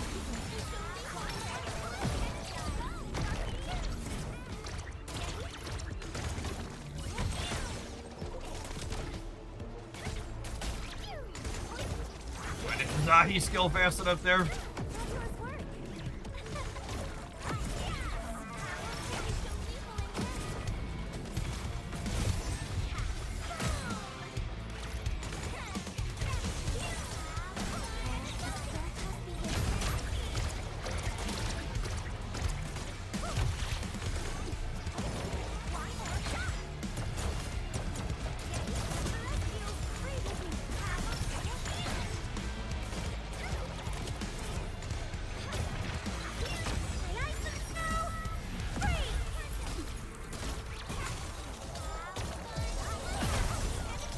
Oh, and what's her name?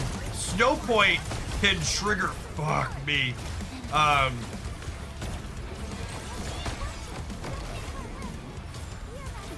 Thank you. Remember I said Snowpoints with my training wheels, Chef?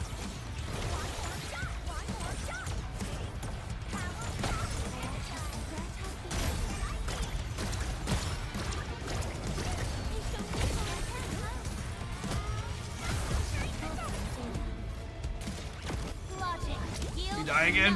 Oh my god, we died again. Alright, hold on.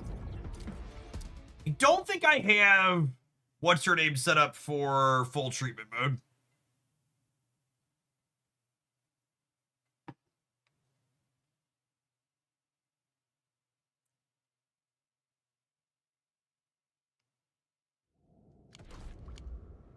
Let me check Snowpoint's gear. Oh, I have an extra potential to put into her too here. Perfect weather for snowboarding.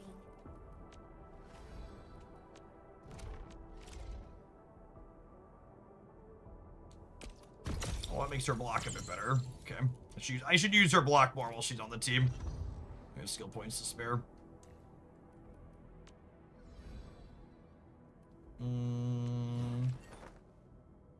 Yeah, I currently have her in ultimate efficiency gear, which is not what I want her in. If she's supporting the team.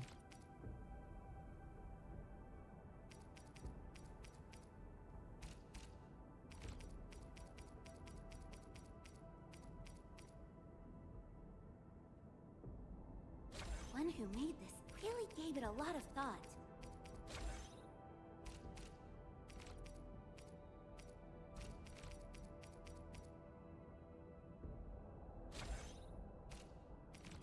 Man, what clubs do I have her in? These are intellect and will for ultimate efficiency.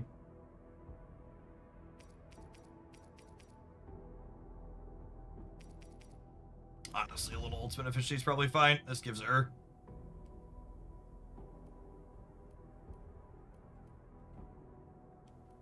Gives her what, 30% extra treatment efficiency, and then a whole bunch more will, which will give her more healing from that too. I assume there are not saving loadouts for gear configuration. There are not, unfortunately.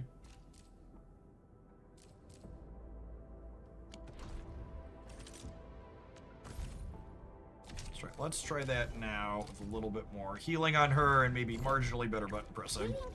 Definitely a lot of room to improve on my dodges and rotations.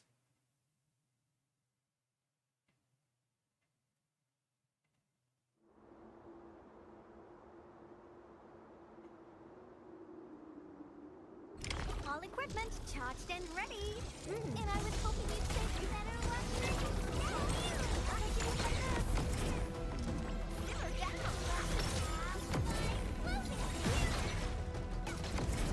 Oh yeah, if she's like dodging in the middle of it, it doesn't trigger her combo skill. That's interesting. Yeah, being able to swap gear based on team comps would be nice. So I had her in extra ultimate efficiency for... You the best of I had her in extra ult efficiency for one of the other teams I was playing, and I wanted her to solidify more frequently.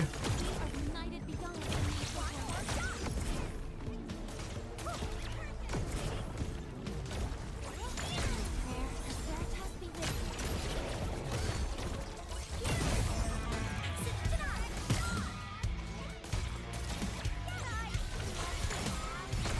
The snow points block seems insane in this against this boss, because he has such a long lead on what his attacks are gonna be.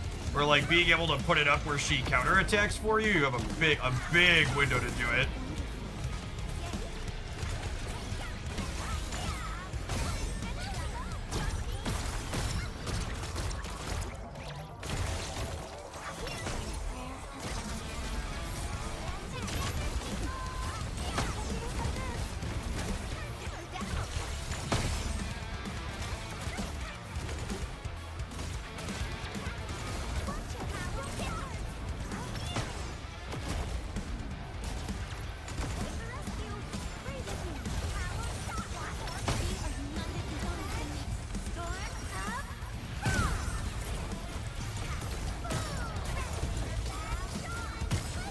Alright, we have to kill these little ones before it lets us go back to killing the big one, right?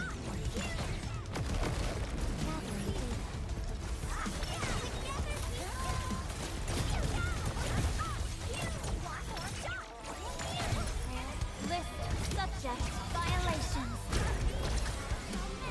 Alright, now we'll ult.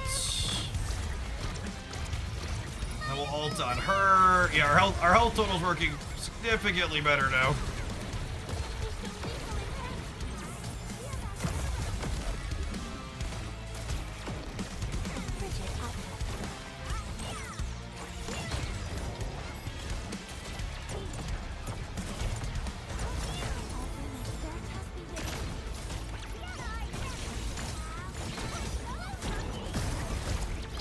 List subject violations.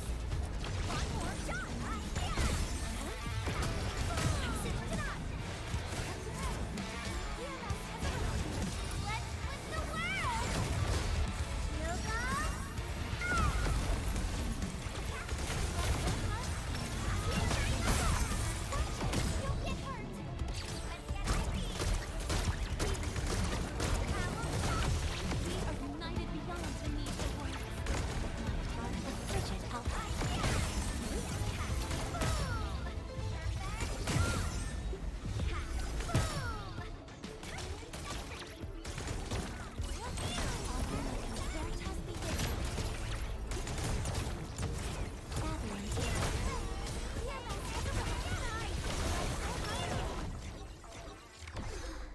We made it to Alright, a little scuffed at the end there.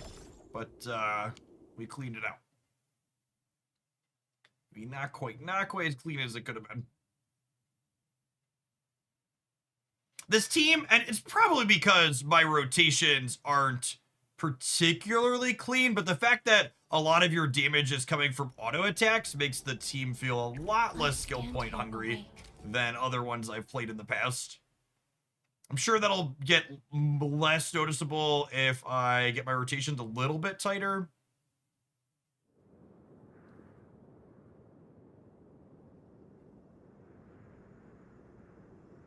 He who suffers today is not among us.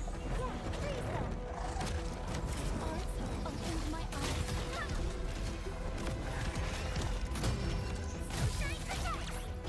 Okay, Snowshine making it get knocked off of her shield there is actually incredible. That was great.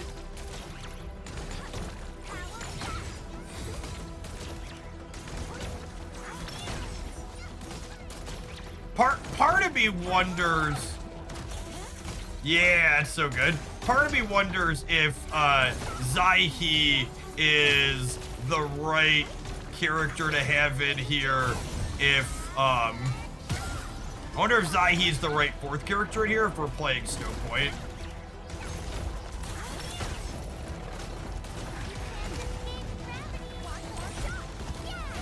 Gilberta's definitely not good against whatever this thing is doing.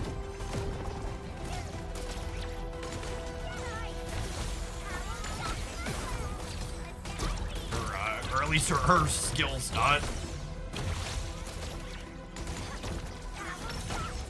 Sanitize the corruption. Fireworks for you. Let's flip the world. Hey there, just remember I have this. Used to subscribe because of Pockets. Good to see you again. Hey, what's going on, Aura Boo Boo? Thanks for dropping off the primer again. You've been enjoying Endfield? I've been poking at this one since it launched. I played a few hours on stream here and there, and I've got a YouTube channel up for it with some tips and tricks and things like that. I enjoy. Oh, I retry my mistake. I need to exit and go back into the agony difficulty. Clearing the way for the rescue. Yeah, please then. So that team got past that, but I don't know that those are the 4 characters I want to play for. I guess Zahi's amp is still nice, and so is Gilberta's. Maybe we start there. Maybe I just don't lead on Gilberta's skill. We lead on Snowshine Shield to apply cryo, and then we solidify from there. That's probably what we want to do here. We like let it charge us, drop. We like let it charge us, drop Snowshine Shield, let it bounce off, and then we apply what's her name skill? Yvonne's skill from there. He who suffers today is not among us. Woo, that was too early. Alright, got it. Cool.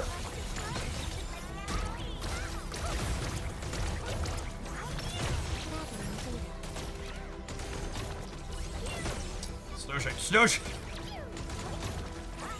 Alright, are we bullying chat? I think we're bullying it.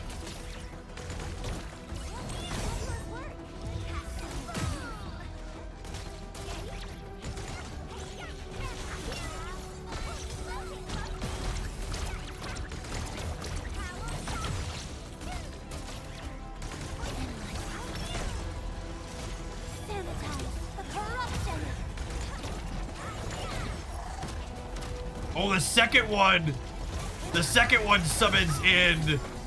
Got it. Okay.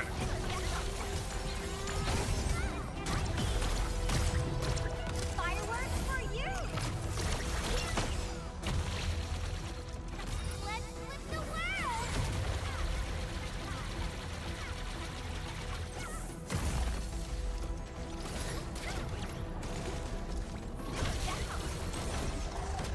Wow, you can actually do that? Incredible.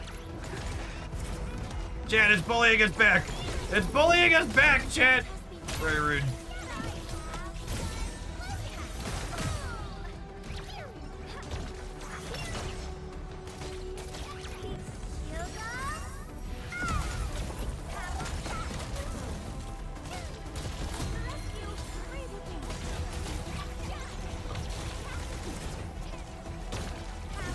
List subject violations.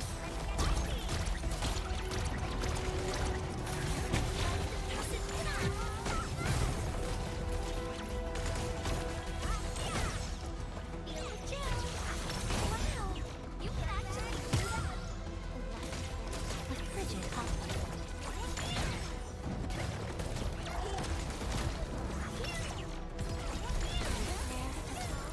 The shield wall, just like, they're like, actually, nah, I'm gonna get you.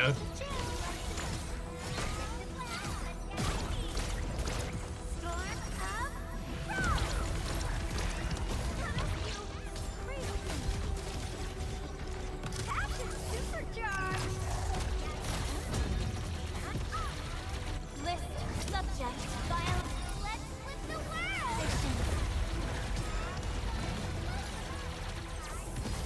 No! God damn it. I needed to.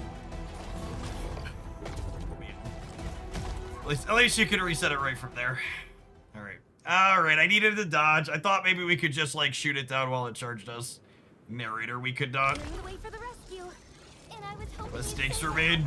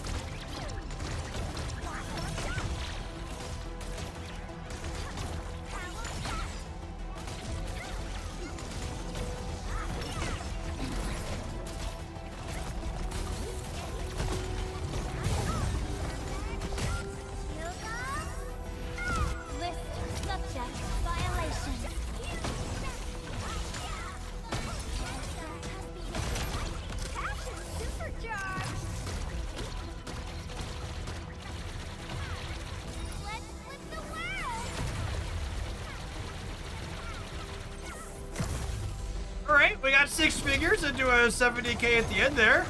Not bad.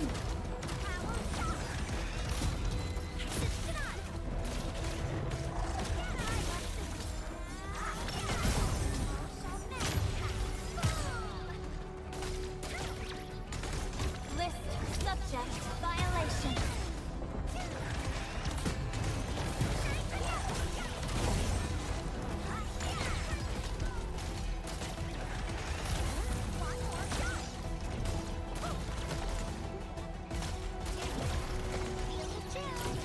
Oh, the cryo was going off by the time I got there.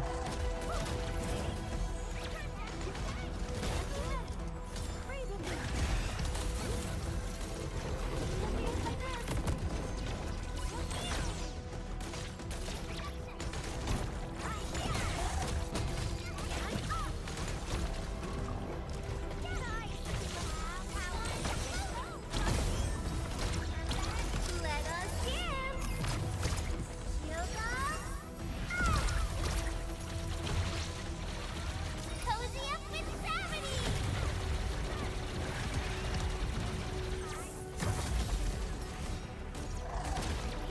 Feel the chill.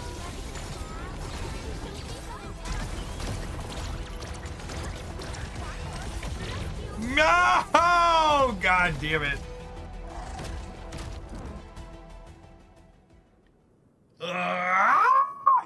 I feel like our numbers just need to be a little bit bigger. Clearing the way for the rescue. And I was hoping you'd say that.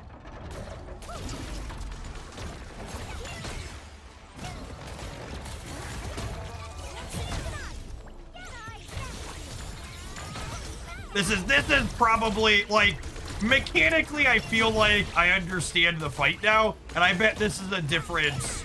Like, we probably would have just like killed it faster if what's the word I'm searching for?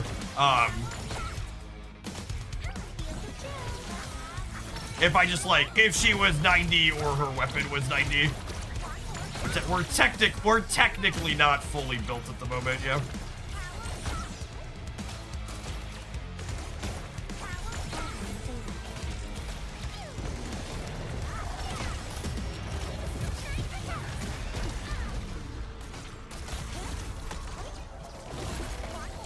Logic yield to none.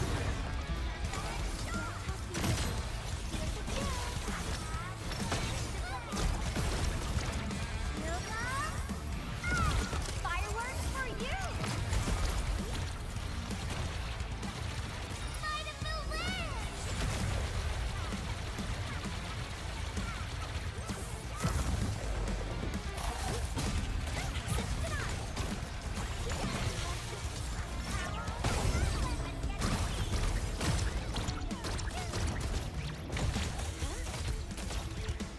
Logic yield to none. Analyzing.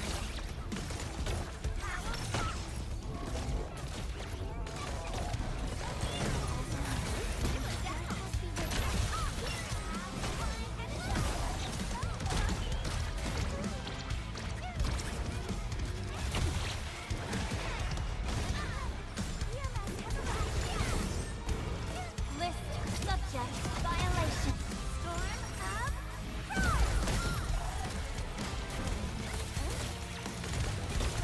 Passion supercharged! Cozy up with gravity! Alright, this is it. This is it. Good night. Oh, come on. Why didn't you die? Why didn't you die? Stop running. Why are you running? Back off. Nobody loves you. Good night. All right, first try. Easy, Battles are obviously. hard to predict, even for Tinka. Got him. Her ult is really sweet. Yeah, lining up all 3 of them there. Felt really good.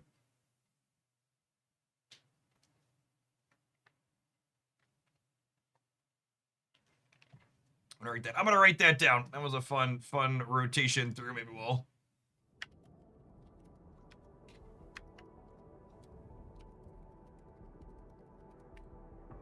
We're gonna do some type of character / team review for her on the YouTube channel tonight, so. I shall pray for you, Administrator. Keep them both alive so you can see them both. That wouldn't work to the other teams. Yeah, Snow Point was super fun there.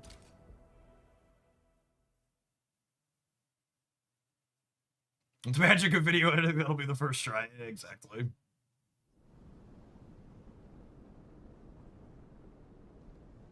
We'll end this fight easily. I love the confidence.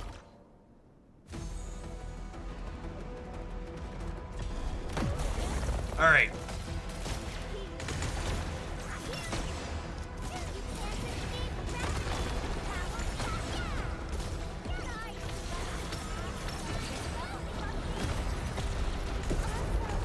All right, we hit the dodge that second time. My snow point was late. Man, this thing's about to be a monster on the hard difficulty, isn't it?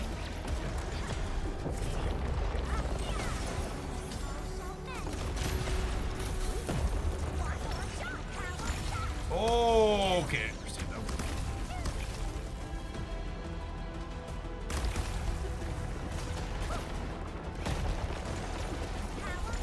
List subject violations.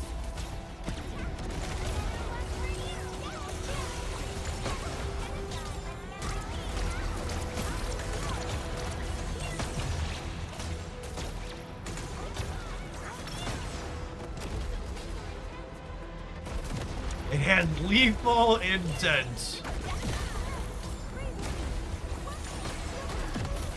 Holy shit. Let us in.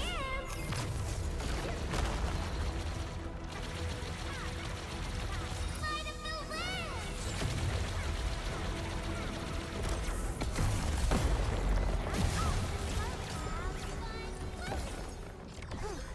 The battle is ending. All right, that's about to be a bitch. I don't know if I'm gonna have time to clear this one at the top. I have to come back to some Arknights to kick off tomorrow morning. Let's give it at least one shot here, but we need to run an ad and I need to grab my lunch before the snap card drops here in a minute. Appreciate folks that hung out through the Arknights segments. If anybody new from the category, feel free to give the channel a follow. We've been streaming some of this on the regular a few days a week. I've been enjoying it. A ton. Noodling through different things, doing the exploration content. Yvonne seems like a sweet character.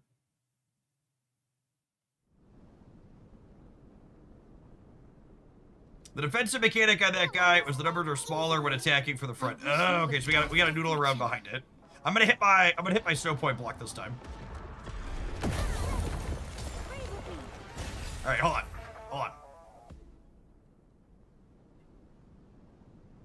Watch how perfect hitting the snow point block is gonna be this time. Say that.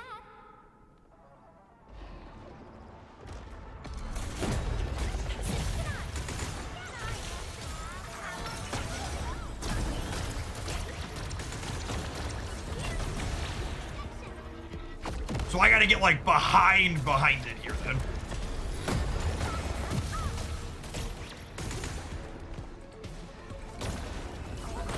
Oh, and then it kicks you when you're behind it? That's rude.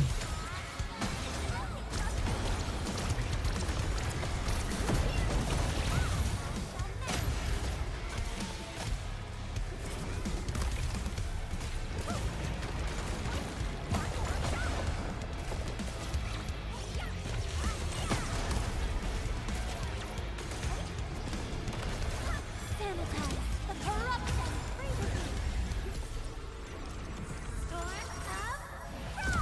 Passion supercharged. Hey, Karen Soup!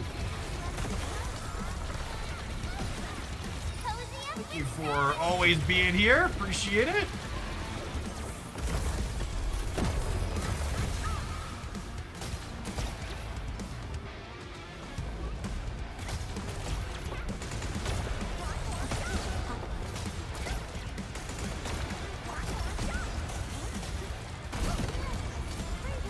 I can't tell if Snow Point protected me through that. I think she did.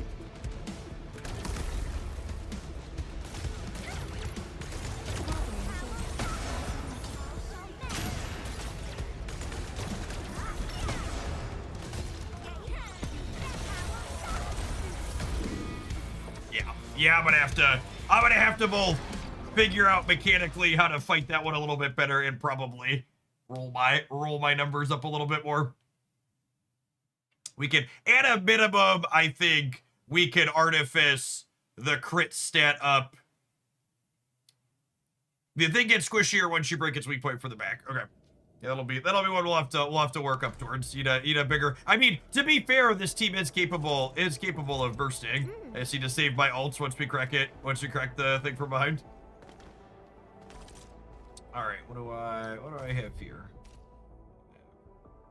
Headhunting dossier for next time. Got it. Protocol pass. Oh.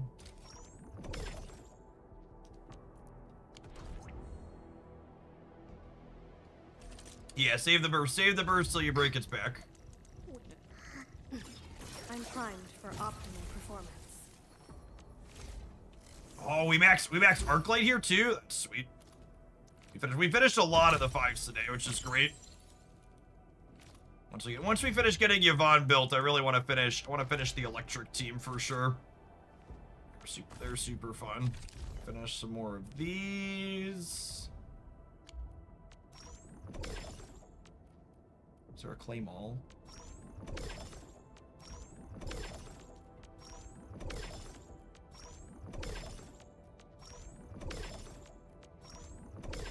All right, and we got all of those because you don't need to beat it on agony. Okay, I'm gonna take a slightly longer than normal and roll gamer so I can run upstairs and heat up some leftover pasta I have for lunch. We're gonna be snap-a-lapping when we get back. Shout out to Arknights again for sponsoring the content this afternoon. We'll be back non-sponsored tomorrow morning because I'm addicted and want to do more Yvonne teams and team building and gameplay.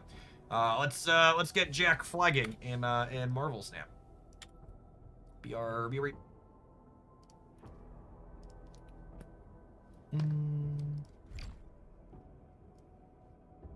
Close that way.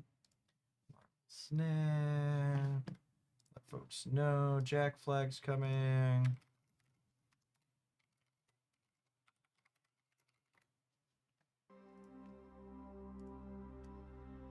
Haven't had BRB.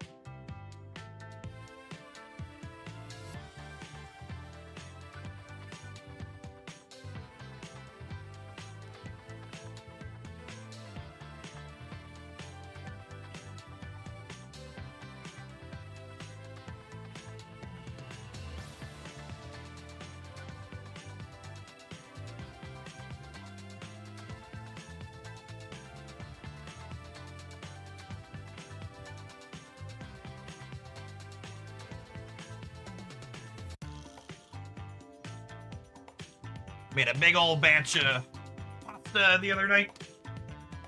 Sauteed Brussels sprouts and cream cheese based sauce. Quite lovely.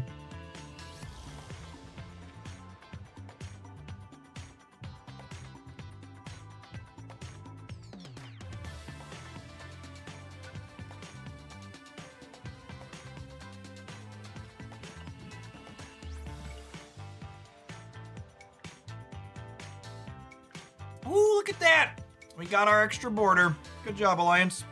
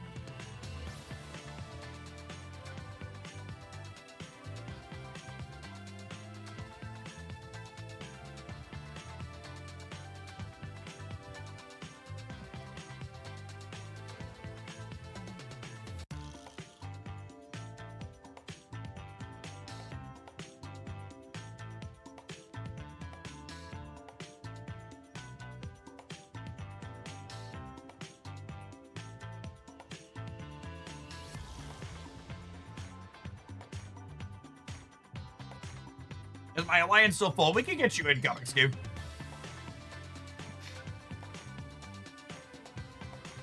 I've got some 0 pointers we could bump out if you want.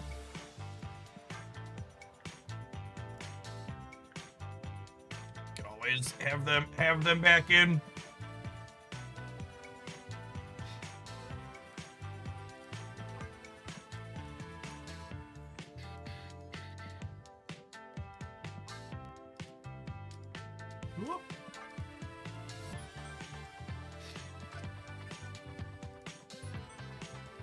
How do I remove people?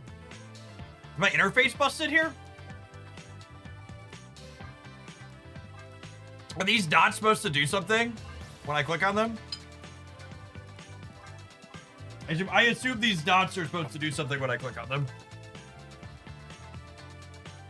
The menu is behind the other menu. That's good. That's good. That's the Marvel snap I know and love right there.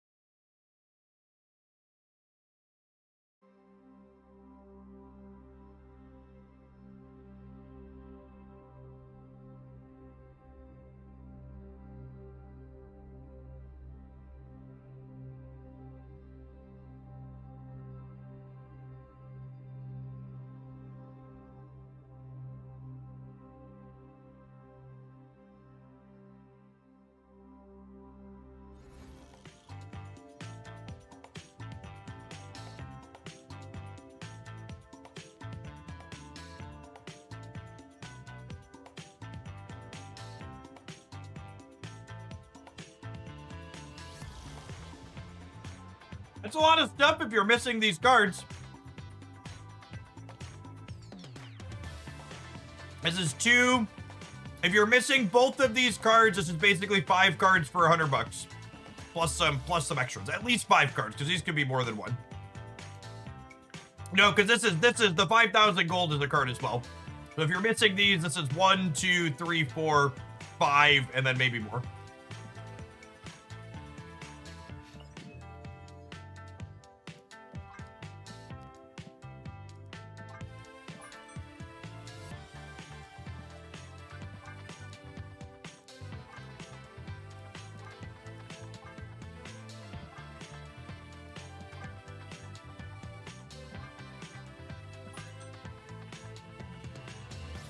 I don't want to ban it. kick. There we go. All right, look at that. I figured it out. Yeah, the menu is behind it. No, edit is editing the alliance. So for people that don't see what's bugged here, because alliances are just like so I click here and there's a menu popping up behind here with different options. But I can't see what they are, but I can select them. Yeah, comics, let me know when you apply it. We can get you in. Good, clean living right there. Thanks, bud.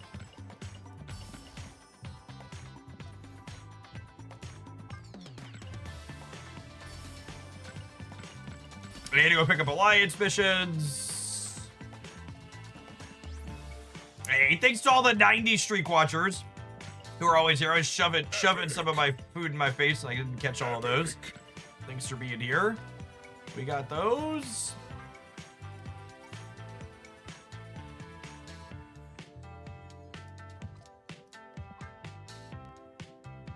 Are you your archers up? I'd be surprised if that was you. I don't see it.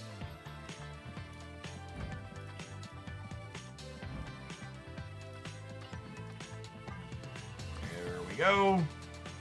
Oh my goodness. The accept button is also behind it.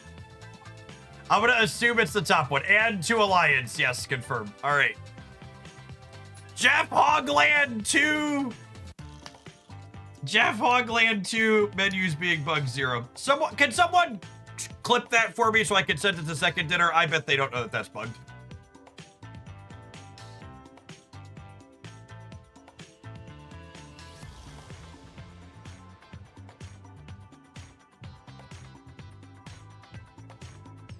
Spinal, I hope your school semester is going well. Thank you for supporting for an entire year. Let's get you a mod sword to go with that shield. All right, let's get our new cards here, huh? Get building. I get to split Zombie Galacti too. Lovely, lovely. Daredevil mode for advanced players, yep.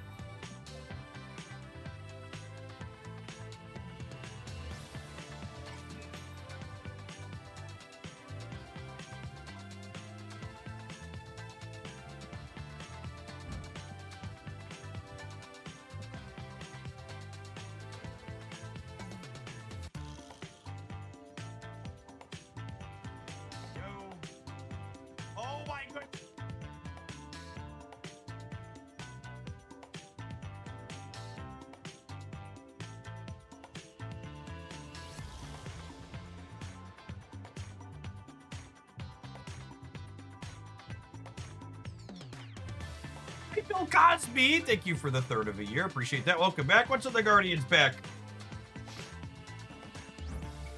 Oh, Max Grecki Collector. Where is this one from? Was this an exclusive one somewhere? I feel like I missed this one and was sad about it.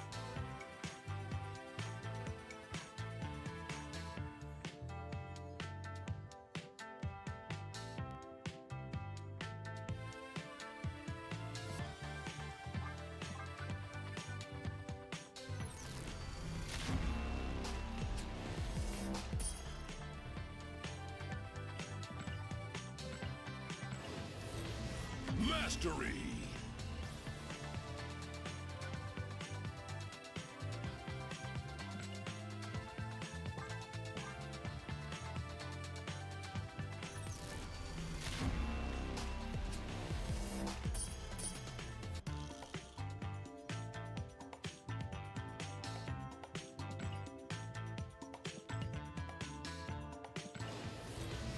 Mastery.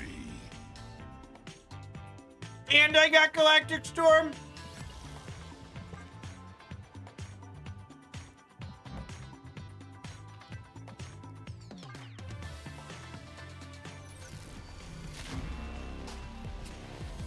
Yeah, I want a Port Nebula too. That one's also gas. Mastery.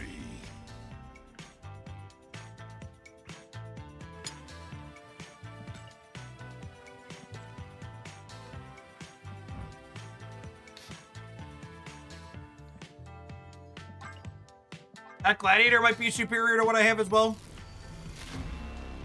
Oh my goodness. Are there any others I want? I should call them out. We're getting exactly what we want. Mastery. What we really want. I think I'm good on the rest of them. I don't know. I've got 500,000 collector's tokens. We might just buy them all anyways. Might just buy them all anyways.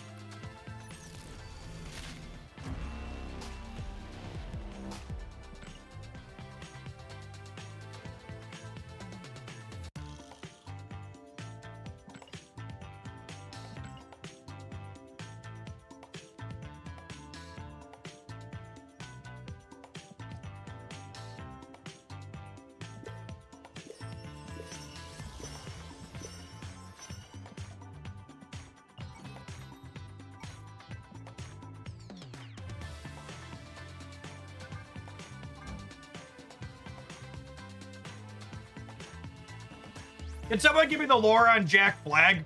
Does he, like, actually have something to do with the flag? Serious, thank you for the 27 months. Welcome back.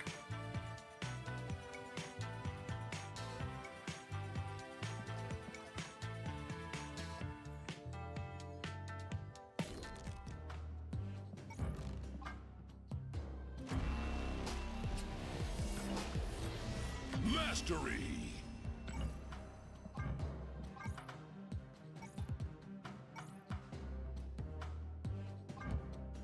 Man, hitting everything we want today. There was a split on that one. You're running so hot. I think I like the Max Grecki better than this Creative House Pocket Chat. I want to have Galactic Storm on here now too.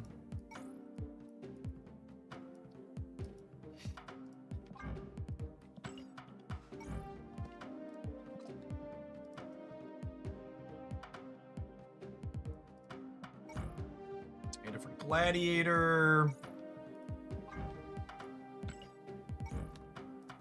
All right, what's Flag's default deck? Spectrum or Aurora?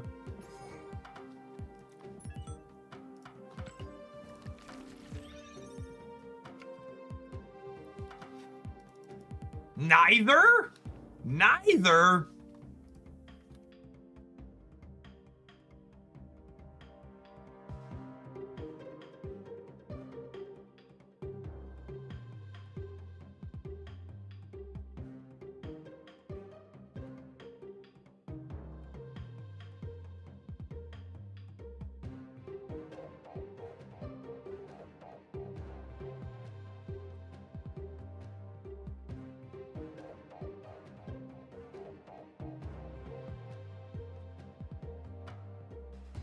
So, like,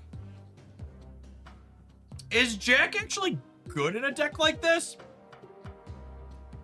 How do you win the second lane? Like, I look at this deck, I'm like, it's got an okay mix of things, but I'm like, where's my second lane win coming from? I guess, are you like winning one? Because like, you need Jack plus another payoff in the same lane, right? Iron Man wins your second lane, sure.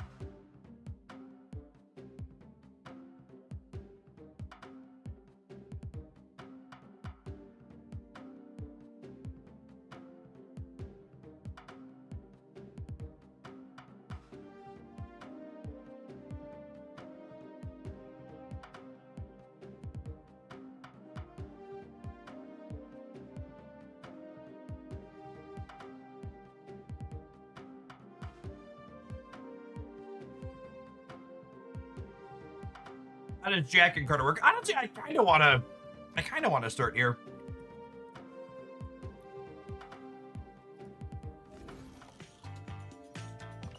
Yeah, that's the auto deck. I kind of like I see the vision, and I want to play it in practice.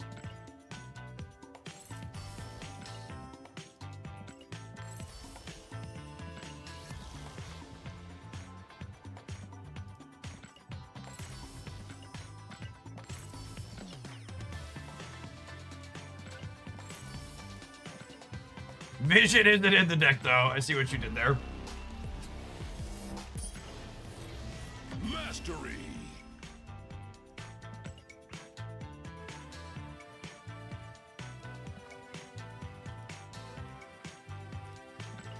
It is a very cute group.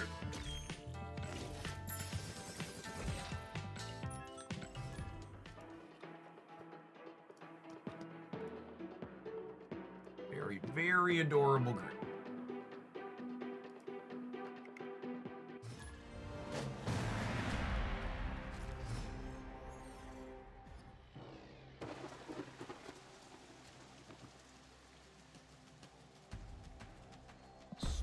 Opponent snapped.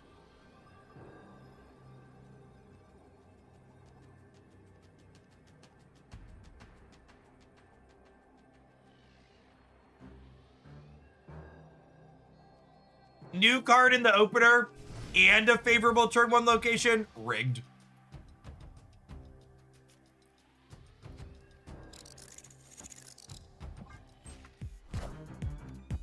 Hope you all realize how deeply and incredibly rigged this is.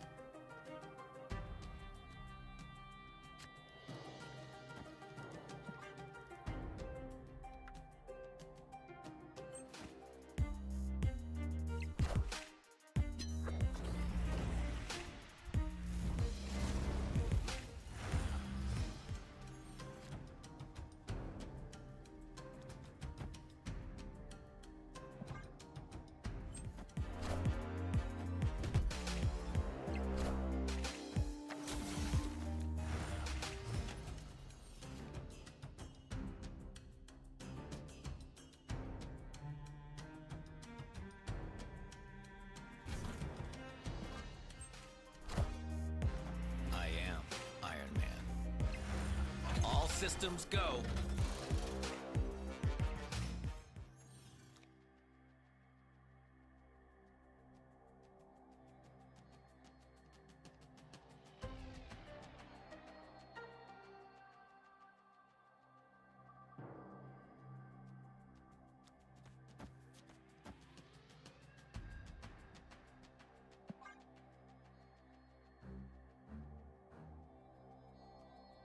All right, so we'll do this. And then we'll Captain America the center. Order.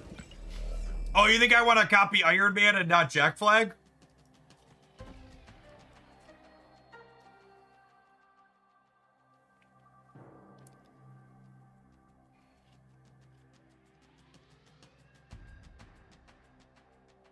But have you considered that I'm making content?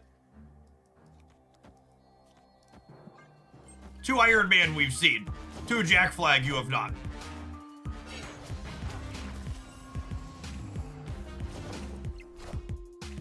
I am Iron Man.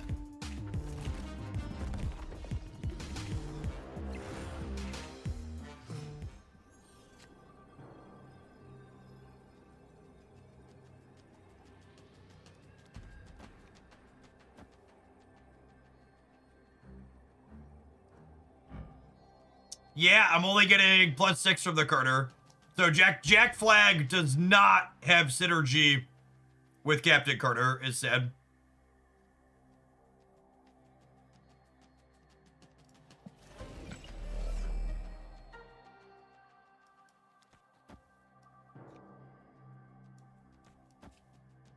It may depend on the order of the location, maybe. Could be timestamps. Weird.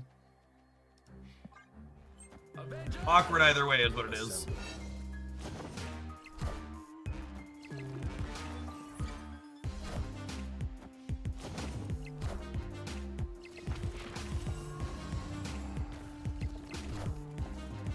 Power must be controlled. Man, imagine Shang-Chiing your opponent and then still losing your Iron Man path. That would be embarrassing.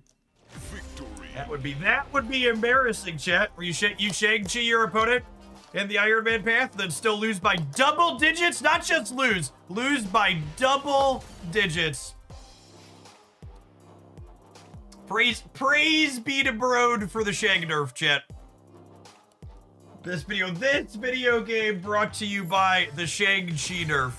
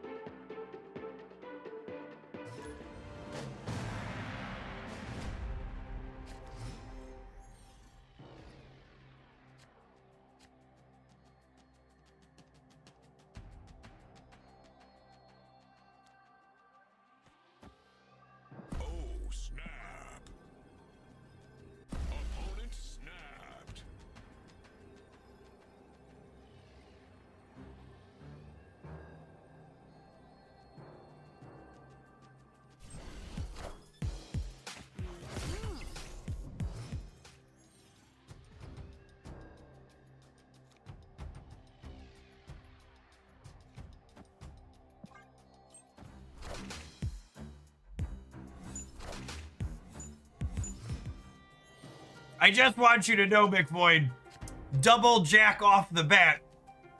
Twitch wanted to hold that message for obscenity. You dirty boy. Avengers! Assemble. Assemble.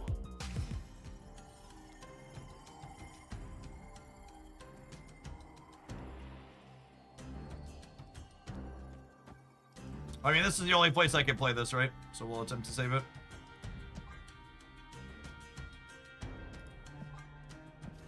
Oh, actually, do I even want to play the Agony? I'm not sure that I do. Do I just do this, actually? Maybe I just do this, actually. Yeah, I was gonna do this. Whatever happens, happens.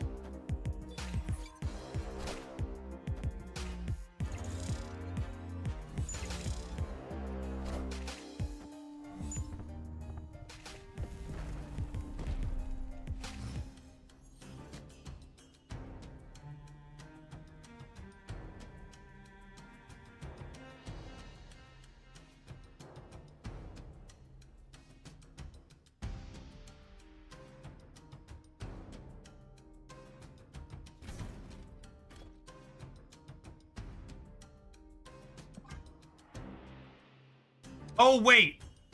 The Super Giant didn't trigger. I was like trying to think, how do I want to play around the Super Giant? But it didn't trigger because they played it into its Cosmopath. No, we're fine. We're fine. Iron Man. Yeah, we're good. It doesn't matter, Chet. They're super dead. Iron Man.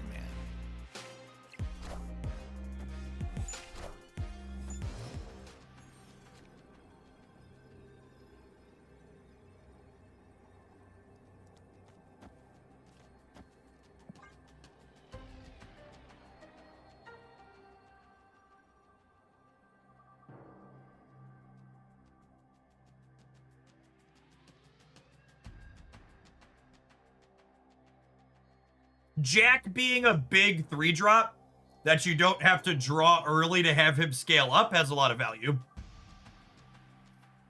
Mystique for the content. There's double Cosmo out gamers. I can't mistake the Jack. It's very sad, I know. Yeah, we'll be able to see if Jack first here. Well, Jack's actually not going to buff Captain Carter, right? Because she doesn't have a buff on her.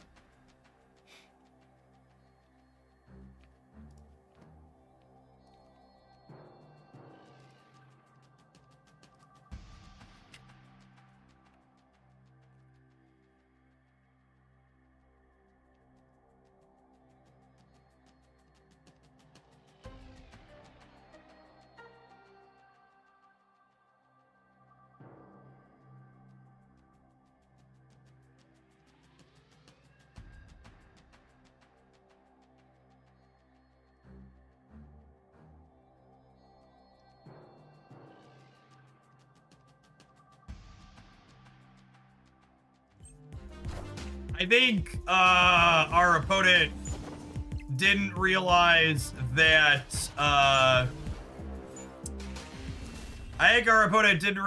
they were stopping their own Super Giant, and then they salted off. So many flavors. And they've chosen to be salty.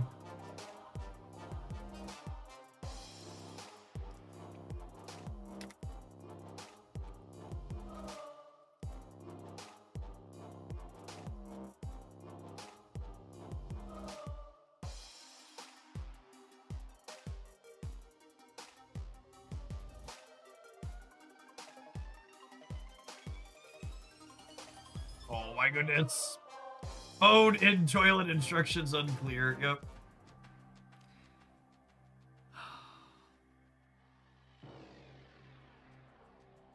Man. Imagine playing the toxic deck and then being toxic yourself as well. Shocker. Shocker, I know.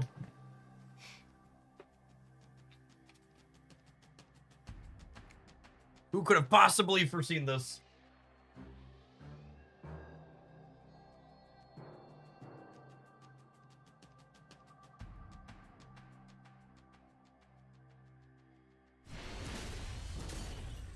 Victory.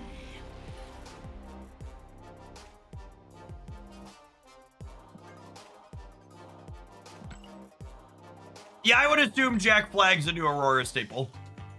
I think that's probably a safe bet. He's what? He's a 3/7 because he buffs himself under Aurora.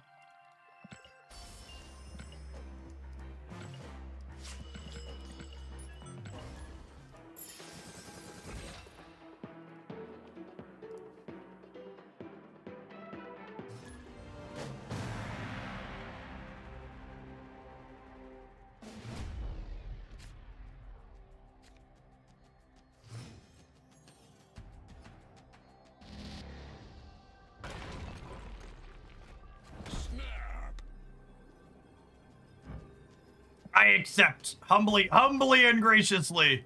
The Jackflag has been bestowed upon me. Excellent, excellent.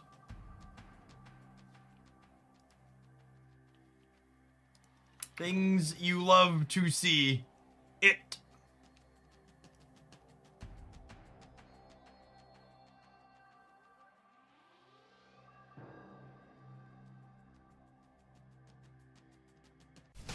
Hello.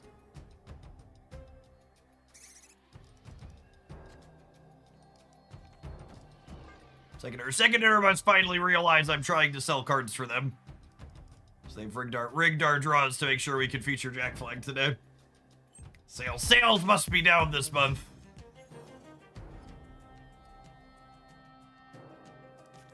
Mother of God. Mother of God.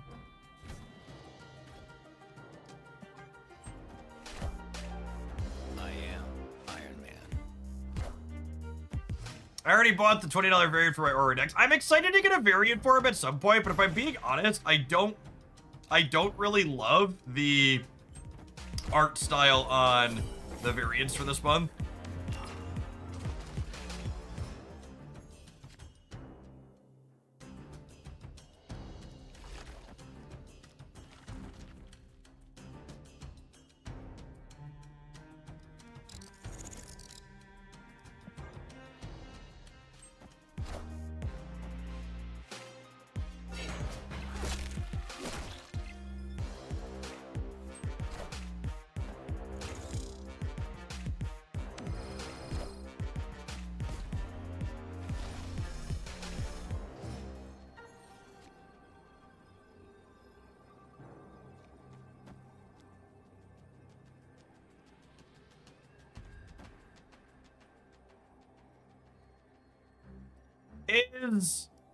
I was just about to say, Cap's actually bigger than Jack here, yeah?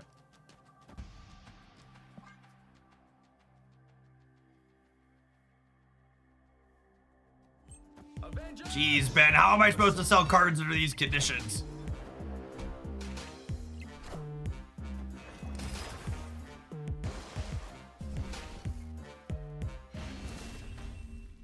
Imagine. Imagine the starter series card being better here at the end than the new series 5 card. Ooh. Uh-oh. Uh-oh, Raggy. Ruh-roh, Raggy. Oh, snap.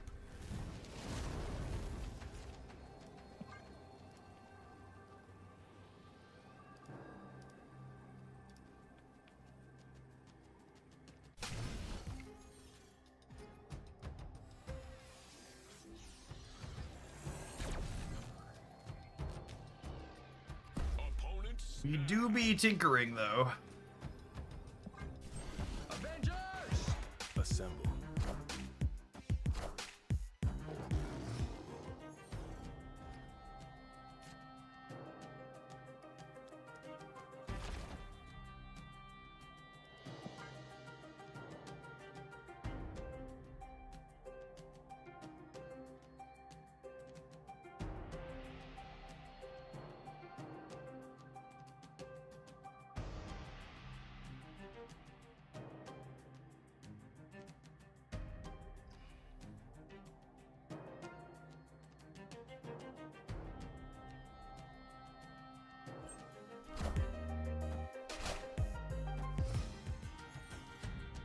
We need to dodge their fastball. Yeah, probably true.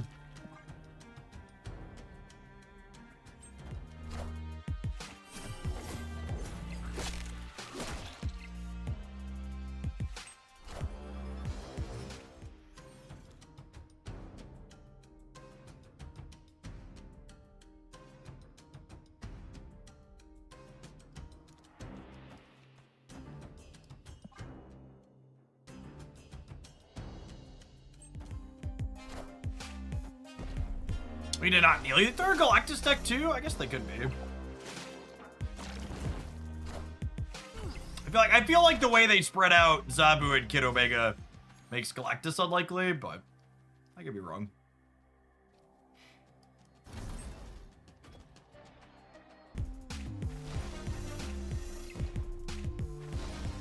Finally rolled Scarlet Spider in my shop, but I've been really liking the Zombie Galacti Shoe Lawless you featured recently. Nice, Roller Dude. Yeah, that one's super fun. Was Fister Mantastic the best draw in my deck there? I think he was pretty close to it, yeah.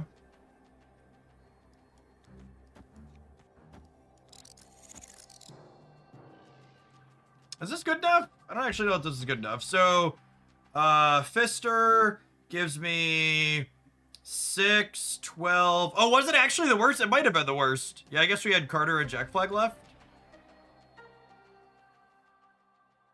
So what's the center by a billion? It does with the center by a billion. I don't know if that's helpful.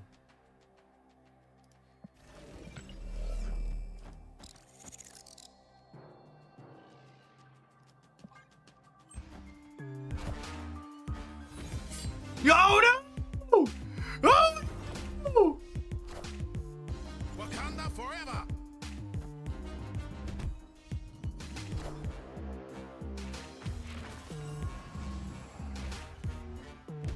Fighting for my life out here, chat. I'm fighting for my life! Alright, well, at least we didn't end in the negatives. I should have kept the negative 20 power Iron Man in my hand. It was probably a mistake to have played him out. Reflecting on it after the fact. Perhaps playing out the negative 20 power Iron Man was a mistake.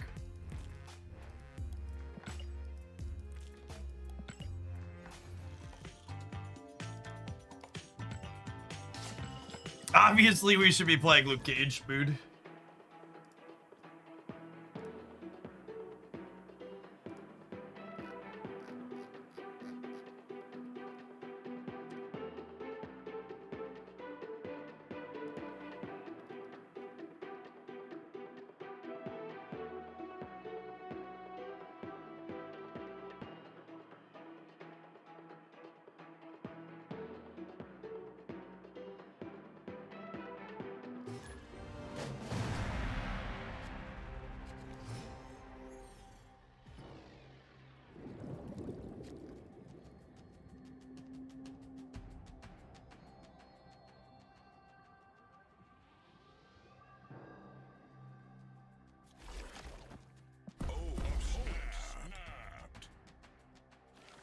I guess I should put this center to hedge the Carter Moonstone path. Negative 20, this card might need a buff. Accurate.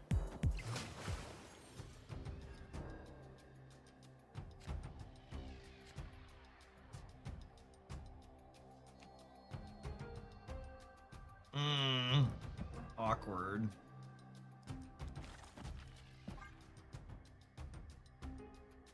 Against a Moira deck, I think I would just want to take Agony off the table ASAP anyways, so I think we just do this. Then we'll go Jack into Moonstone.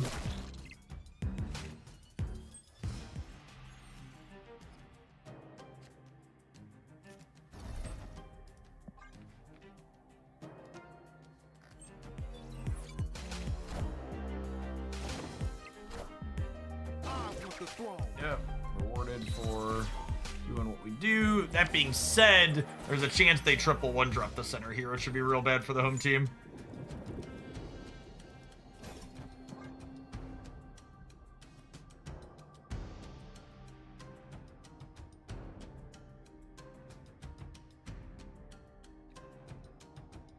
Hey, Irby, thanks for always being here. Good afternoon.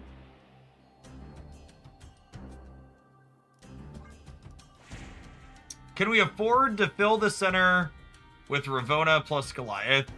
Like, leave us with reasonable power there. Yeah, I suppose that's true.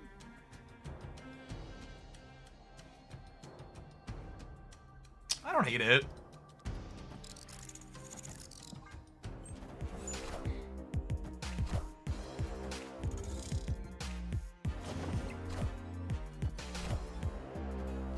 Jackson animation is so clean. I am Jack's incredibly clean animation.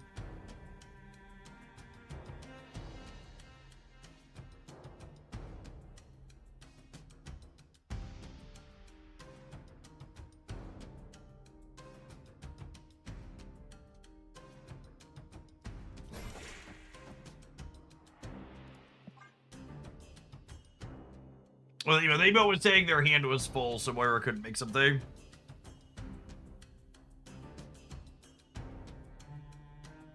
Oh, it's head pull, not being able to go back, or Moira. One of the two. It was one of the two. I don't know which one it was.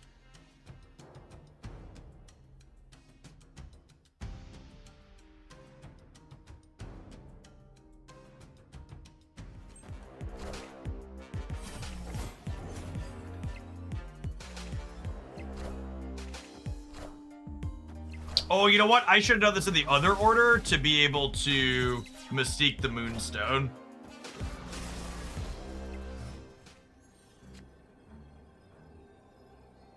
Yeah, I should have mystiqued the Moonstone. 6 remain.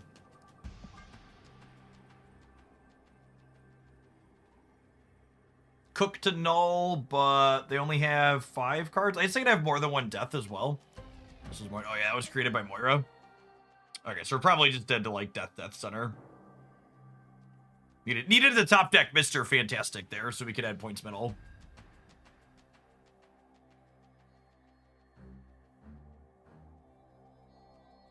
Is triple card or good? Chat, it literally does not matter. We're losing the center. I needed Mr. Fantastic to be able to add points middle. Assemble.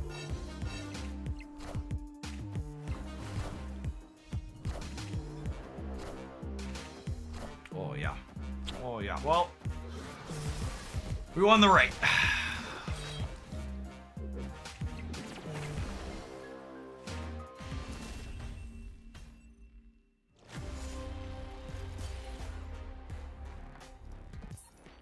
All right. Shocker. The auto deck seems kind of clunky and bad. Feels like the auto deck kind of did a content creator special and like took the little ongoing deck and jacked it up. In the, you know, literal and figurative sense, really.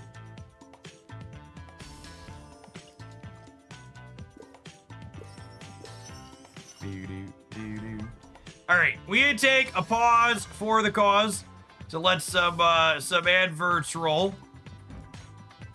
I think when we get back, I want to try Jack inside of the. Do I have ongoing surfer in my deck list still? Stupid pass, Jeff. Imagine deleting the ongoing surfer deck. And that deck's been stellar when we've played it in recent memory, and Jack feels like a really good organic addition there.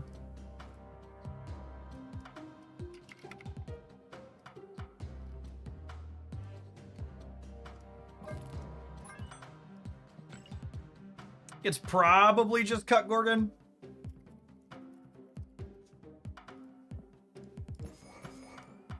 Is the game plan? All right.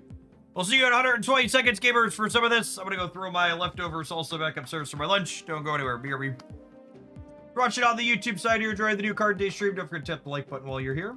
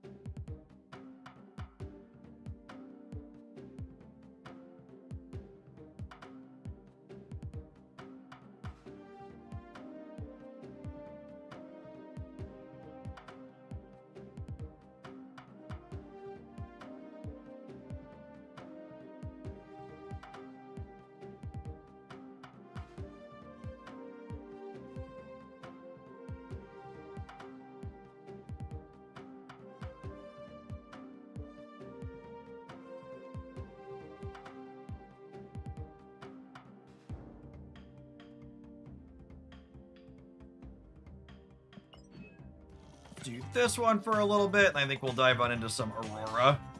I'll be pretty surprised if Jack's not good at Aurora. She's a pretty competitive deck as is. Black Stag, thanks a lot for dropping off your Prime sub this month.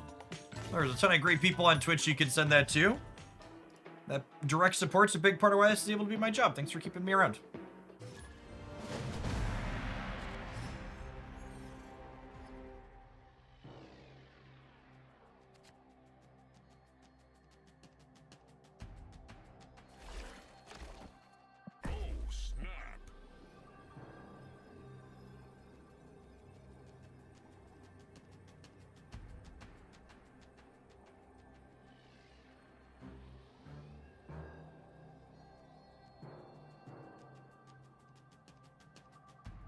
Queued up with a deck that has ongoing in its name. Immediately get Onslaught Citadel. Sound rigged to me, gamers.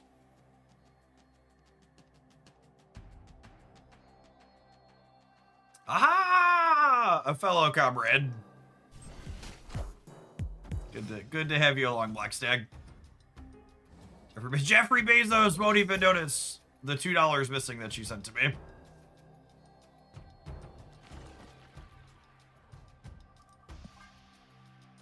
Suave Nightingale, thank you for the over 2 years. Appreciate the primer. And a Utopia in my deck full of 3s? Holy. Everything's coming up, Millhouse.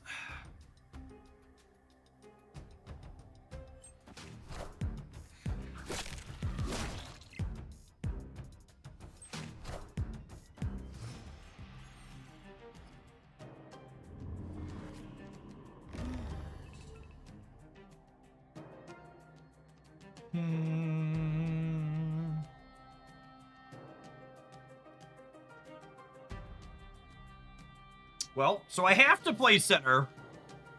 Is it crazy to just like do this and just fill it up? Like it's 21 points, right?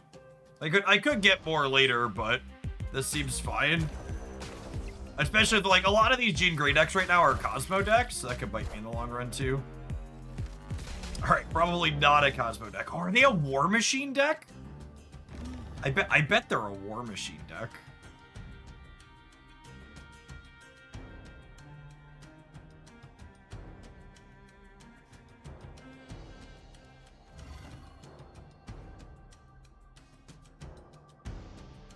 What does Jackflag do? He gives +2 power to every card in a lane that has a bonus power. Doom rules all. It could potentially be a Galactus deck. Yeah, that's a good call.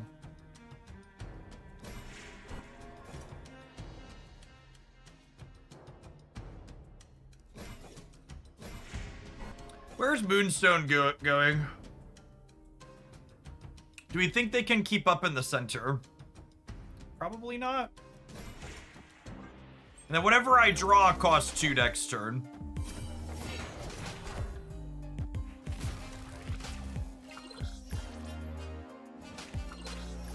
Sorry, did I say cost 2? I meant it's free. Apologies for misspeaking. Victory.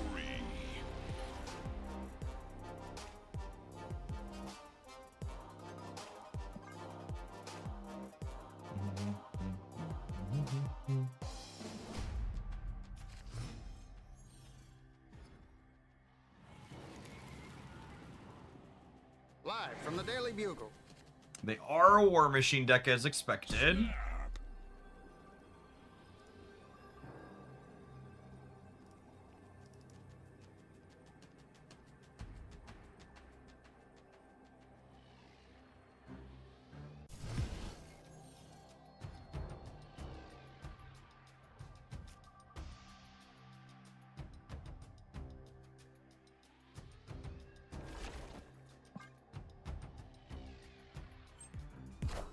Do I need to be a streamer, or can I just pay for the streamer client? Asking the real questions.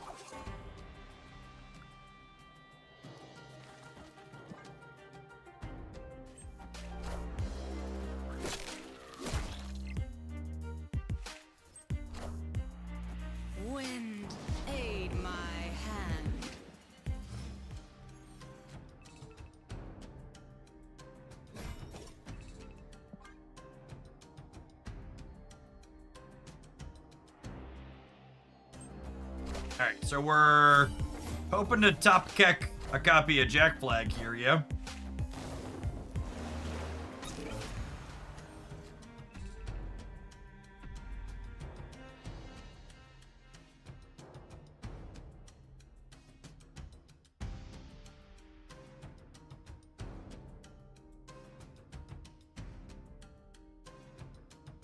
What do I think of plunking down War Machine so we can get into the Flooded? Okay, I think I've been doing it, yeah.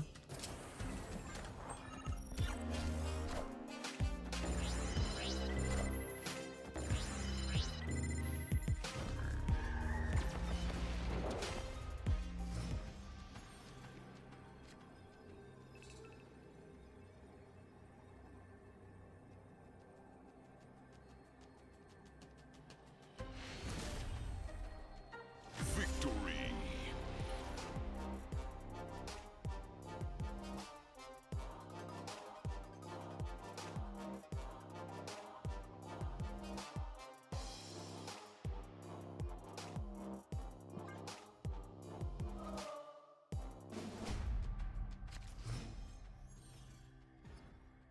You know, I think this is the proving grounds. Honestly, even if it's not, I don't really want to play 800 more games against Lockout. It's new card day. It's new card day. We beat him twice. We can give him the ticket. I want to see our deck play against other things. Conquest has been brutal with sweaters this season. Significantly more people trying to play out every single 2-cuber. Yeah, it's the proving grounds too at that. Really strange. My anecdotes from previous seasons are a lot more people unwilling to just like engage in best of one.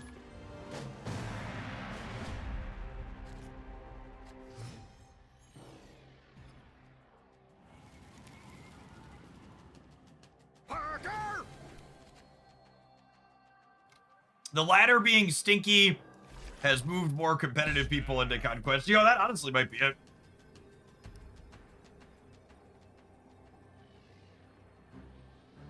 Which, for people who are new, who don't understand, the Proving Grounds does not have an entry fee.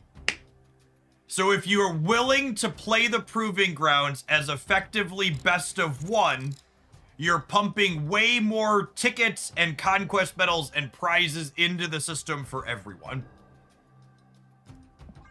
So you are, when you sit here and play a bunch of 2-cube games in the Proving Grounds, you're effectively taking prizes out of the system for everybody engaging in the system.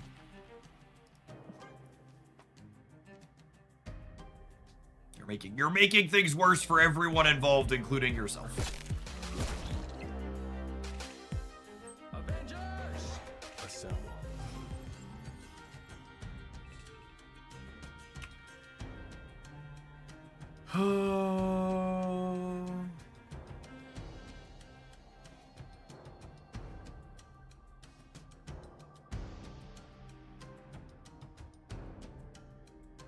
Really don't want to let them draw the cards. So I'm probably just supposed to Maverick the Brood. So just auto snap. Yeah. Always in the Proving Grounds, you should just be auto snapping, and then whoever wins 8 cubes, the other person should leave.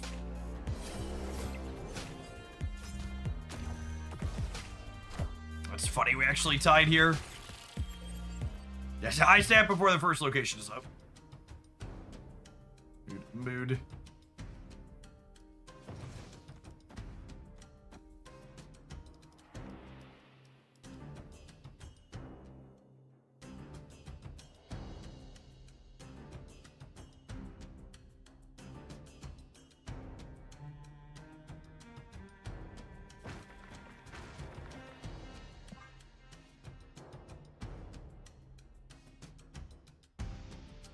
So I'm going to add a number of points to the center while still contesting the left and the right here. Avengers! Assemble. They're going to be adding points to the center as well, though.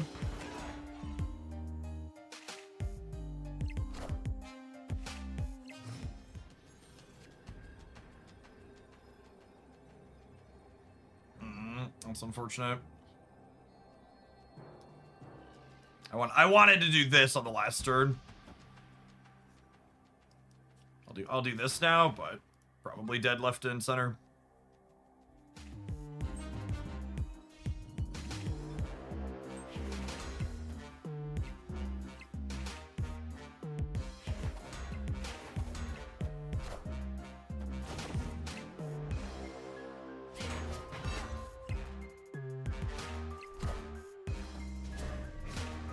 Relatively close to the left. If they hadn't Cosmoed us there, we'd have punched through.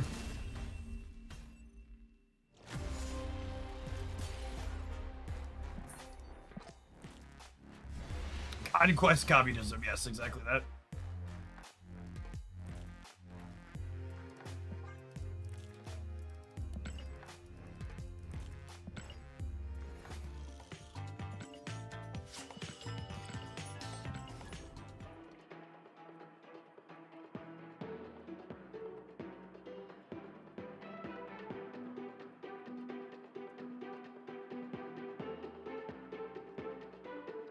The Carter Math surprises me every time. I mean, it gets bigger than, like, what the gut check is, but it's actually relatively straightforward to, like, count through what it's going to work out to, if you think about it.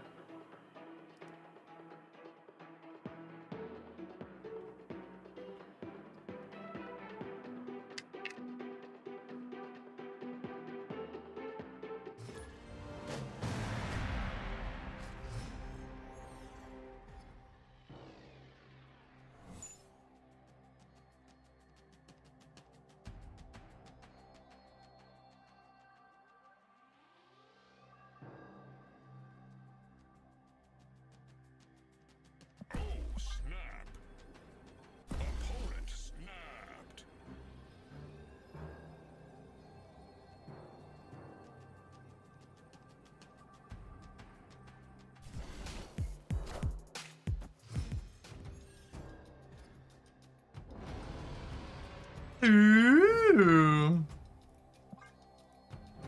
Piece of candy.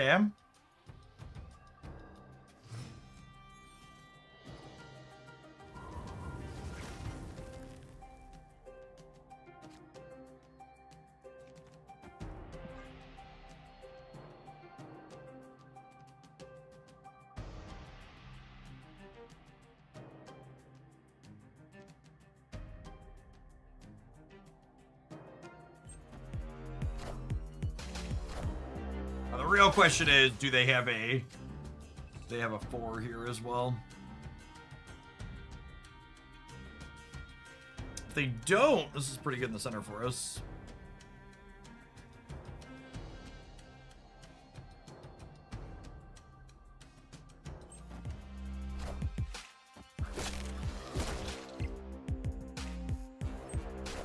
I guess they wanted the Agony. They're concerned I would play a 4, maybe?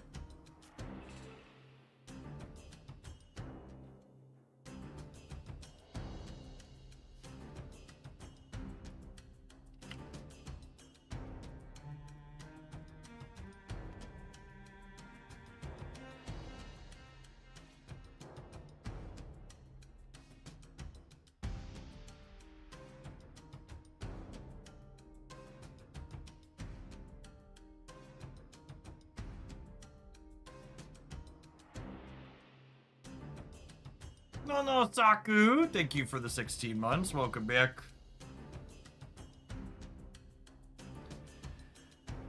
Well, we should drop this, and then if we top deck Jackflag, we could have an absolutely massive Brood next turn, yeah?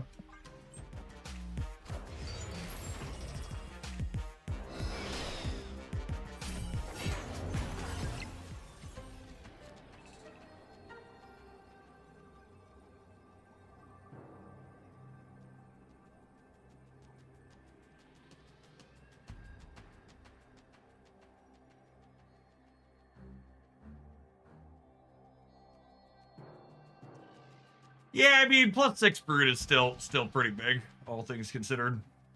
It's +8, really, yeah.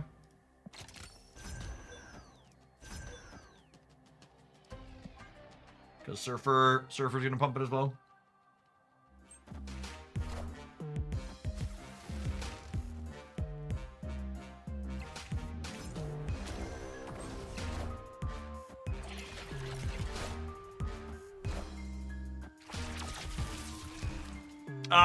Wait, we're good, yeah? I think we're good. I think we win? I think we win. It's not nearly as fun of a number as it could have been, but we have won the game. Victory.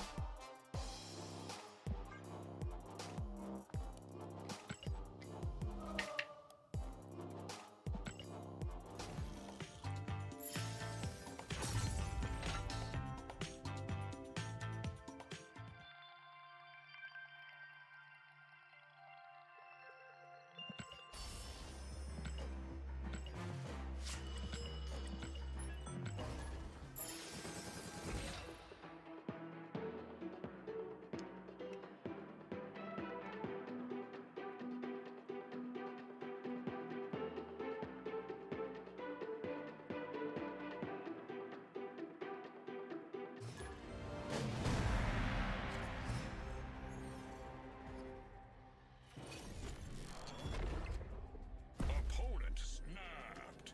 Snap.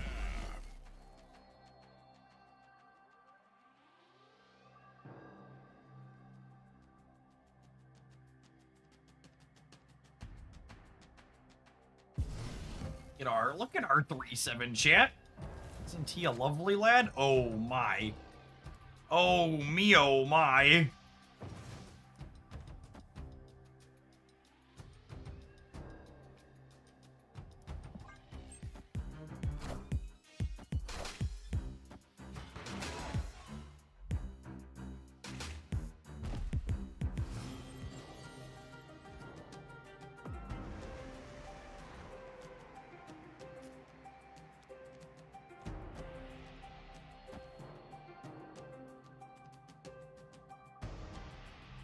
Is this more than Jack? Jack would be 7 and then 14. This would be 13. This is 1 less, but it's kind of better for the Moonstone, yeah? Is it? I guess, actually, I'd rather, like, Moonstone here and then put Carter in the back. I think this is actually better. Yeah, saving Carter for putting her behind Moonstone's probably better.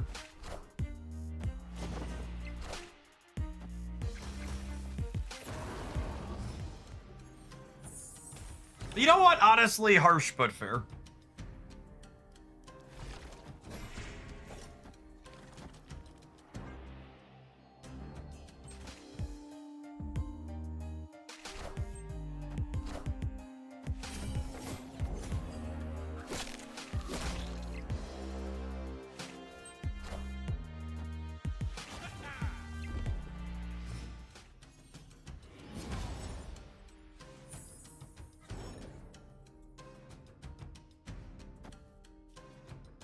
Fuck this guy in particular, Chip. This is why Cosmo is so popular right now.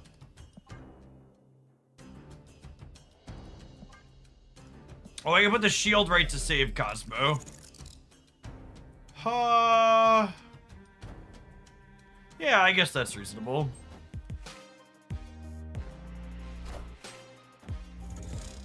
Unlucky, unlucky.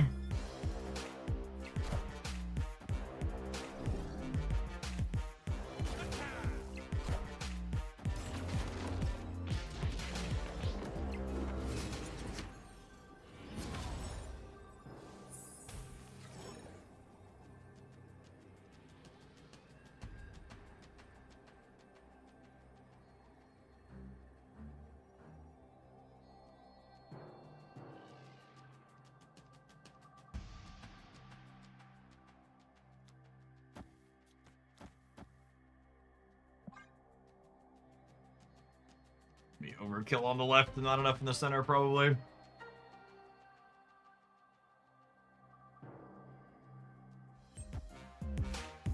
Although, if they're trying to stack points there...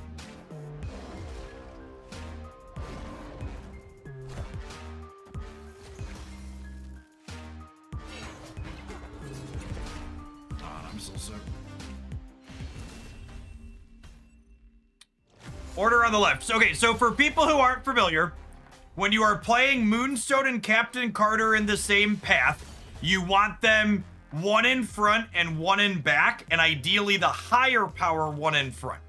Because how the bonuses work here, if I have one in front and one in back, I get the power of the one in front 4 times. It adds its base amount, and then it adds 9 and 9, and then the 9 that's on here gets added to this one to the right. Whereas if I put Captain Carter in the front, she won't get the bonus from here to get to reapply it to here. This is a really important thing to understand if you're playing Moonstone plus Captain Carter, is you always want them to be spaced like this. The one in front gives its bonus 3 times, so its power is counted 4 times in total. Because itself, 1, itself, 2, 3, 4, essentially. Yeah, counting the base. Left versus right does not matter in the back row. That's a good question. And then you get more because this one is counting 4 times and this one is counting twice. Ideally, you want the bigger one in the front. You can't always position it so the bigger one ends up in the front. Like some amount of the time, you will what's the word I'm searching for? Some amount of the time, you're just gonna sequence it in a way where like Carter needs to come down earlier because it's your only meaningful play, but yeah. Gold Jack, thank you for the 32 months. I appreciate that. Welcome back.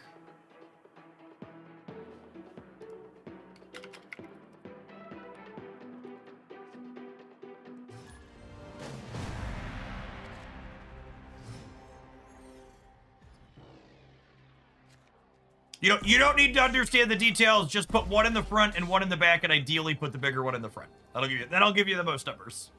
You can just remember that, and you don't need to worry about what's happening under the hood.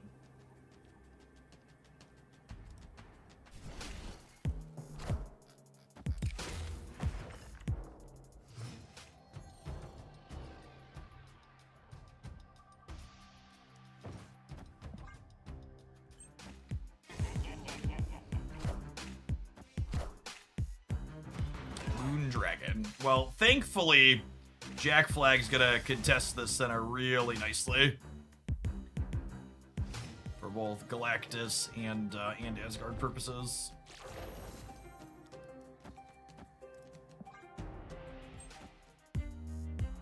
Detox, thanks for detoxing here in Oaklandia for the last 21 months.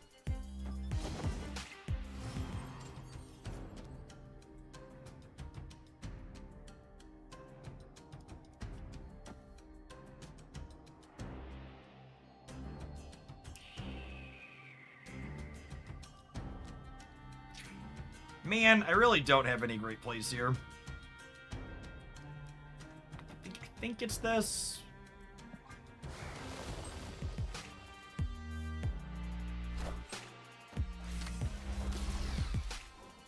Holy shit, that's toxic.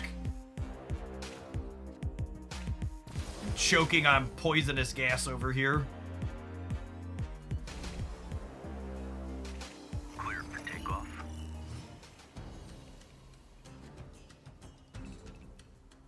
I mean, glass half full, I suppose I would rather get Sandbanded on 4 than Sandbanded on 5.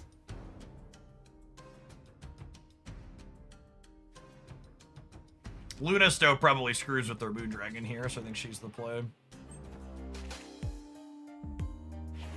Why not both? They can't play Sandman because he costs 6 this turn, Chip. It's not about tapping it. They don't have an extra energy.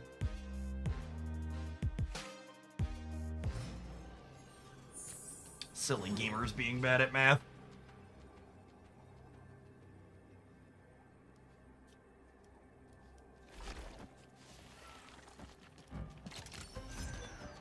Our broods are about to be pretty bigly, Chip.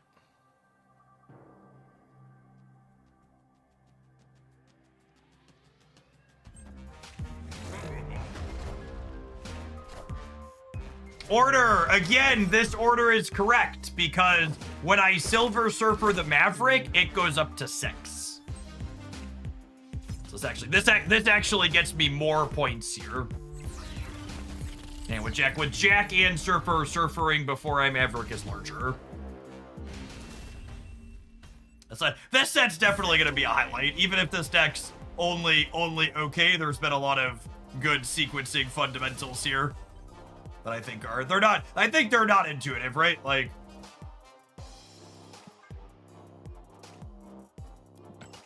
it's definitely the case.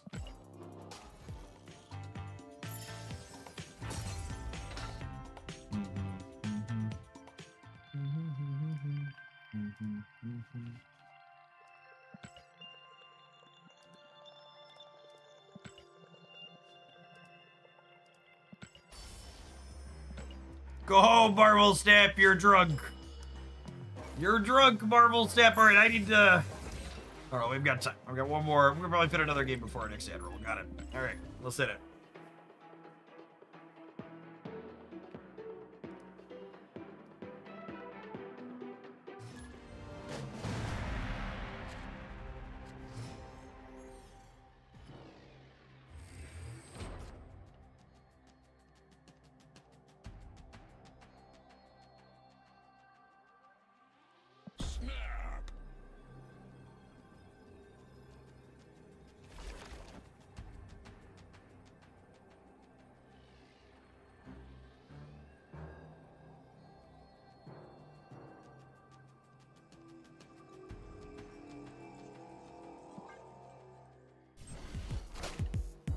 Mars are good, so are 24-month subscriptions. Thanks for the support. Welcome back. Xanax, thank you for the 10 months. Morag's not stellar for us. Not a great set of locations in general here. Although, that lets me do this on 3, which is nice.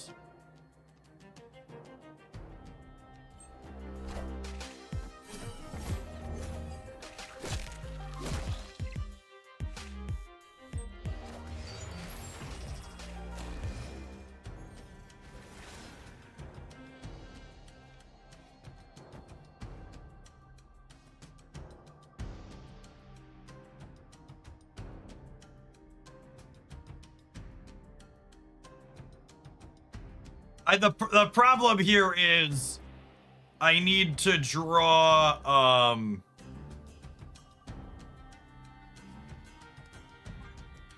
the problem here is I need to draw my 2. Avengers! Assemble.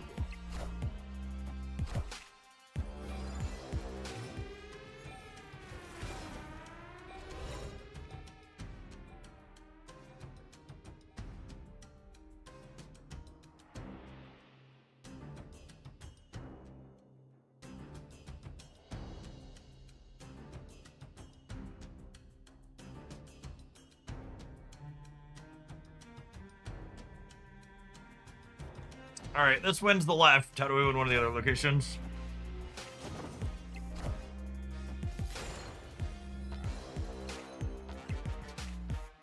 Narrator. It potentially did not win the left.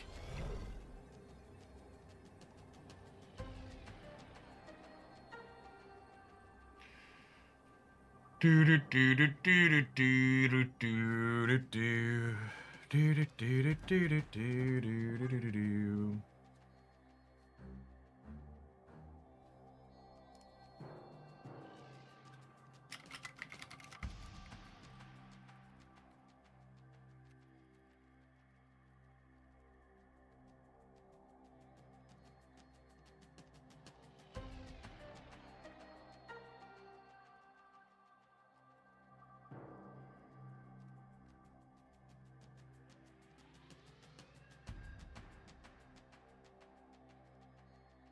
Gotta fade a 2x stone.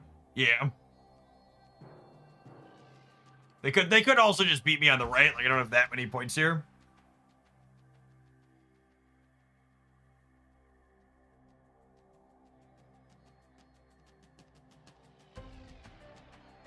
Do you think Cosmic Ghost Rider is a good design? Yeah, in general. I think Cosmic Ghost Rider tends to be a better design than a lot of others. We beat that, yeah? Didn't have any full locations. Location's awkward for us, but oh, does the collector get us? I think the collector might get us. Damn. Actually, the collector points didn't matter, right? Would have been 13 to 13, we'd have lost the breaker.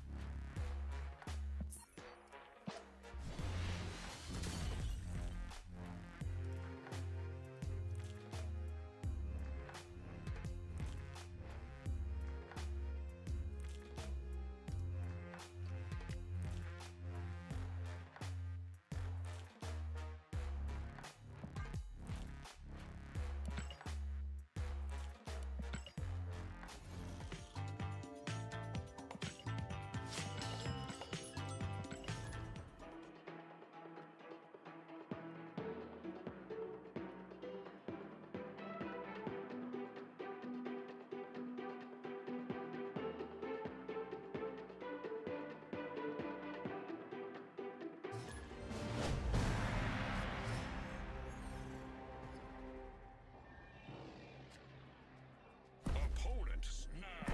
Snap.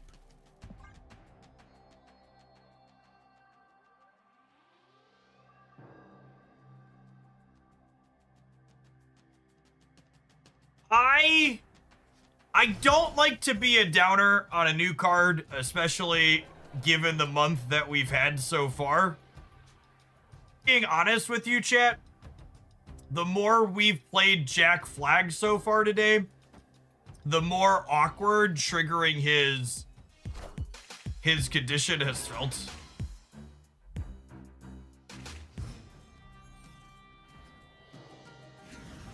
Try him at Aurora X. That's the next thing I wanna look at. But like, there's definitely something to be said for like, what else are you doing in the games where you don't Aurora, right?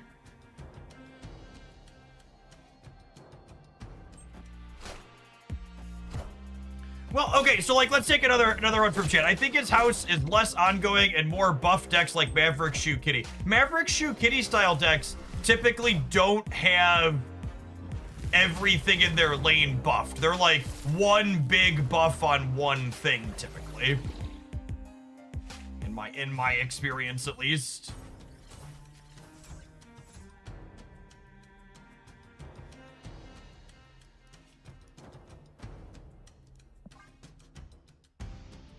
Yeah, like maybe Zoo, but like, is he actually better than the other things the Zoo deck is already doing?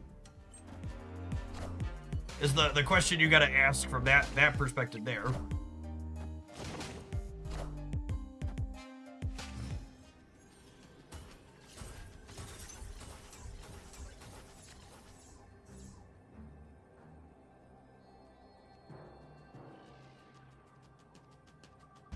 I was wondering about hand buff myself. This is it, says Local Man for the 10th time this year. This is the card that makes hand buff finally playable.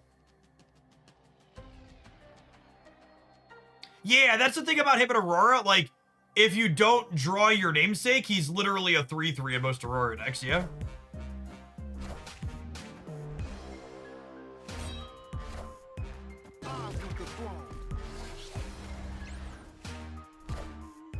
I mean, he's gonna be a big boy here, right? We got the full 11 points plus holds 2 from Surfer.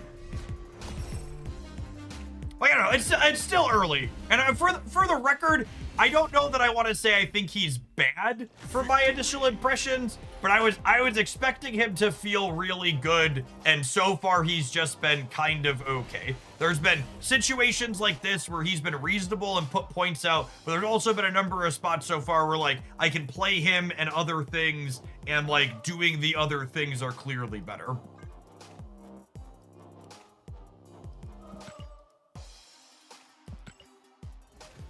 All right, I want to play a little bit more with this before we kick on over to Aurora. We take a brief pause for the cause in the meantime, in between time, before we do that, though. Appreciate everybody hanging out for Jackflag release day while we're doing some exploring and trying to get things figured out. Don't go anywhere, gamers. If you're watching this on the YouTube side, you enjoy us always noodling on the new cards when they drop, make sure you tap the like button while you're here. Appreciate the folks that have done that already today.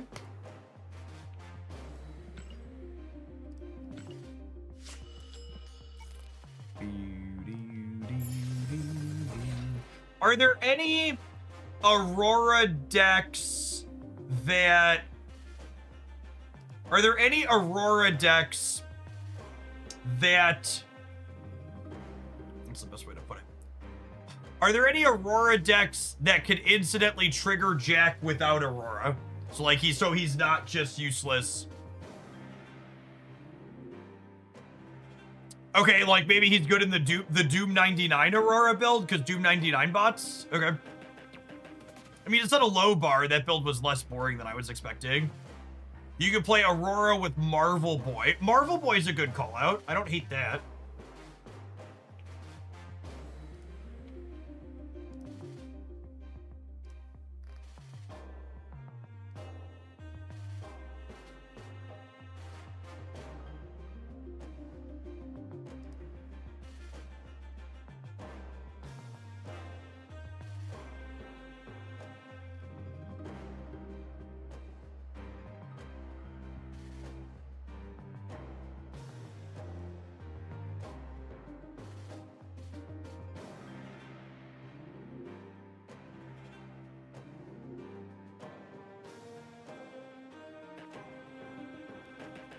Play Zoo so he can Gilgachan kids. Yeah, I don't know about Zoo. I'm skeptical he's good in Zoo.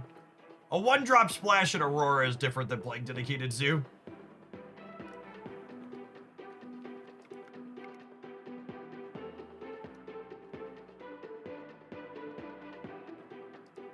Oh, chat! I see the Vibes Market is happy today. Did we taco on the 10%? It is Tuesday. Vibes are up.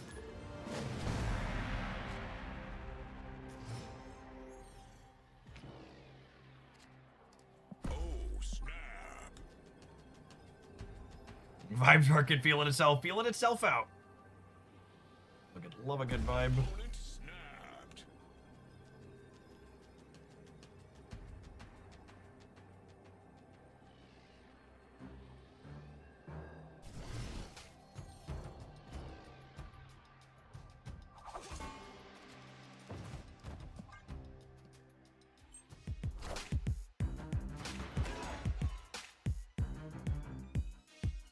Adam! Thank you for the over 3 years. Welcome back.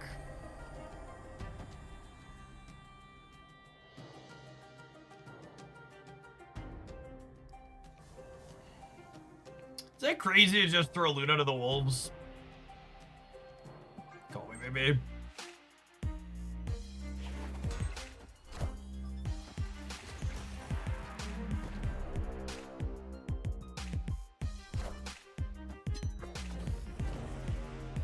Could have gotten rid of Vormir, chose not to. I see you over there, Barry Lincoln. Choosing evil.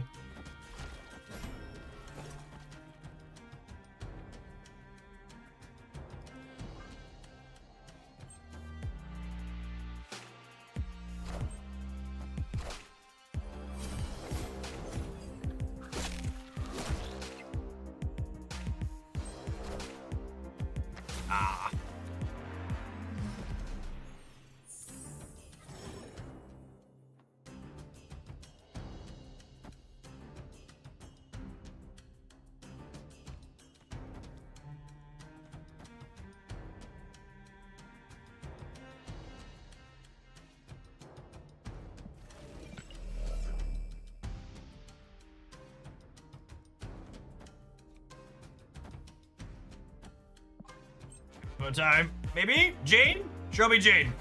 Show me Jane. Jane Foster, please, guys, gals, and non-binary pals. Star-Lord, just as good. Just as good. Arguably better, in fact. Arguably better.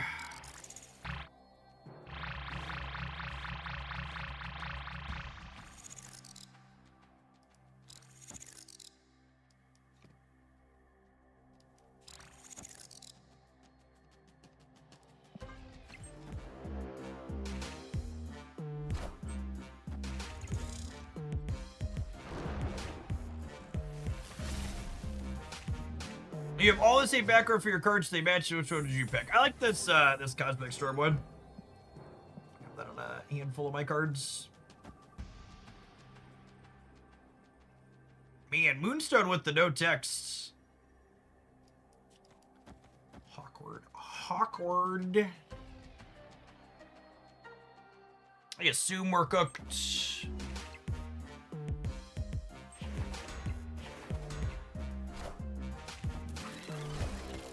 We got to Jane after negative. So long, buds. Some mess of Iron Man here in the center. Second gore. Second gore. Or like second and third. Beep, beep, beep. Came close to the left. Carter, Flag, and Maverick being our bottom 3 cards, not doing us any favors there. Yeah, relatively close considering how good their draw was in proportion to how bad ours was.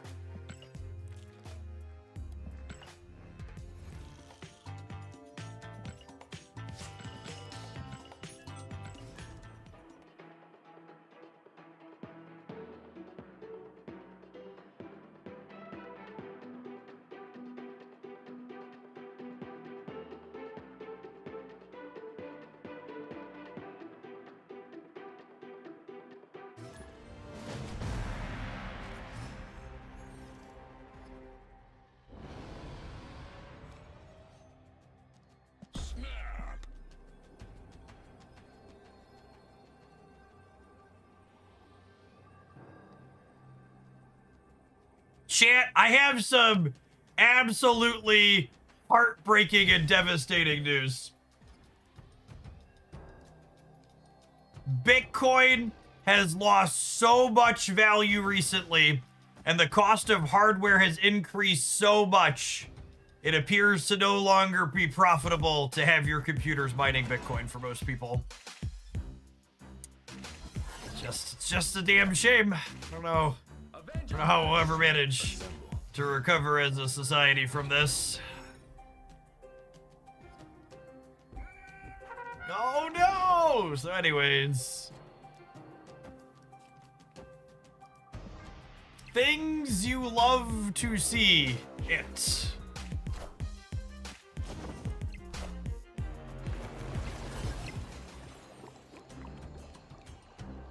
I was like, how did they play a 4-drop on turn 3? Erishim.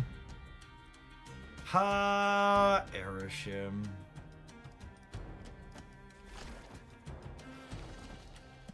What does mining Bitcoin even mean? Don't you worry your pretty little head about it, Mario. Think of the past. No longer matters.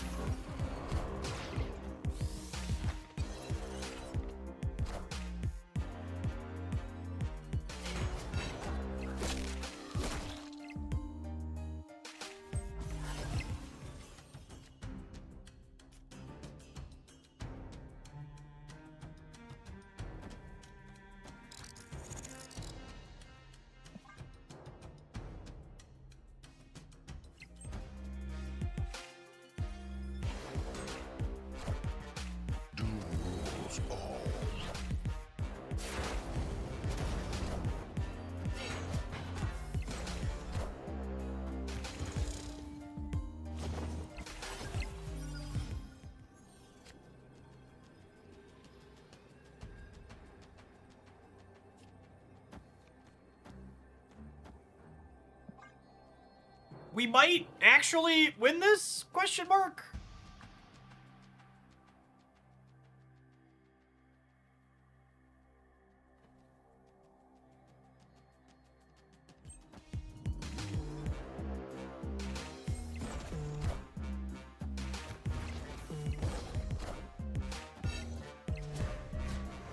Up to 28 on the left, I believe. No, Madripoor. Oh, Madripoor.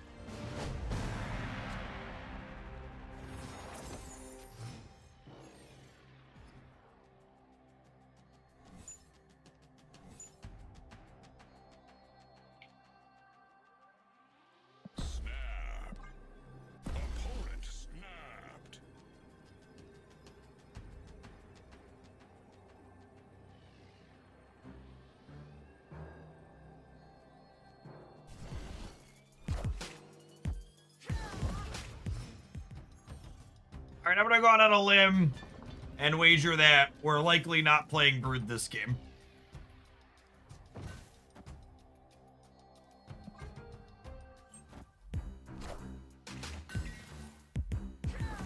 Increasingly likely Brood is not an option. If we draw Maverick, we probably still are. Yeah, that's fair with the Nidavellir, honestly.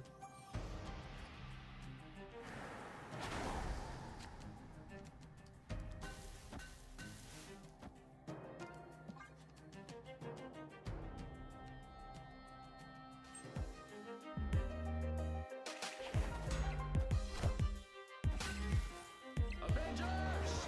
Assemble.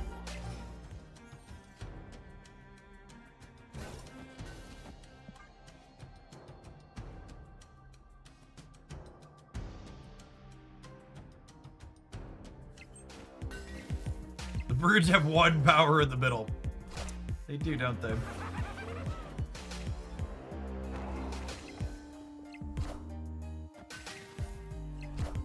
Alright, let's top deck Goliath, please. Then top deck Carter on the last turn, huh? The Soivo Sorfo.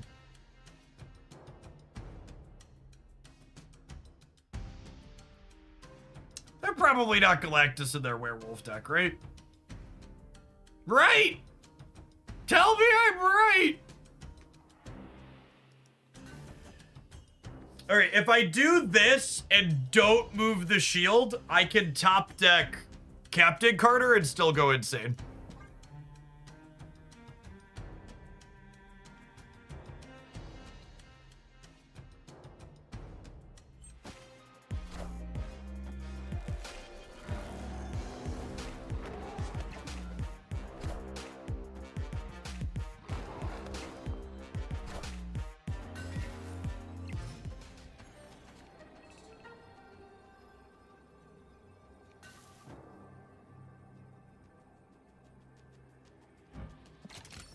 Guess we're playing the Brood after all.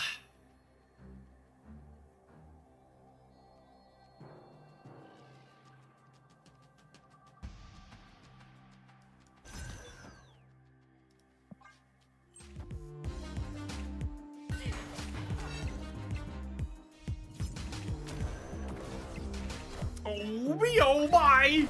Oh me, oh my! Annie, are you okay? Are you okay? Are you okay, Annie?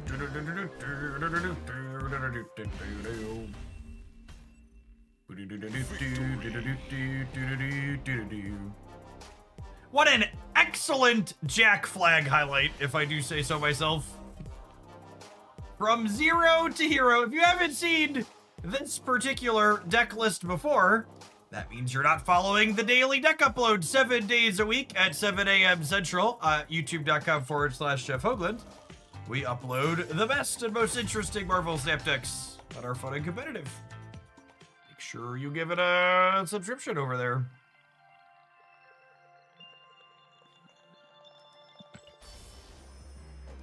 Oh gosh, chat.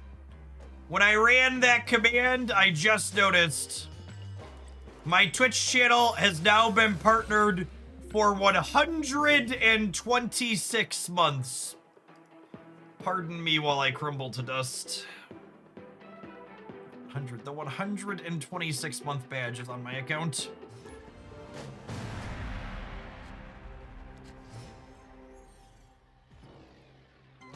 Was the internet even around back then? Snap. Can I give you a timeout? It's like when I tell my kids there's a TV show that's from when I was a kid and they ask me if it's in color, and I'm just like, get out of here. Go get.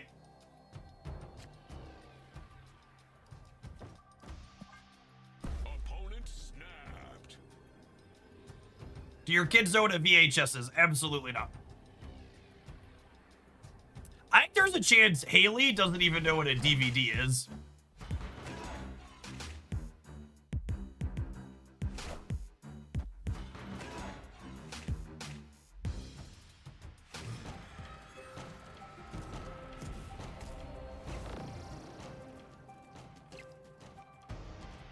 You can't say that, Jeff.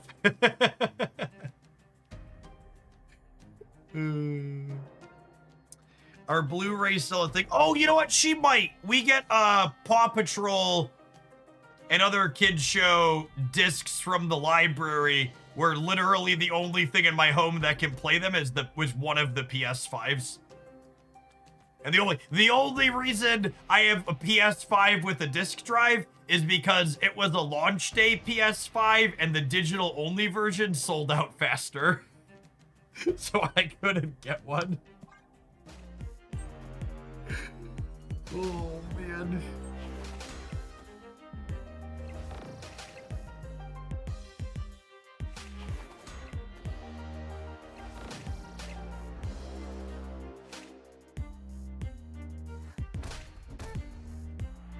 Back then, the internet was still all hamsters, badgers, and snakes. I understood that reference.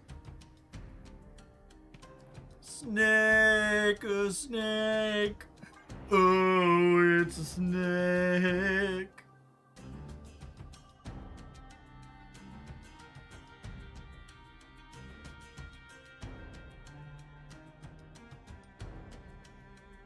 The era of Newgrounds and Foamy the Squirrel. I'm confident that one hasn't aged well. I remember very little about it other than the squirrel was obsessed with cream cheese. But I'm fairly certain if you can find that in the depths of the internet, it hasn't aged well.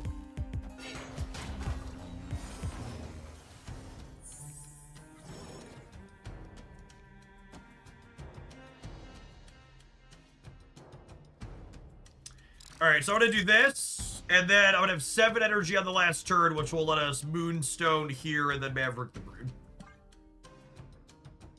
I hope everybody's enjoying our Jackflag highlight.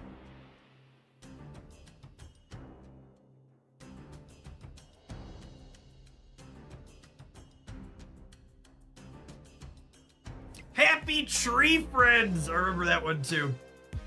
He's helping, yep.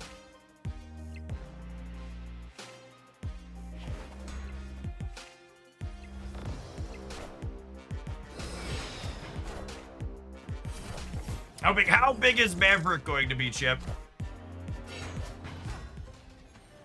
Bigly Maverick incoming.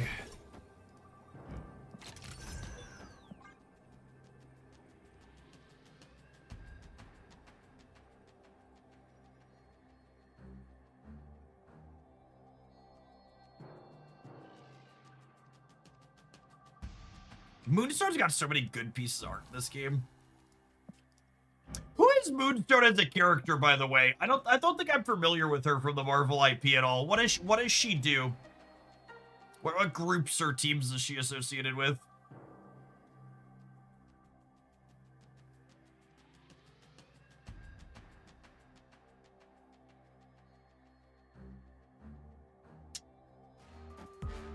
She's a villain / anti-hero, and she's usually a Thunderbolt. Okay. Alright, Bigly Maverick, Biglier Brood. Another dominating victory for Jackflag.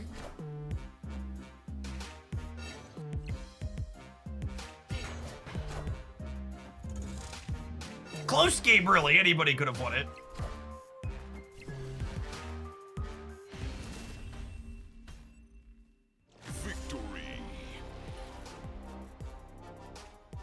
Don't make fun of Jeff's AOL internet CDs. Man, I remember every time we'd go to Burger King, you would just grab as many AOL CDs as they had sitting out as you could find, because those things were excellent throwing stars back at home. We were so lucky we didn't put anybody's eye out. They were free throwing stars, just like on the counters at the fast food restaurants. It's amazing we lived in a society to this day. Absolutely.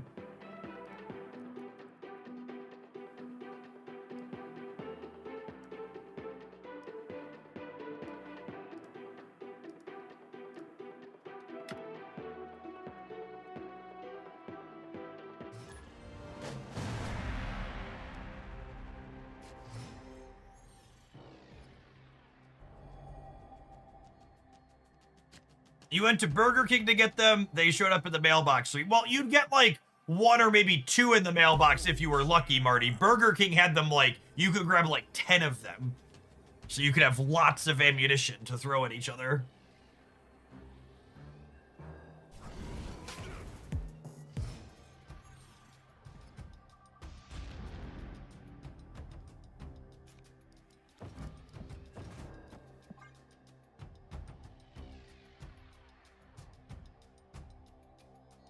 Ah, Circuit City.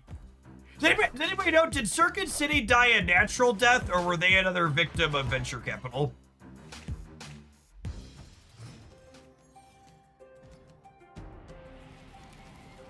This just in. This just in. Oh, sorry, private equity, not venture capital. Venture capital is the wrong word. Private equity is what I meant. But chat, some of chat understood that.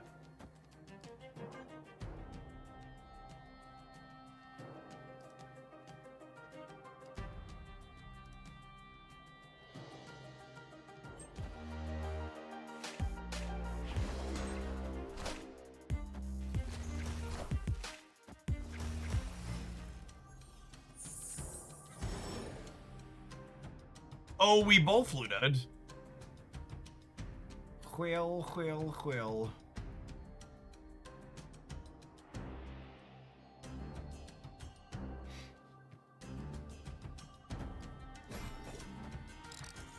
So I'm gonna do this, and then next turn we'll do this.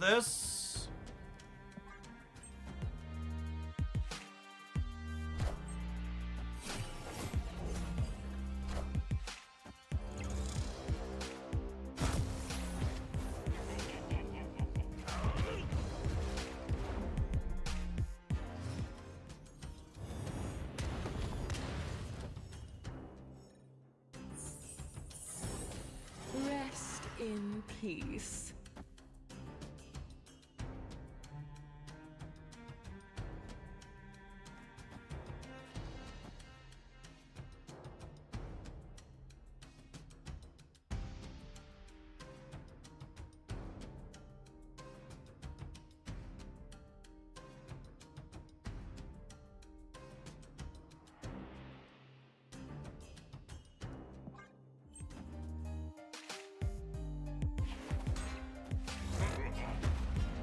Yeah, so I have priority here, which means I get to Maverick my brood before they can Cosmic Ghost Rider me.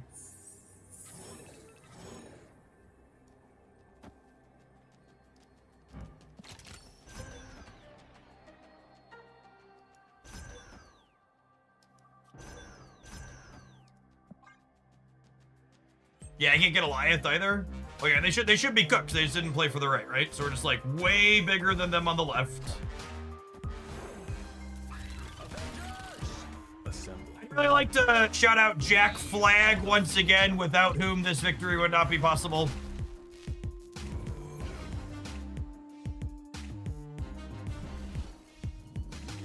Really carrying the weight of the deck on his back. Marvel Snap's latest pay-to-win Series 5 card release. Jackflag. Ooh, knowing they have Magneto is terrifying. That card is very good against us.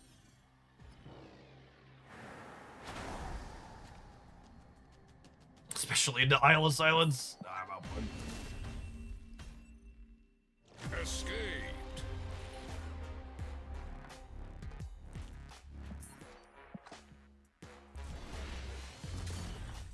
All right, I think I wanna, this deck is good, and it was good before Jackflag, and Jack seems fine in it, if albeit just okay from the couple of games. We didn't draw him a ton, but even in the games where I drew him, I won't say he never felt ideal to play, but I will say a lot of the times, even when we drew him, I was doing other things rather than him instead. So like, I won't be surprised if he's an ideal optimal addition here, but also like, my gut instinct after this first round of games is I wouldn't describe him as you can't play this deck without him, right? Like it existed before him. He's not like, you know, you need Moonstone to play this deck. You need Maverick to play this deck. You need Carter to play this deck. You probably need Agony. This is really a more replacement level card, it feels like.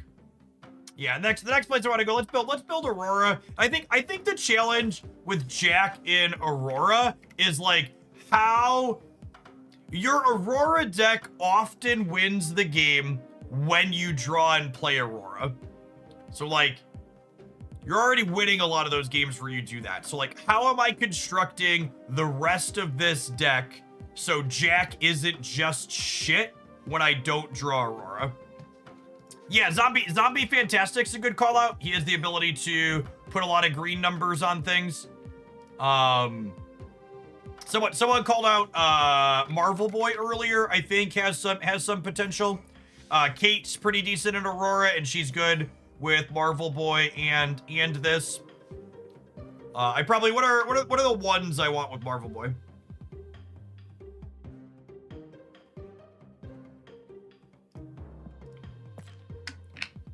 I really don't like playing Thanos on new card release day. It's very boring.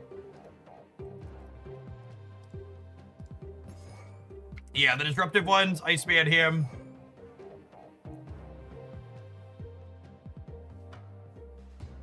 We have a lot of on reveals, so I probably don't want more than that. Viv Vision. Viv Vision is unfortunately not a card that triggers with Aurora. She said she's templated very strangely. She was originally data mined as an end of turn card, yeah? Am I hallucinating that? I feel like she was originally data mined as an end of turn card. Yeah, so it's very, very weird that they changed her. Bob's not a bad call out. He's another good one. It's an end of turn. We want Black Cat, maybe.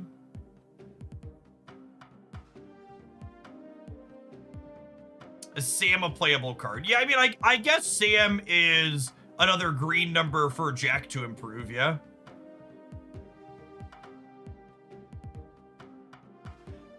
I bet they didn't like the gameplay of Viv moving at end of turn. That makes sense. That makes sense. Thing first steps, that's a good one. I've liked Thing first steps in these Aurora decks. He's another green number card.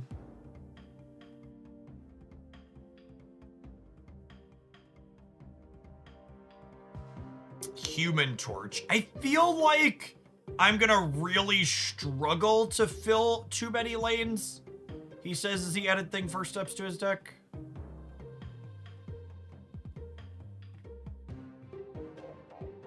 Andy's interesting.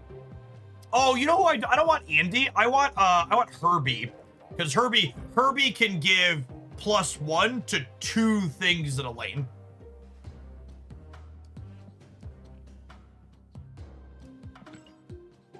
Herbie sounds lovely. He's an activate that gives +1 to 2 things. Yeah, he can give energy in a pinch too. He can also help fill a lane for Thing. He makes a green thing in his own lane. Yeah, a few of his things. He makes himself a green number. Yeah, 3 out of his 4 modes work with Jack, and then the 4th one is just like good.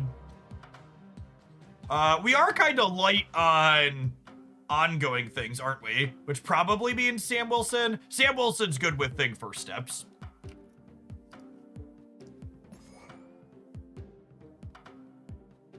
And do I probably just want like a piece of slop to round things out? Yeah, like a Cosmo to round things out is probably good. Stardust ain't terrible. Stardust has anti-synergy with these two though, so maybe not. I like Cosmo. Cosmo is a really good card at the moment. Very strong effect in the current metagame. So this is just give us a quick count. We've got 1, 2, 3 activates.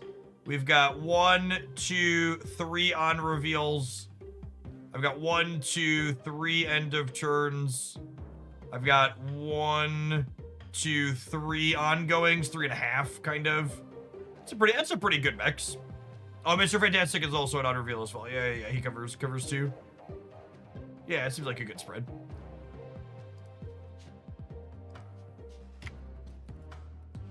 All right, we take a brief pause for the cause. Let some adverts roll. We'll be back in 120 seconds with some gameplay with this one. Appreciate everybody hanging out for Jackflag release day today for Marvel Snap. Don't go anywhere, gamers. If you're watching on the YouTube side, you enjoy the content, don't forget to hit the like button while you're here. Appreciate the folks that have done that already today.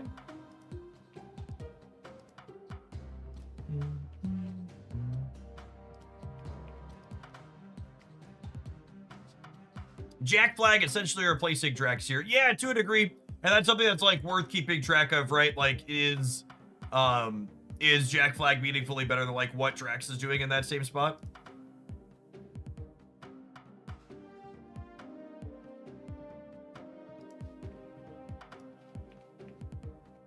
I have Alliance message finished. Good show. Mole Man with Jackflag. I like where your head's at, gamer, but your win rate's probably gonna be tough.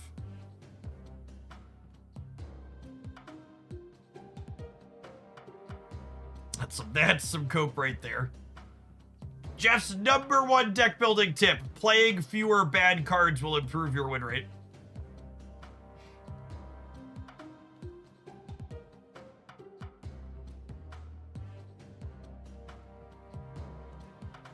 That's crazy talk. Crazy like a fox, baby.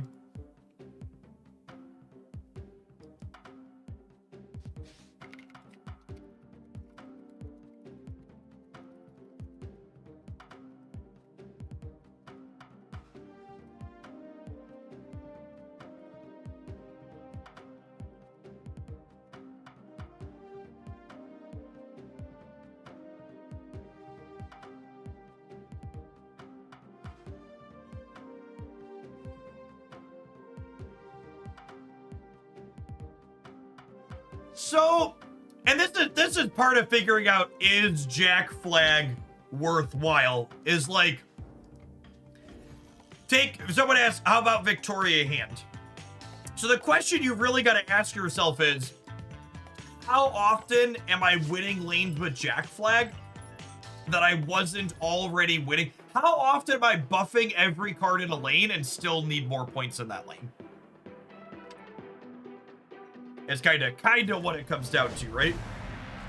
And I don't know, maybe I queued at the wrong deck. Apologies, opponent. Maybe the answer to that question is like, a fair amount of the time, I just need another block of points, and he's quite good. But that's the big question for like, I want to play this in a particular deck with a particular set of buffs. Like how often is that particular set of buffs not enough on its own?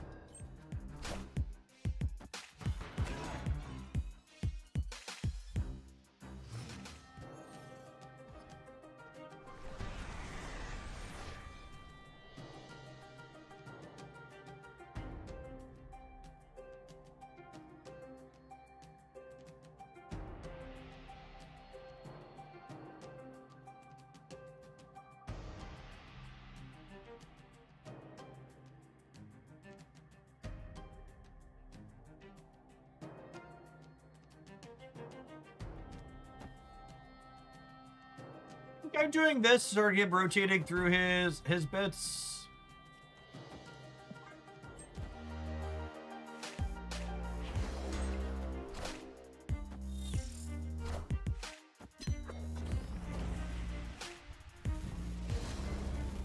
To the folks who are asking me lots of questions about very specific cards, the answer to all of your questions are simply, I don't know. And I wish I could be more helpful and constructive and specific than that, but that's just like genuinely, I don't know.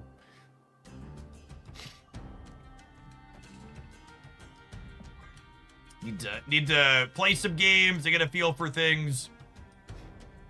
Ask yourself those key questions, like what problem does my deck have, and how am I solving those problems by adding the card in that's being suggested. That's what it comes down to a lot of the time.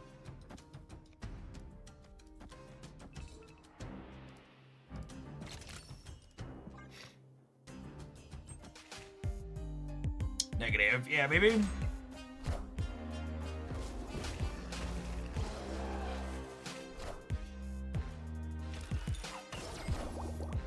Moleman might see a lot of play next season with Sandstorm that has a dance card. Next season is, what's it called season? Rock season, yes.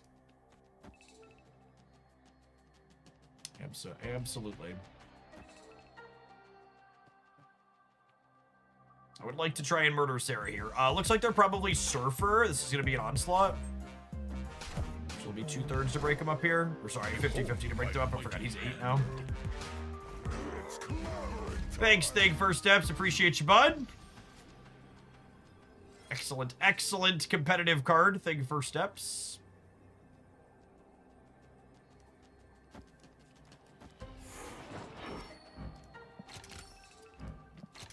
And this is, again, you know, I just like, this was even a 7-turn game, and it didn't really feel like I had an optimal window at any point to deploy Jackflag to the board.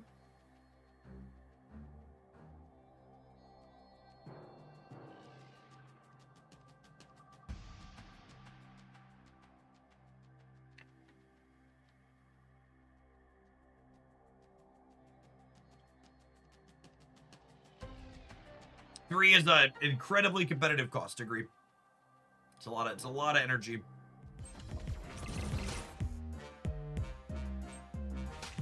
Or probably you can't lose territory if you win that thing first steps 50-50. Yeah, likely.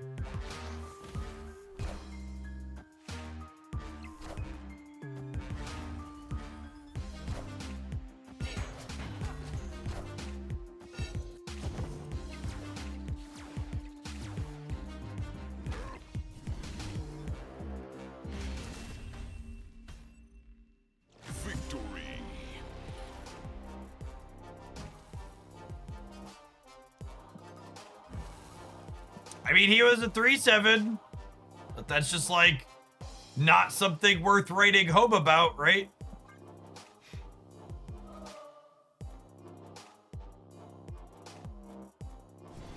Smaller than a Gladiator, yep. Although, it's worth noting, Gladiator is pretty risky in the current metagame.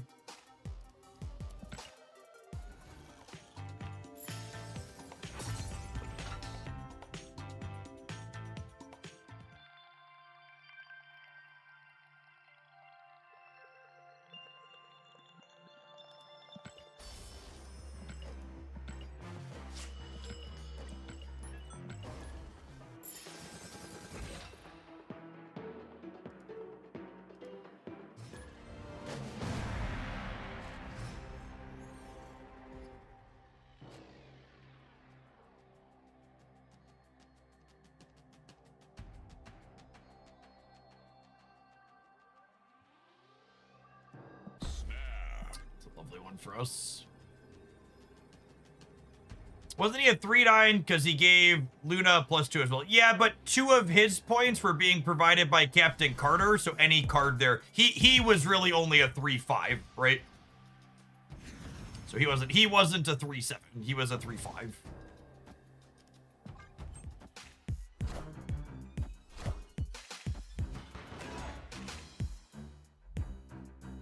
Username implies they like to emote, also sweating me. Yeah, that tracks.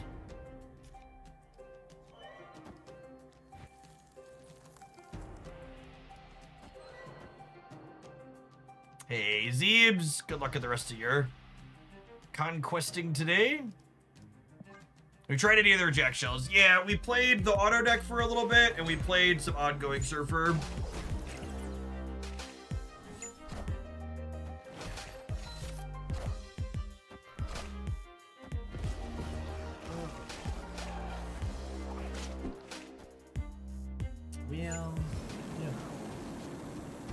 You know.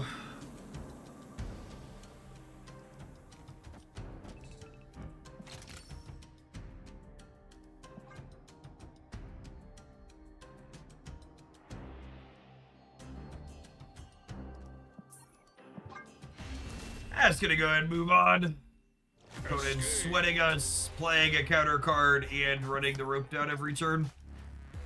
I don't mind playing out games. Like, there's so few people that snap you back. Like, obviously, you gotta play a lot of them out, but, like, you combine that with people who are gonna take the maximum amount of time while also being in a really strong position. It's just like, nah.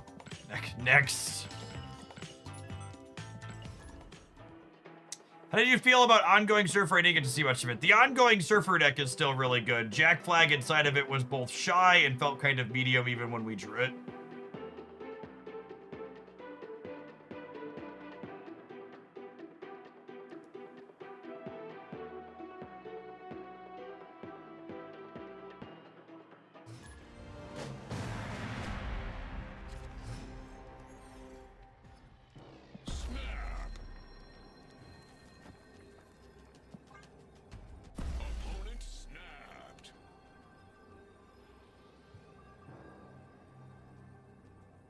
If you want to know how deeply unqualified Hakeem Jeffries is to lead the opposition party in this moment, chat, apparently he warned Democrats in their caucus that they should maintain decorum and not make any unforced errors during the State of the Union tonight.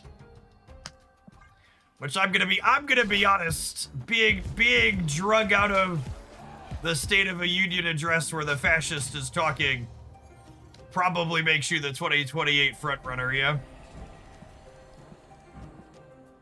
He's so fucking useless.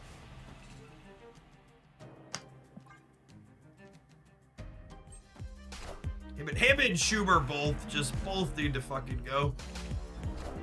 Just not mentally and adequately equipped to understand the moment that we are currently in.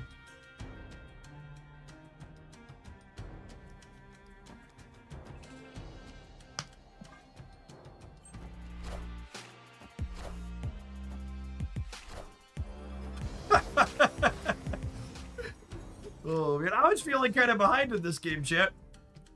And then we had a Cosmo.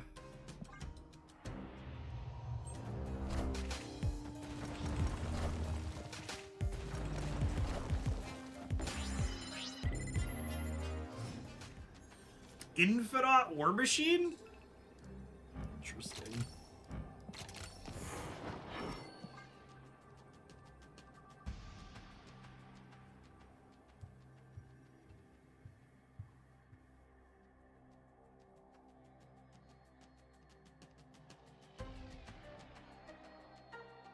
Oh, War Machine's a Coulson card. It's a Coulson. Coulson wasn't on the board. We might be good though. We got a good amount of points left.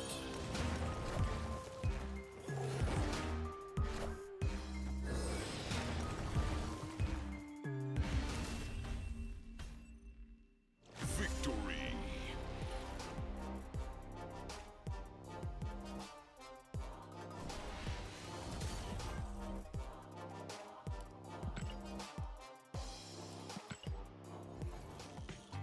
In a bit of uplifting political news, if you're someone who lives in Illinois like myself, one of our Senate candidates who has a real shot of winning the Dem primary, Julia, is running on a platform of Medicare for all and abolishing ICE, as well as a $25 minimum wage. I'm glad we moved past Fight for 15. That was realistic a decade ago, maybe. So that would be great to have another actual progressive in the Senate.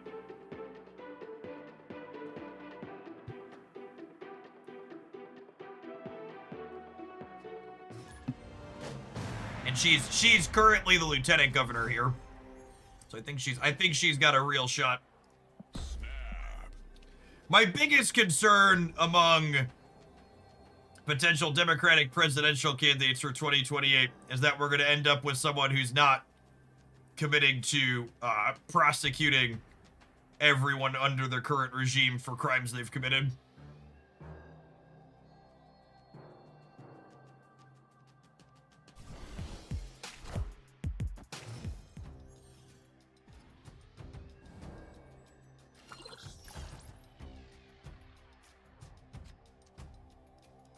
Honestly, I'm pretty much of the opinion that anything less than fully abolishing ICE is too conservative of a position in 2026.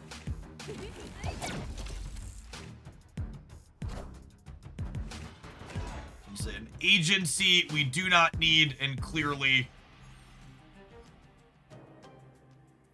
is no longer serving its intended purposes.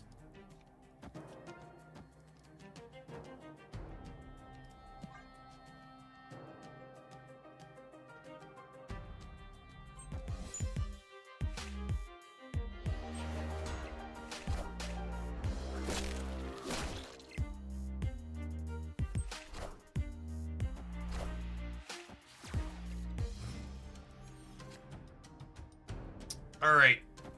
Hey, we gotta Cosmo the shit out of him over here, yeah?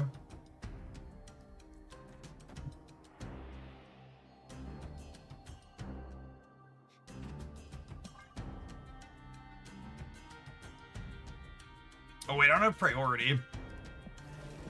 Awkward.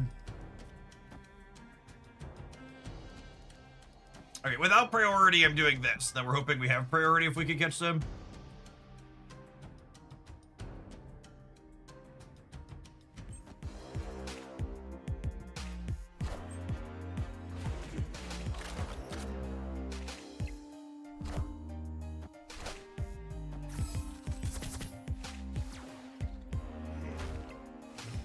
Ooh, that's a really good one.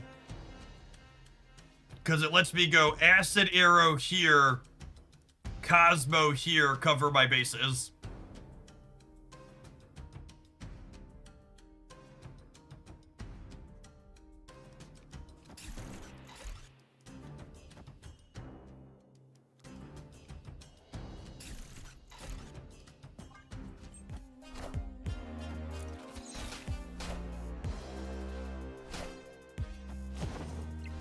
I would like your finest copy of Symbiote Spider-Man to come to my side. Unlucky. Unlucky. Flipped heads. Should have flipped tails, Chip.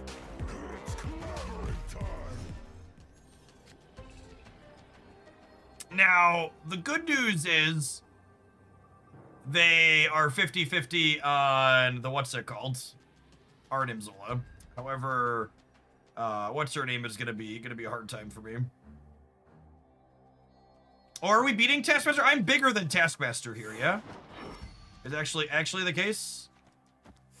I think so. I think so. Math.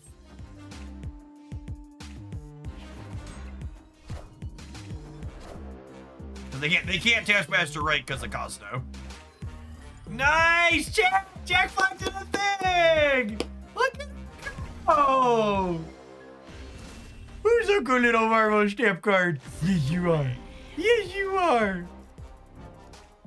Look at him. How big was he? He was a 3/9, yeah? Yeah, that's bigger than a gladiator.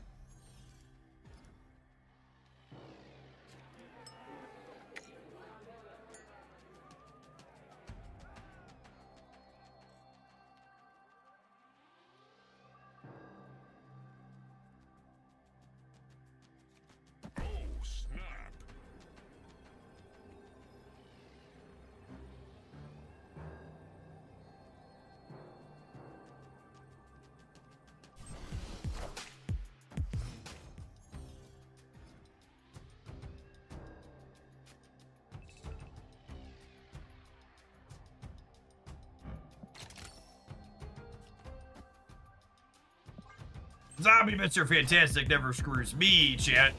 He's a professional. He's a professional. There are some people at home who wouldn't make the play I just made, and we call those people cowards. I hope you all have learned something from this valuable lesson I have sought to teach you today.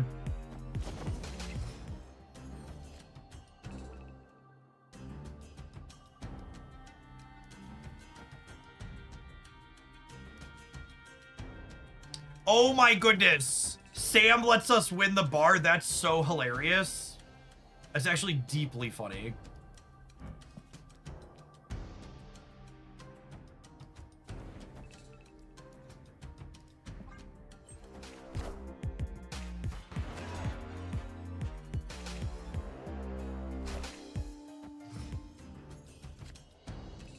Locked in.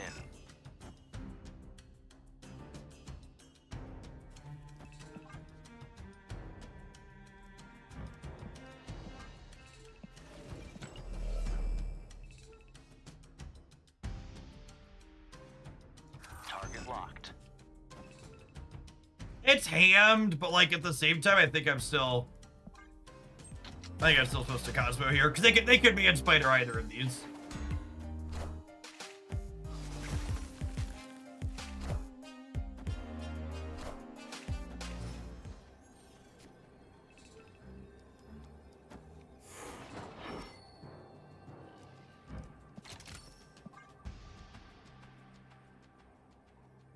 Jack's gonna be a 3-9 this game. Will power himself plus this, plus this.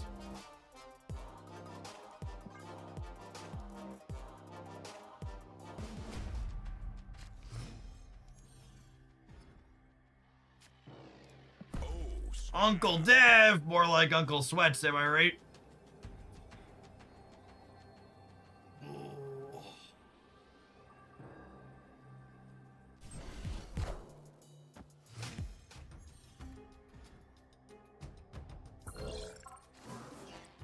Palms are sweaty, knees weak, arms are heavy. Vomit on the sweater already, but you keep on forgetting what you wrote down. The whole crowd roars so loud.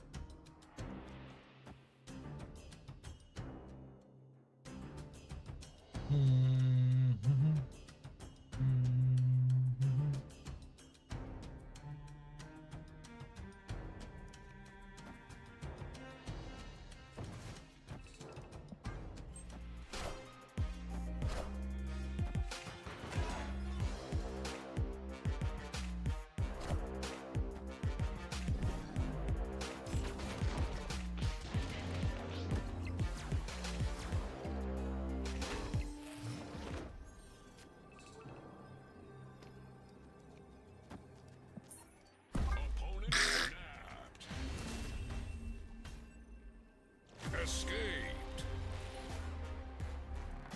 Okay.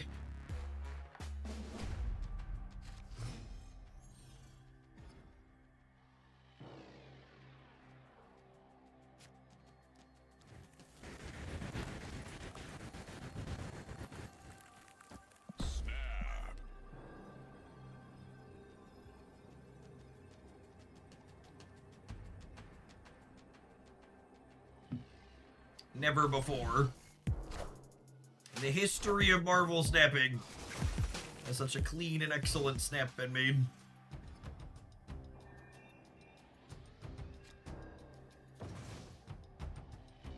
Remember when the shield was an 01? Pepperidge Farm remembers. We're making it 02, chat.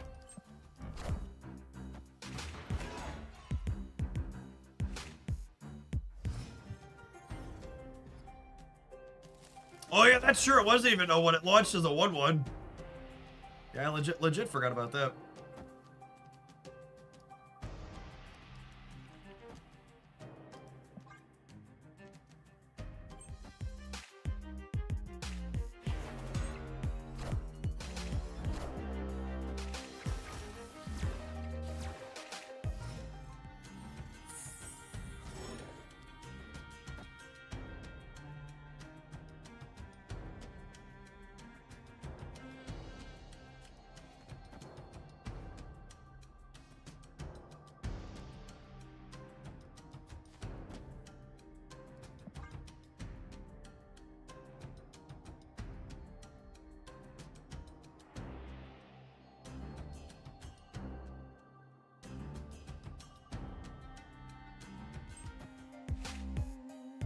We have a lot of ways to get points on.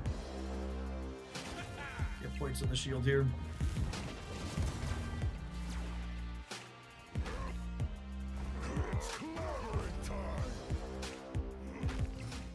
This fucking guy.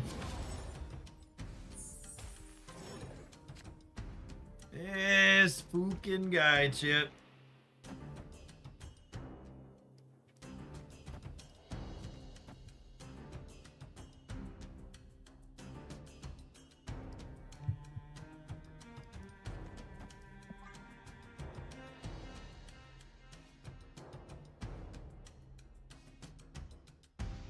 We've got spirit. Yes, we do. He's got spirit. How about you?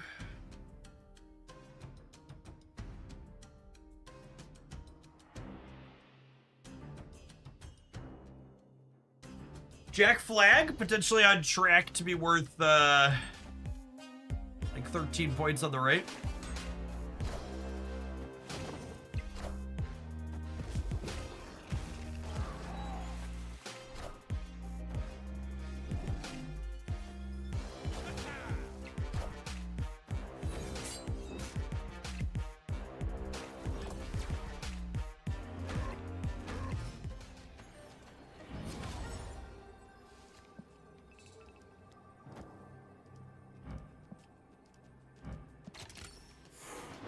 Oh, wow. He doesn't get the bonus from Jack unless he has enough greed to not be red.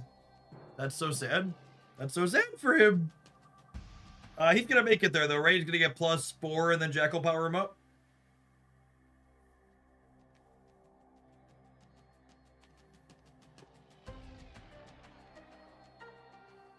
And then Aurora is worth 6, 12 in the center.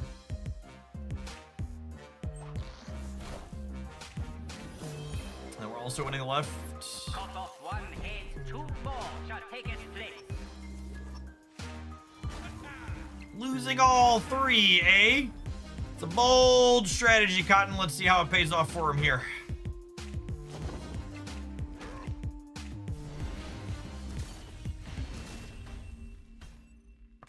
Victory.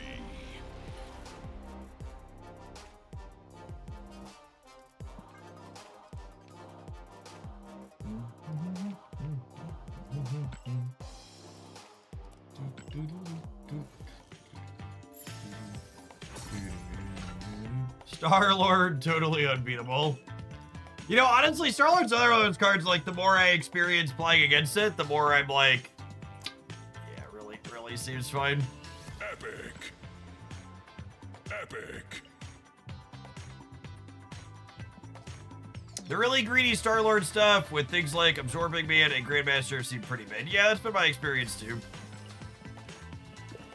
Like I said, I really just can't emphasize enough that I think a lot of it is just fatigue around playing against the same thing. Retreating is boring. Requires a lot of retreating.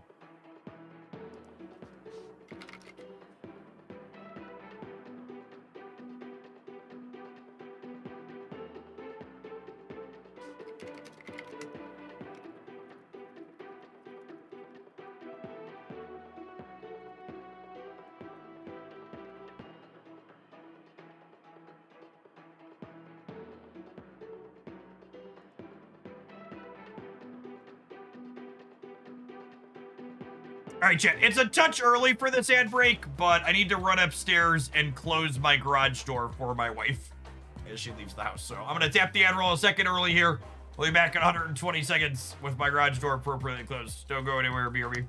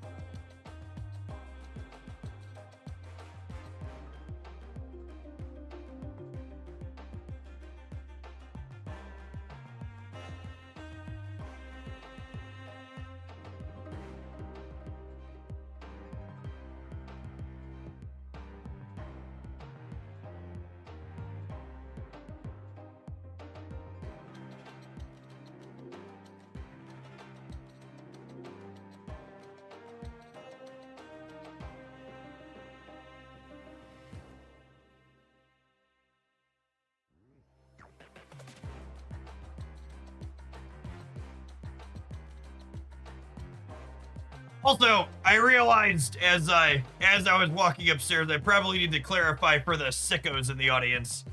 Close the garage door for my wife is not a euphemism.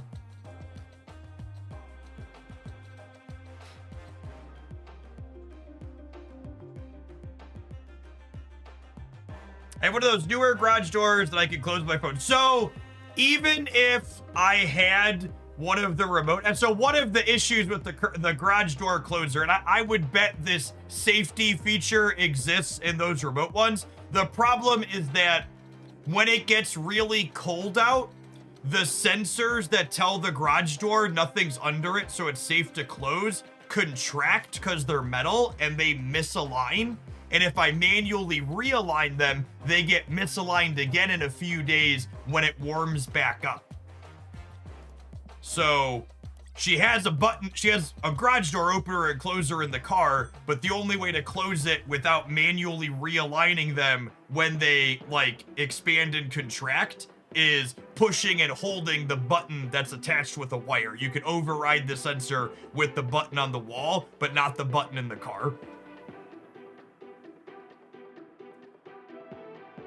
It's very, very annoying.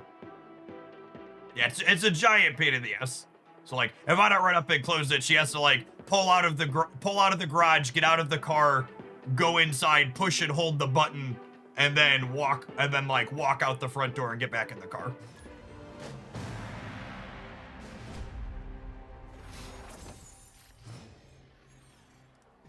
And then like, obviously while she's doing all that, it's like, it's cold out, which is the reason why they're misaligned.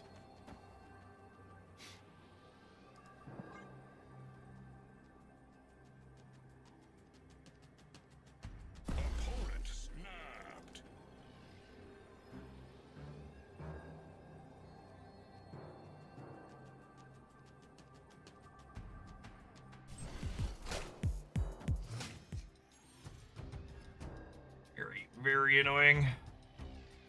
Homeownership is an eternal journey of joy and fun, chat.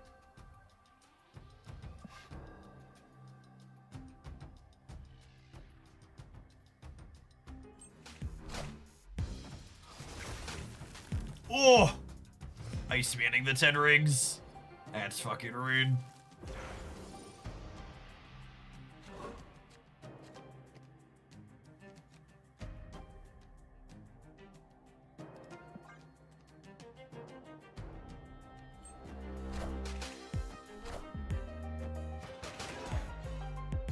You thought about not owning a car and driving everywhere?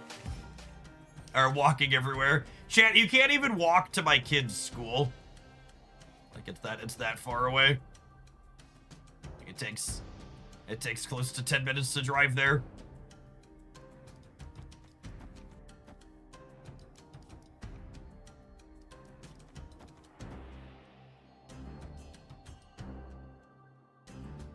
Where is my global warming? Asking the real questions.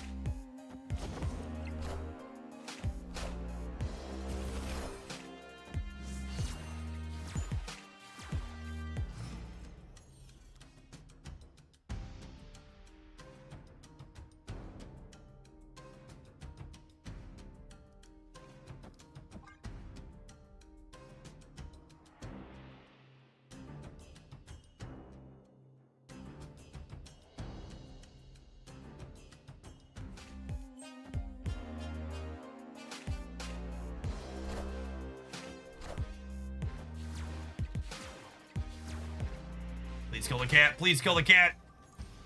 Fucking thing first step shit. What a jerk.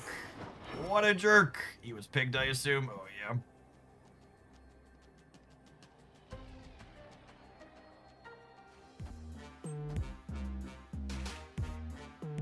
Hopefully Aurora on the right is enough. There's a good amount of points there, yeah.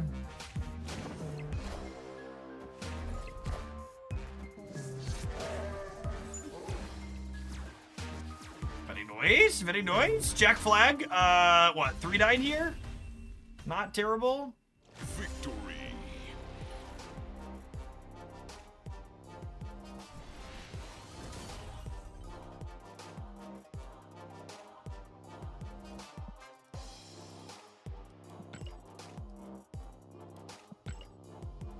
Speaking of my children's school, I actually just found out they're currently pushing to rezone the school that my house is in.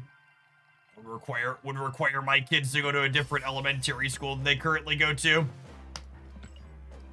Which is lovely. For people who aren't familiar, because you live in countries where things are more equitable, we dictate which schools get how much money in no small part by property taxes and the houses they are close to.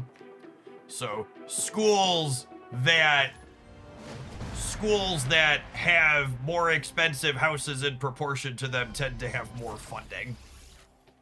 Which a significant part of the reason my wife and I moved to the house that we currently live in before my oldest started kindergarten was because of the school that it went to, geographically.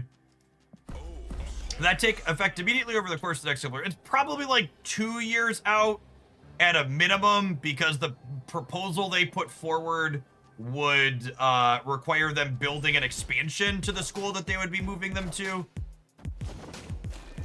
But like, if it happened in another 2 or 3 years, like my youngest would like be forced to change schools in the middle of elementary school, despite us not moving.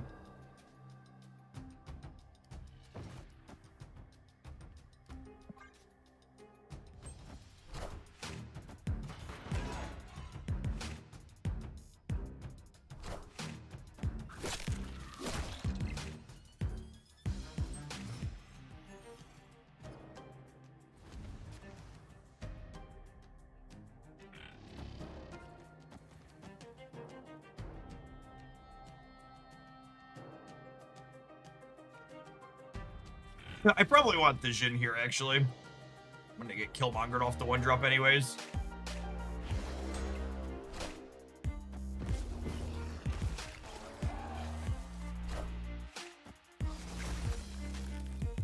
Tagging their Maverick in the Deadpool deck. Interesting.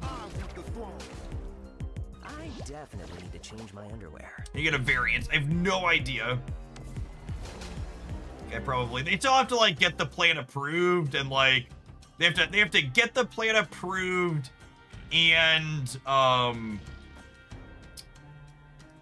they have to get the plan approved and like build the new thing and get funding for it. So it's probably a little bit off at least. I figured I'd worry about looking into, do we have an option to stay at the current school afterwards?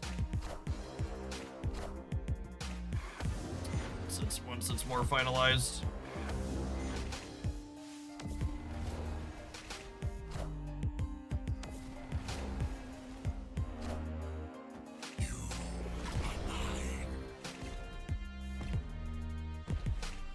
What a game! It's big. That's the big Venom.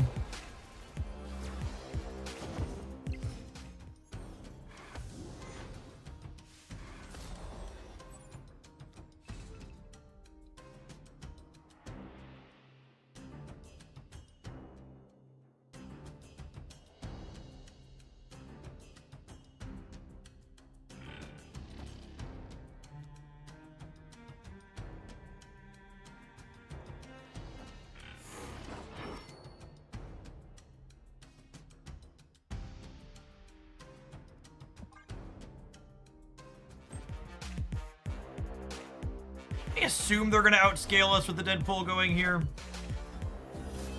Our deck makes like pretty honest numbers, all things considered.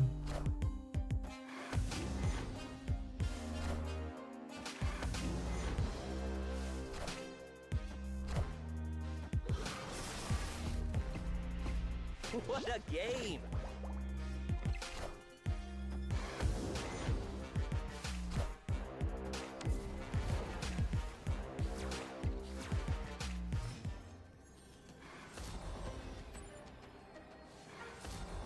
First step's our best draw. He's our biggest. Can he do it? Yes, he can. I believe, I believe, I believe.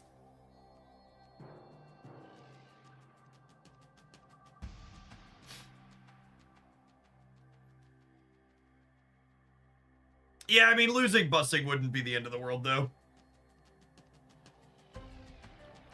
I drive my kids to elementary school most days because if they take the bus to school, they take the bus home right now, but if they take the bus to school, they have to be at the bus stop by like 6:55, whereas like if I drive them, they don't have to leave the house until like 7:25.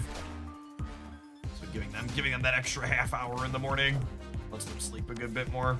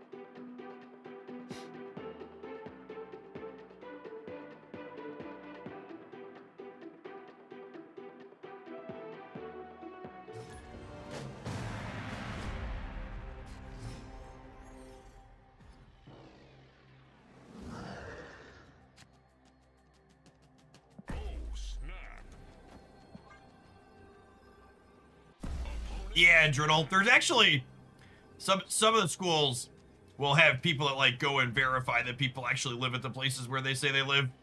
If they suspect stuff like that, just using a friend or a relative's address, you don't actually live there.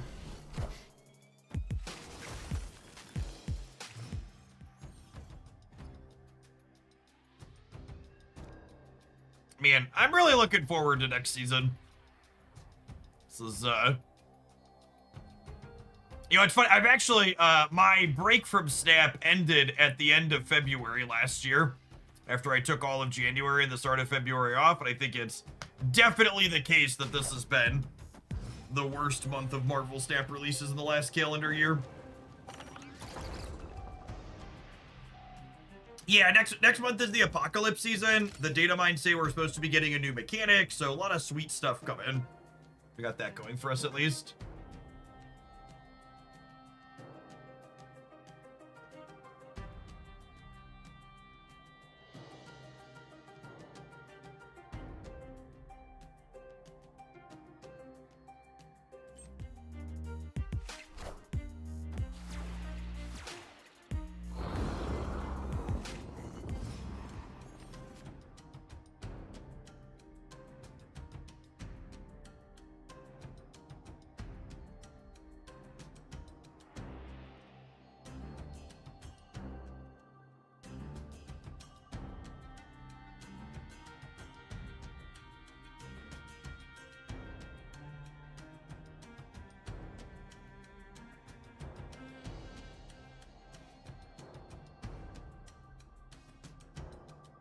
Did you do a video of next season stuff and I missed it? I usually do a review of the new season stuff after they officially announce it.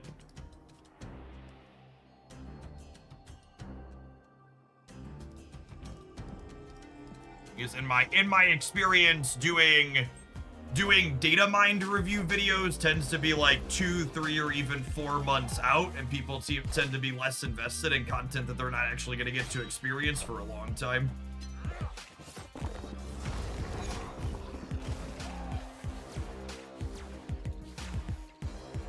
Clear for takeoff.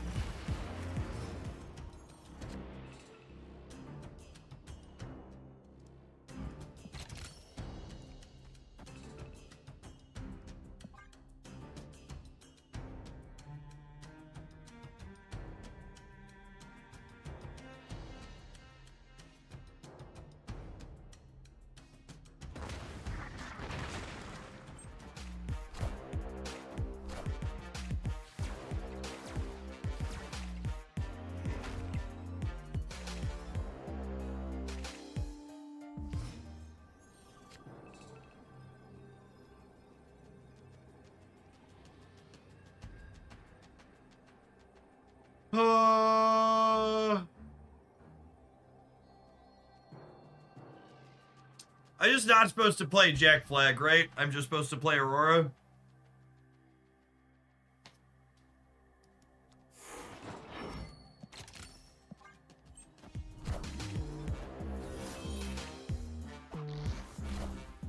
Cut off one head, 2 more shall take its place.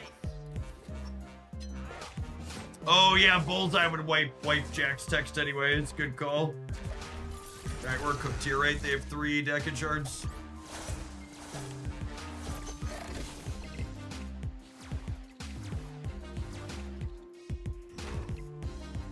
It's clobbering time.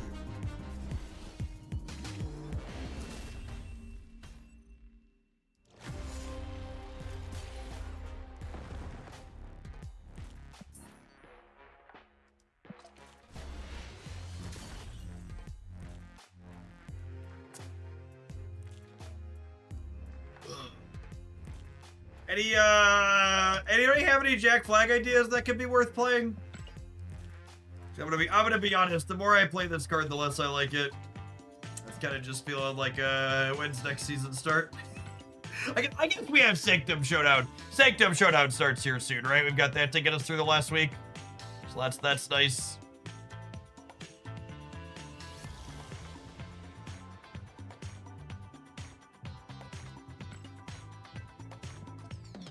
He feels like so much work to get a very mid-sized payoff out of. Yeah, like, I mean, like, I guess there's, like, Blue Marvel, but, like, is Blue Marvel a playable card anywhere?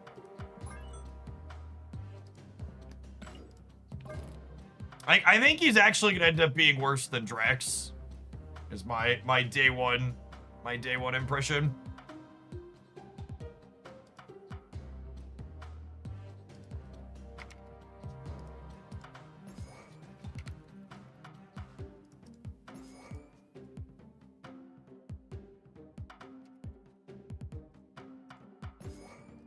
All right, come on a journey with me.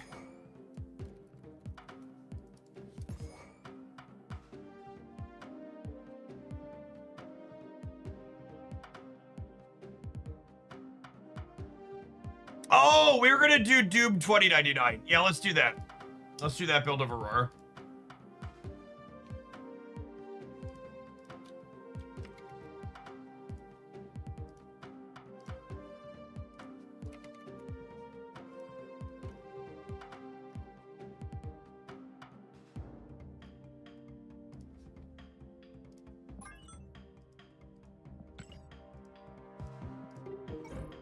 Black border on her.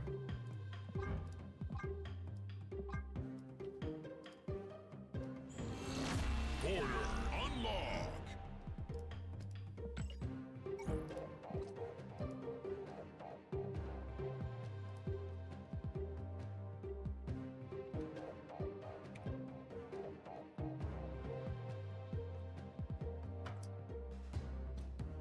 Who are we cutting? Probably Sam.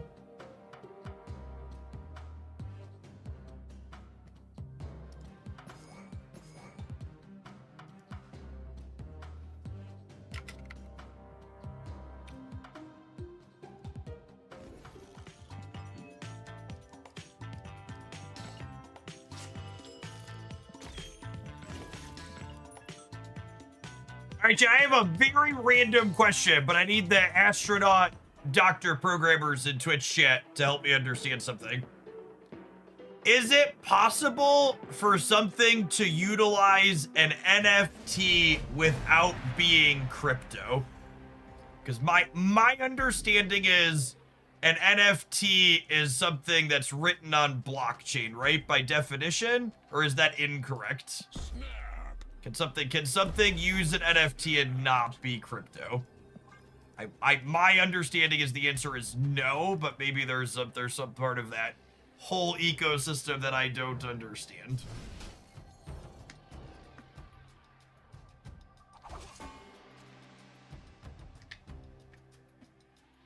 Not all blockchain stuff is crypto. Okay, so there's blockchain. So crypto is specifically blockchain that's a currency. Yeah, so NFTs are just a database that references an image stored at a URL, is my understanding. But that database is written on blockchain. That's my understanding of what NFT is. An NFT has a URL that references an actual PNG image or something stored somewhere. It's not even the actual image itself. And that database is stored on blockchain. Is my understanding of what an NFT is correct then?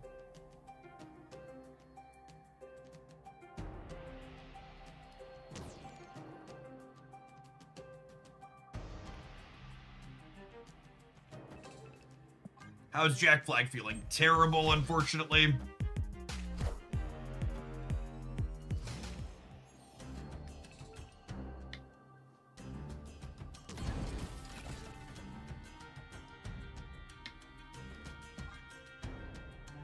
And then, follow-up question. There's still basically nothing useful blockchain does that a traditional database from 30 years ago couldn't already do, yeah? Unless there's some really big key aspect that I'm somehow missing.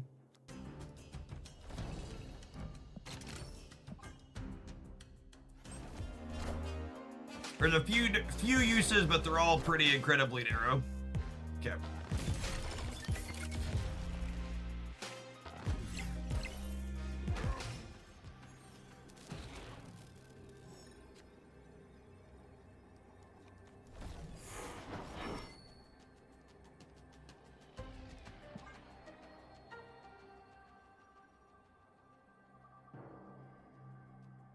What does crypto mean? Crypto refers to a currency recorded on blockchain.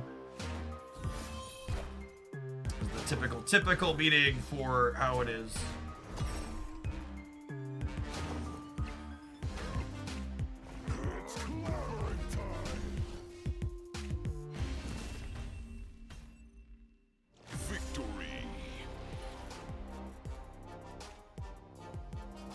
Well, my opponent played a Jackflag and it wasn't remotely big enough. Good to see someone else's lived experiences matching my own.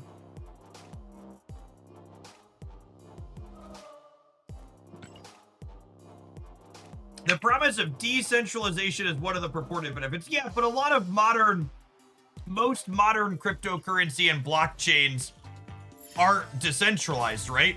Like they're almost all running on centralized servers. And they depend on, even if the blockchain itself isn't running on a centralized server, like the hubs that you use to exchange it are traditional websites running on traditional servers. So like when fucking AWS goes down, they still go down because they're not actually decentralized. Like, I understand, like, that was one of the things that was, like, purported as a benefit, but, like, in actual practicality, how it's been implemented by basically everyone that uses it is that's not how it functions.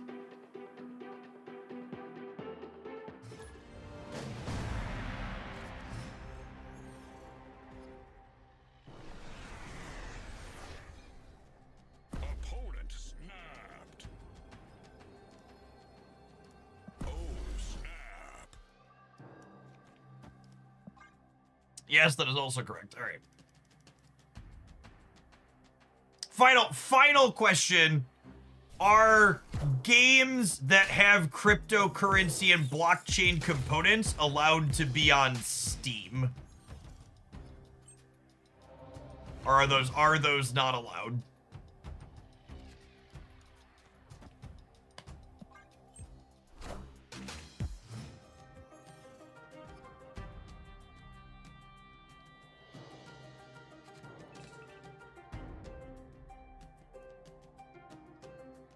I mean, to be fair, and I hate being fair to crypto, so I want you to understand that this hurts me to say it. The US dollar isn't linked to anything of actual value either. We haven't been on the gold standard for a very long time.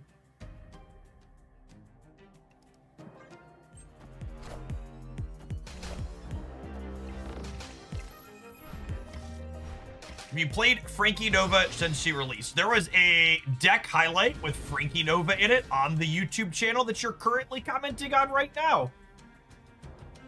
Papa Grandpappy was last week. Check it out.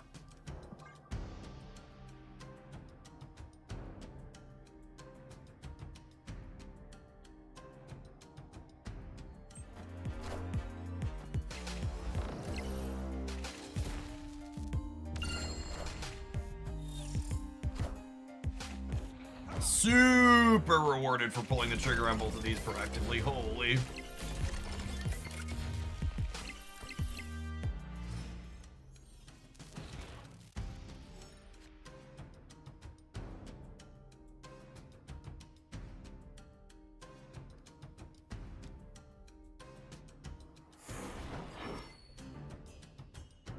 I'm a data engineer that works in supply chain, specifically pharmaceuticals. There are some claims that blockchain can help with provenance, knowing where a thing came from. The actual use case is rather limited. Think of like scanning QR codes from farm to table or from mine to diamond ring. The blockchain can have minimal extra benefit to like know where it's coming, knowing it wasn't altered midstream. Sure.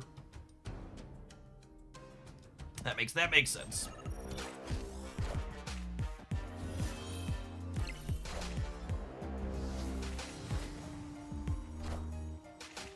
Fucking got me. Ice me up, Danny.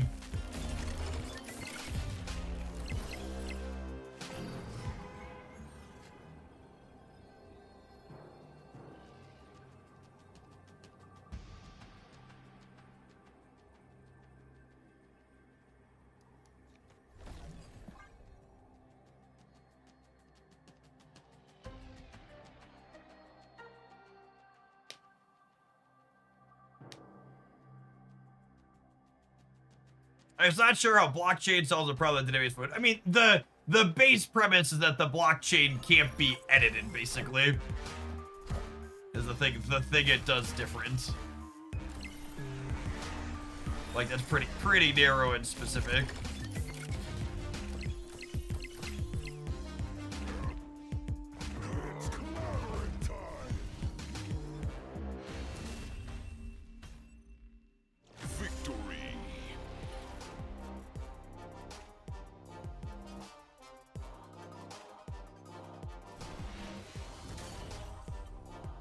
Blockchain is a fancy term for write-only ledger. Yeah, exactly.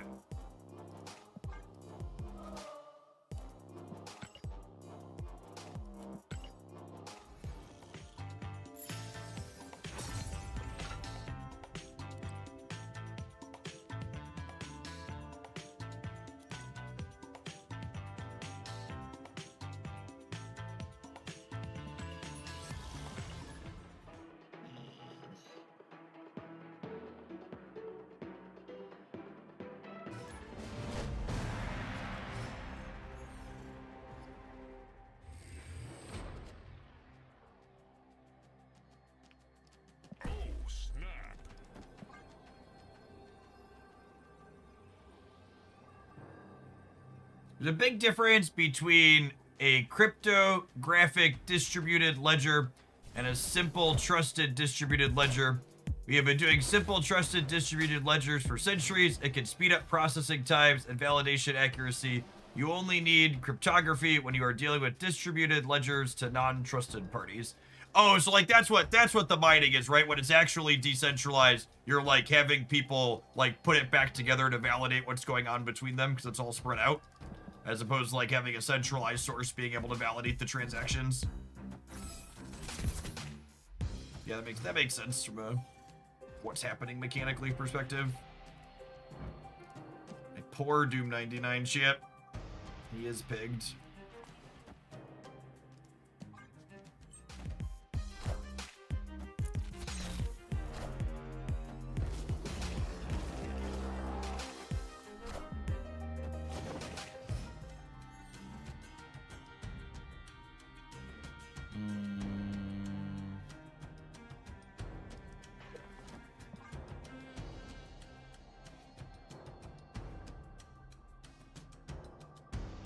I play a Moon Dragon, and I'm gonna go Thing, First Steps into Doctor Doom.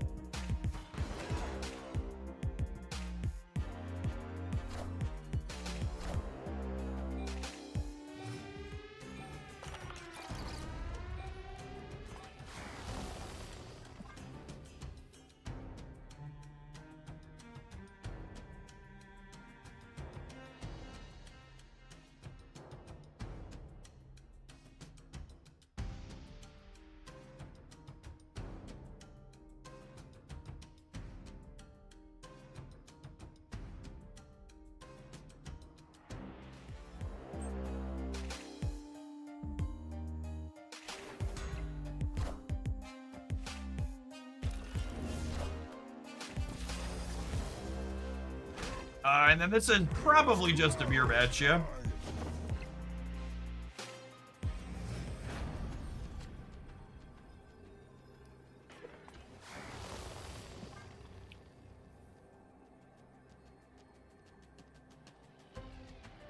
Opponent snapped.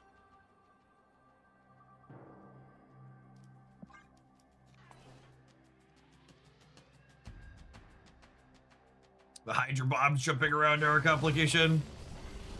Funny one, though.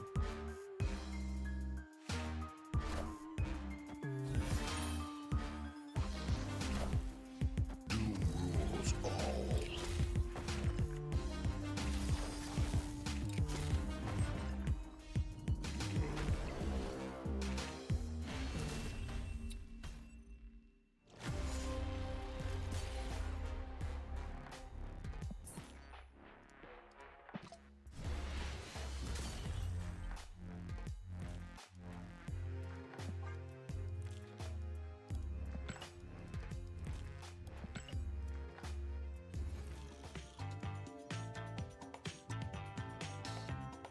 Oh.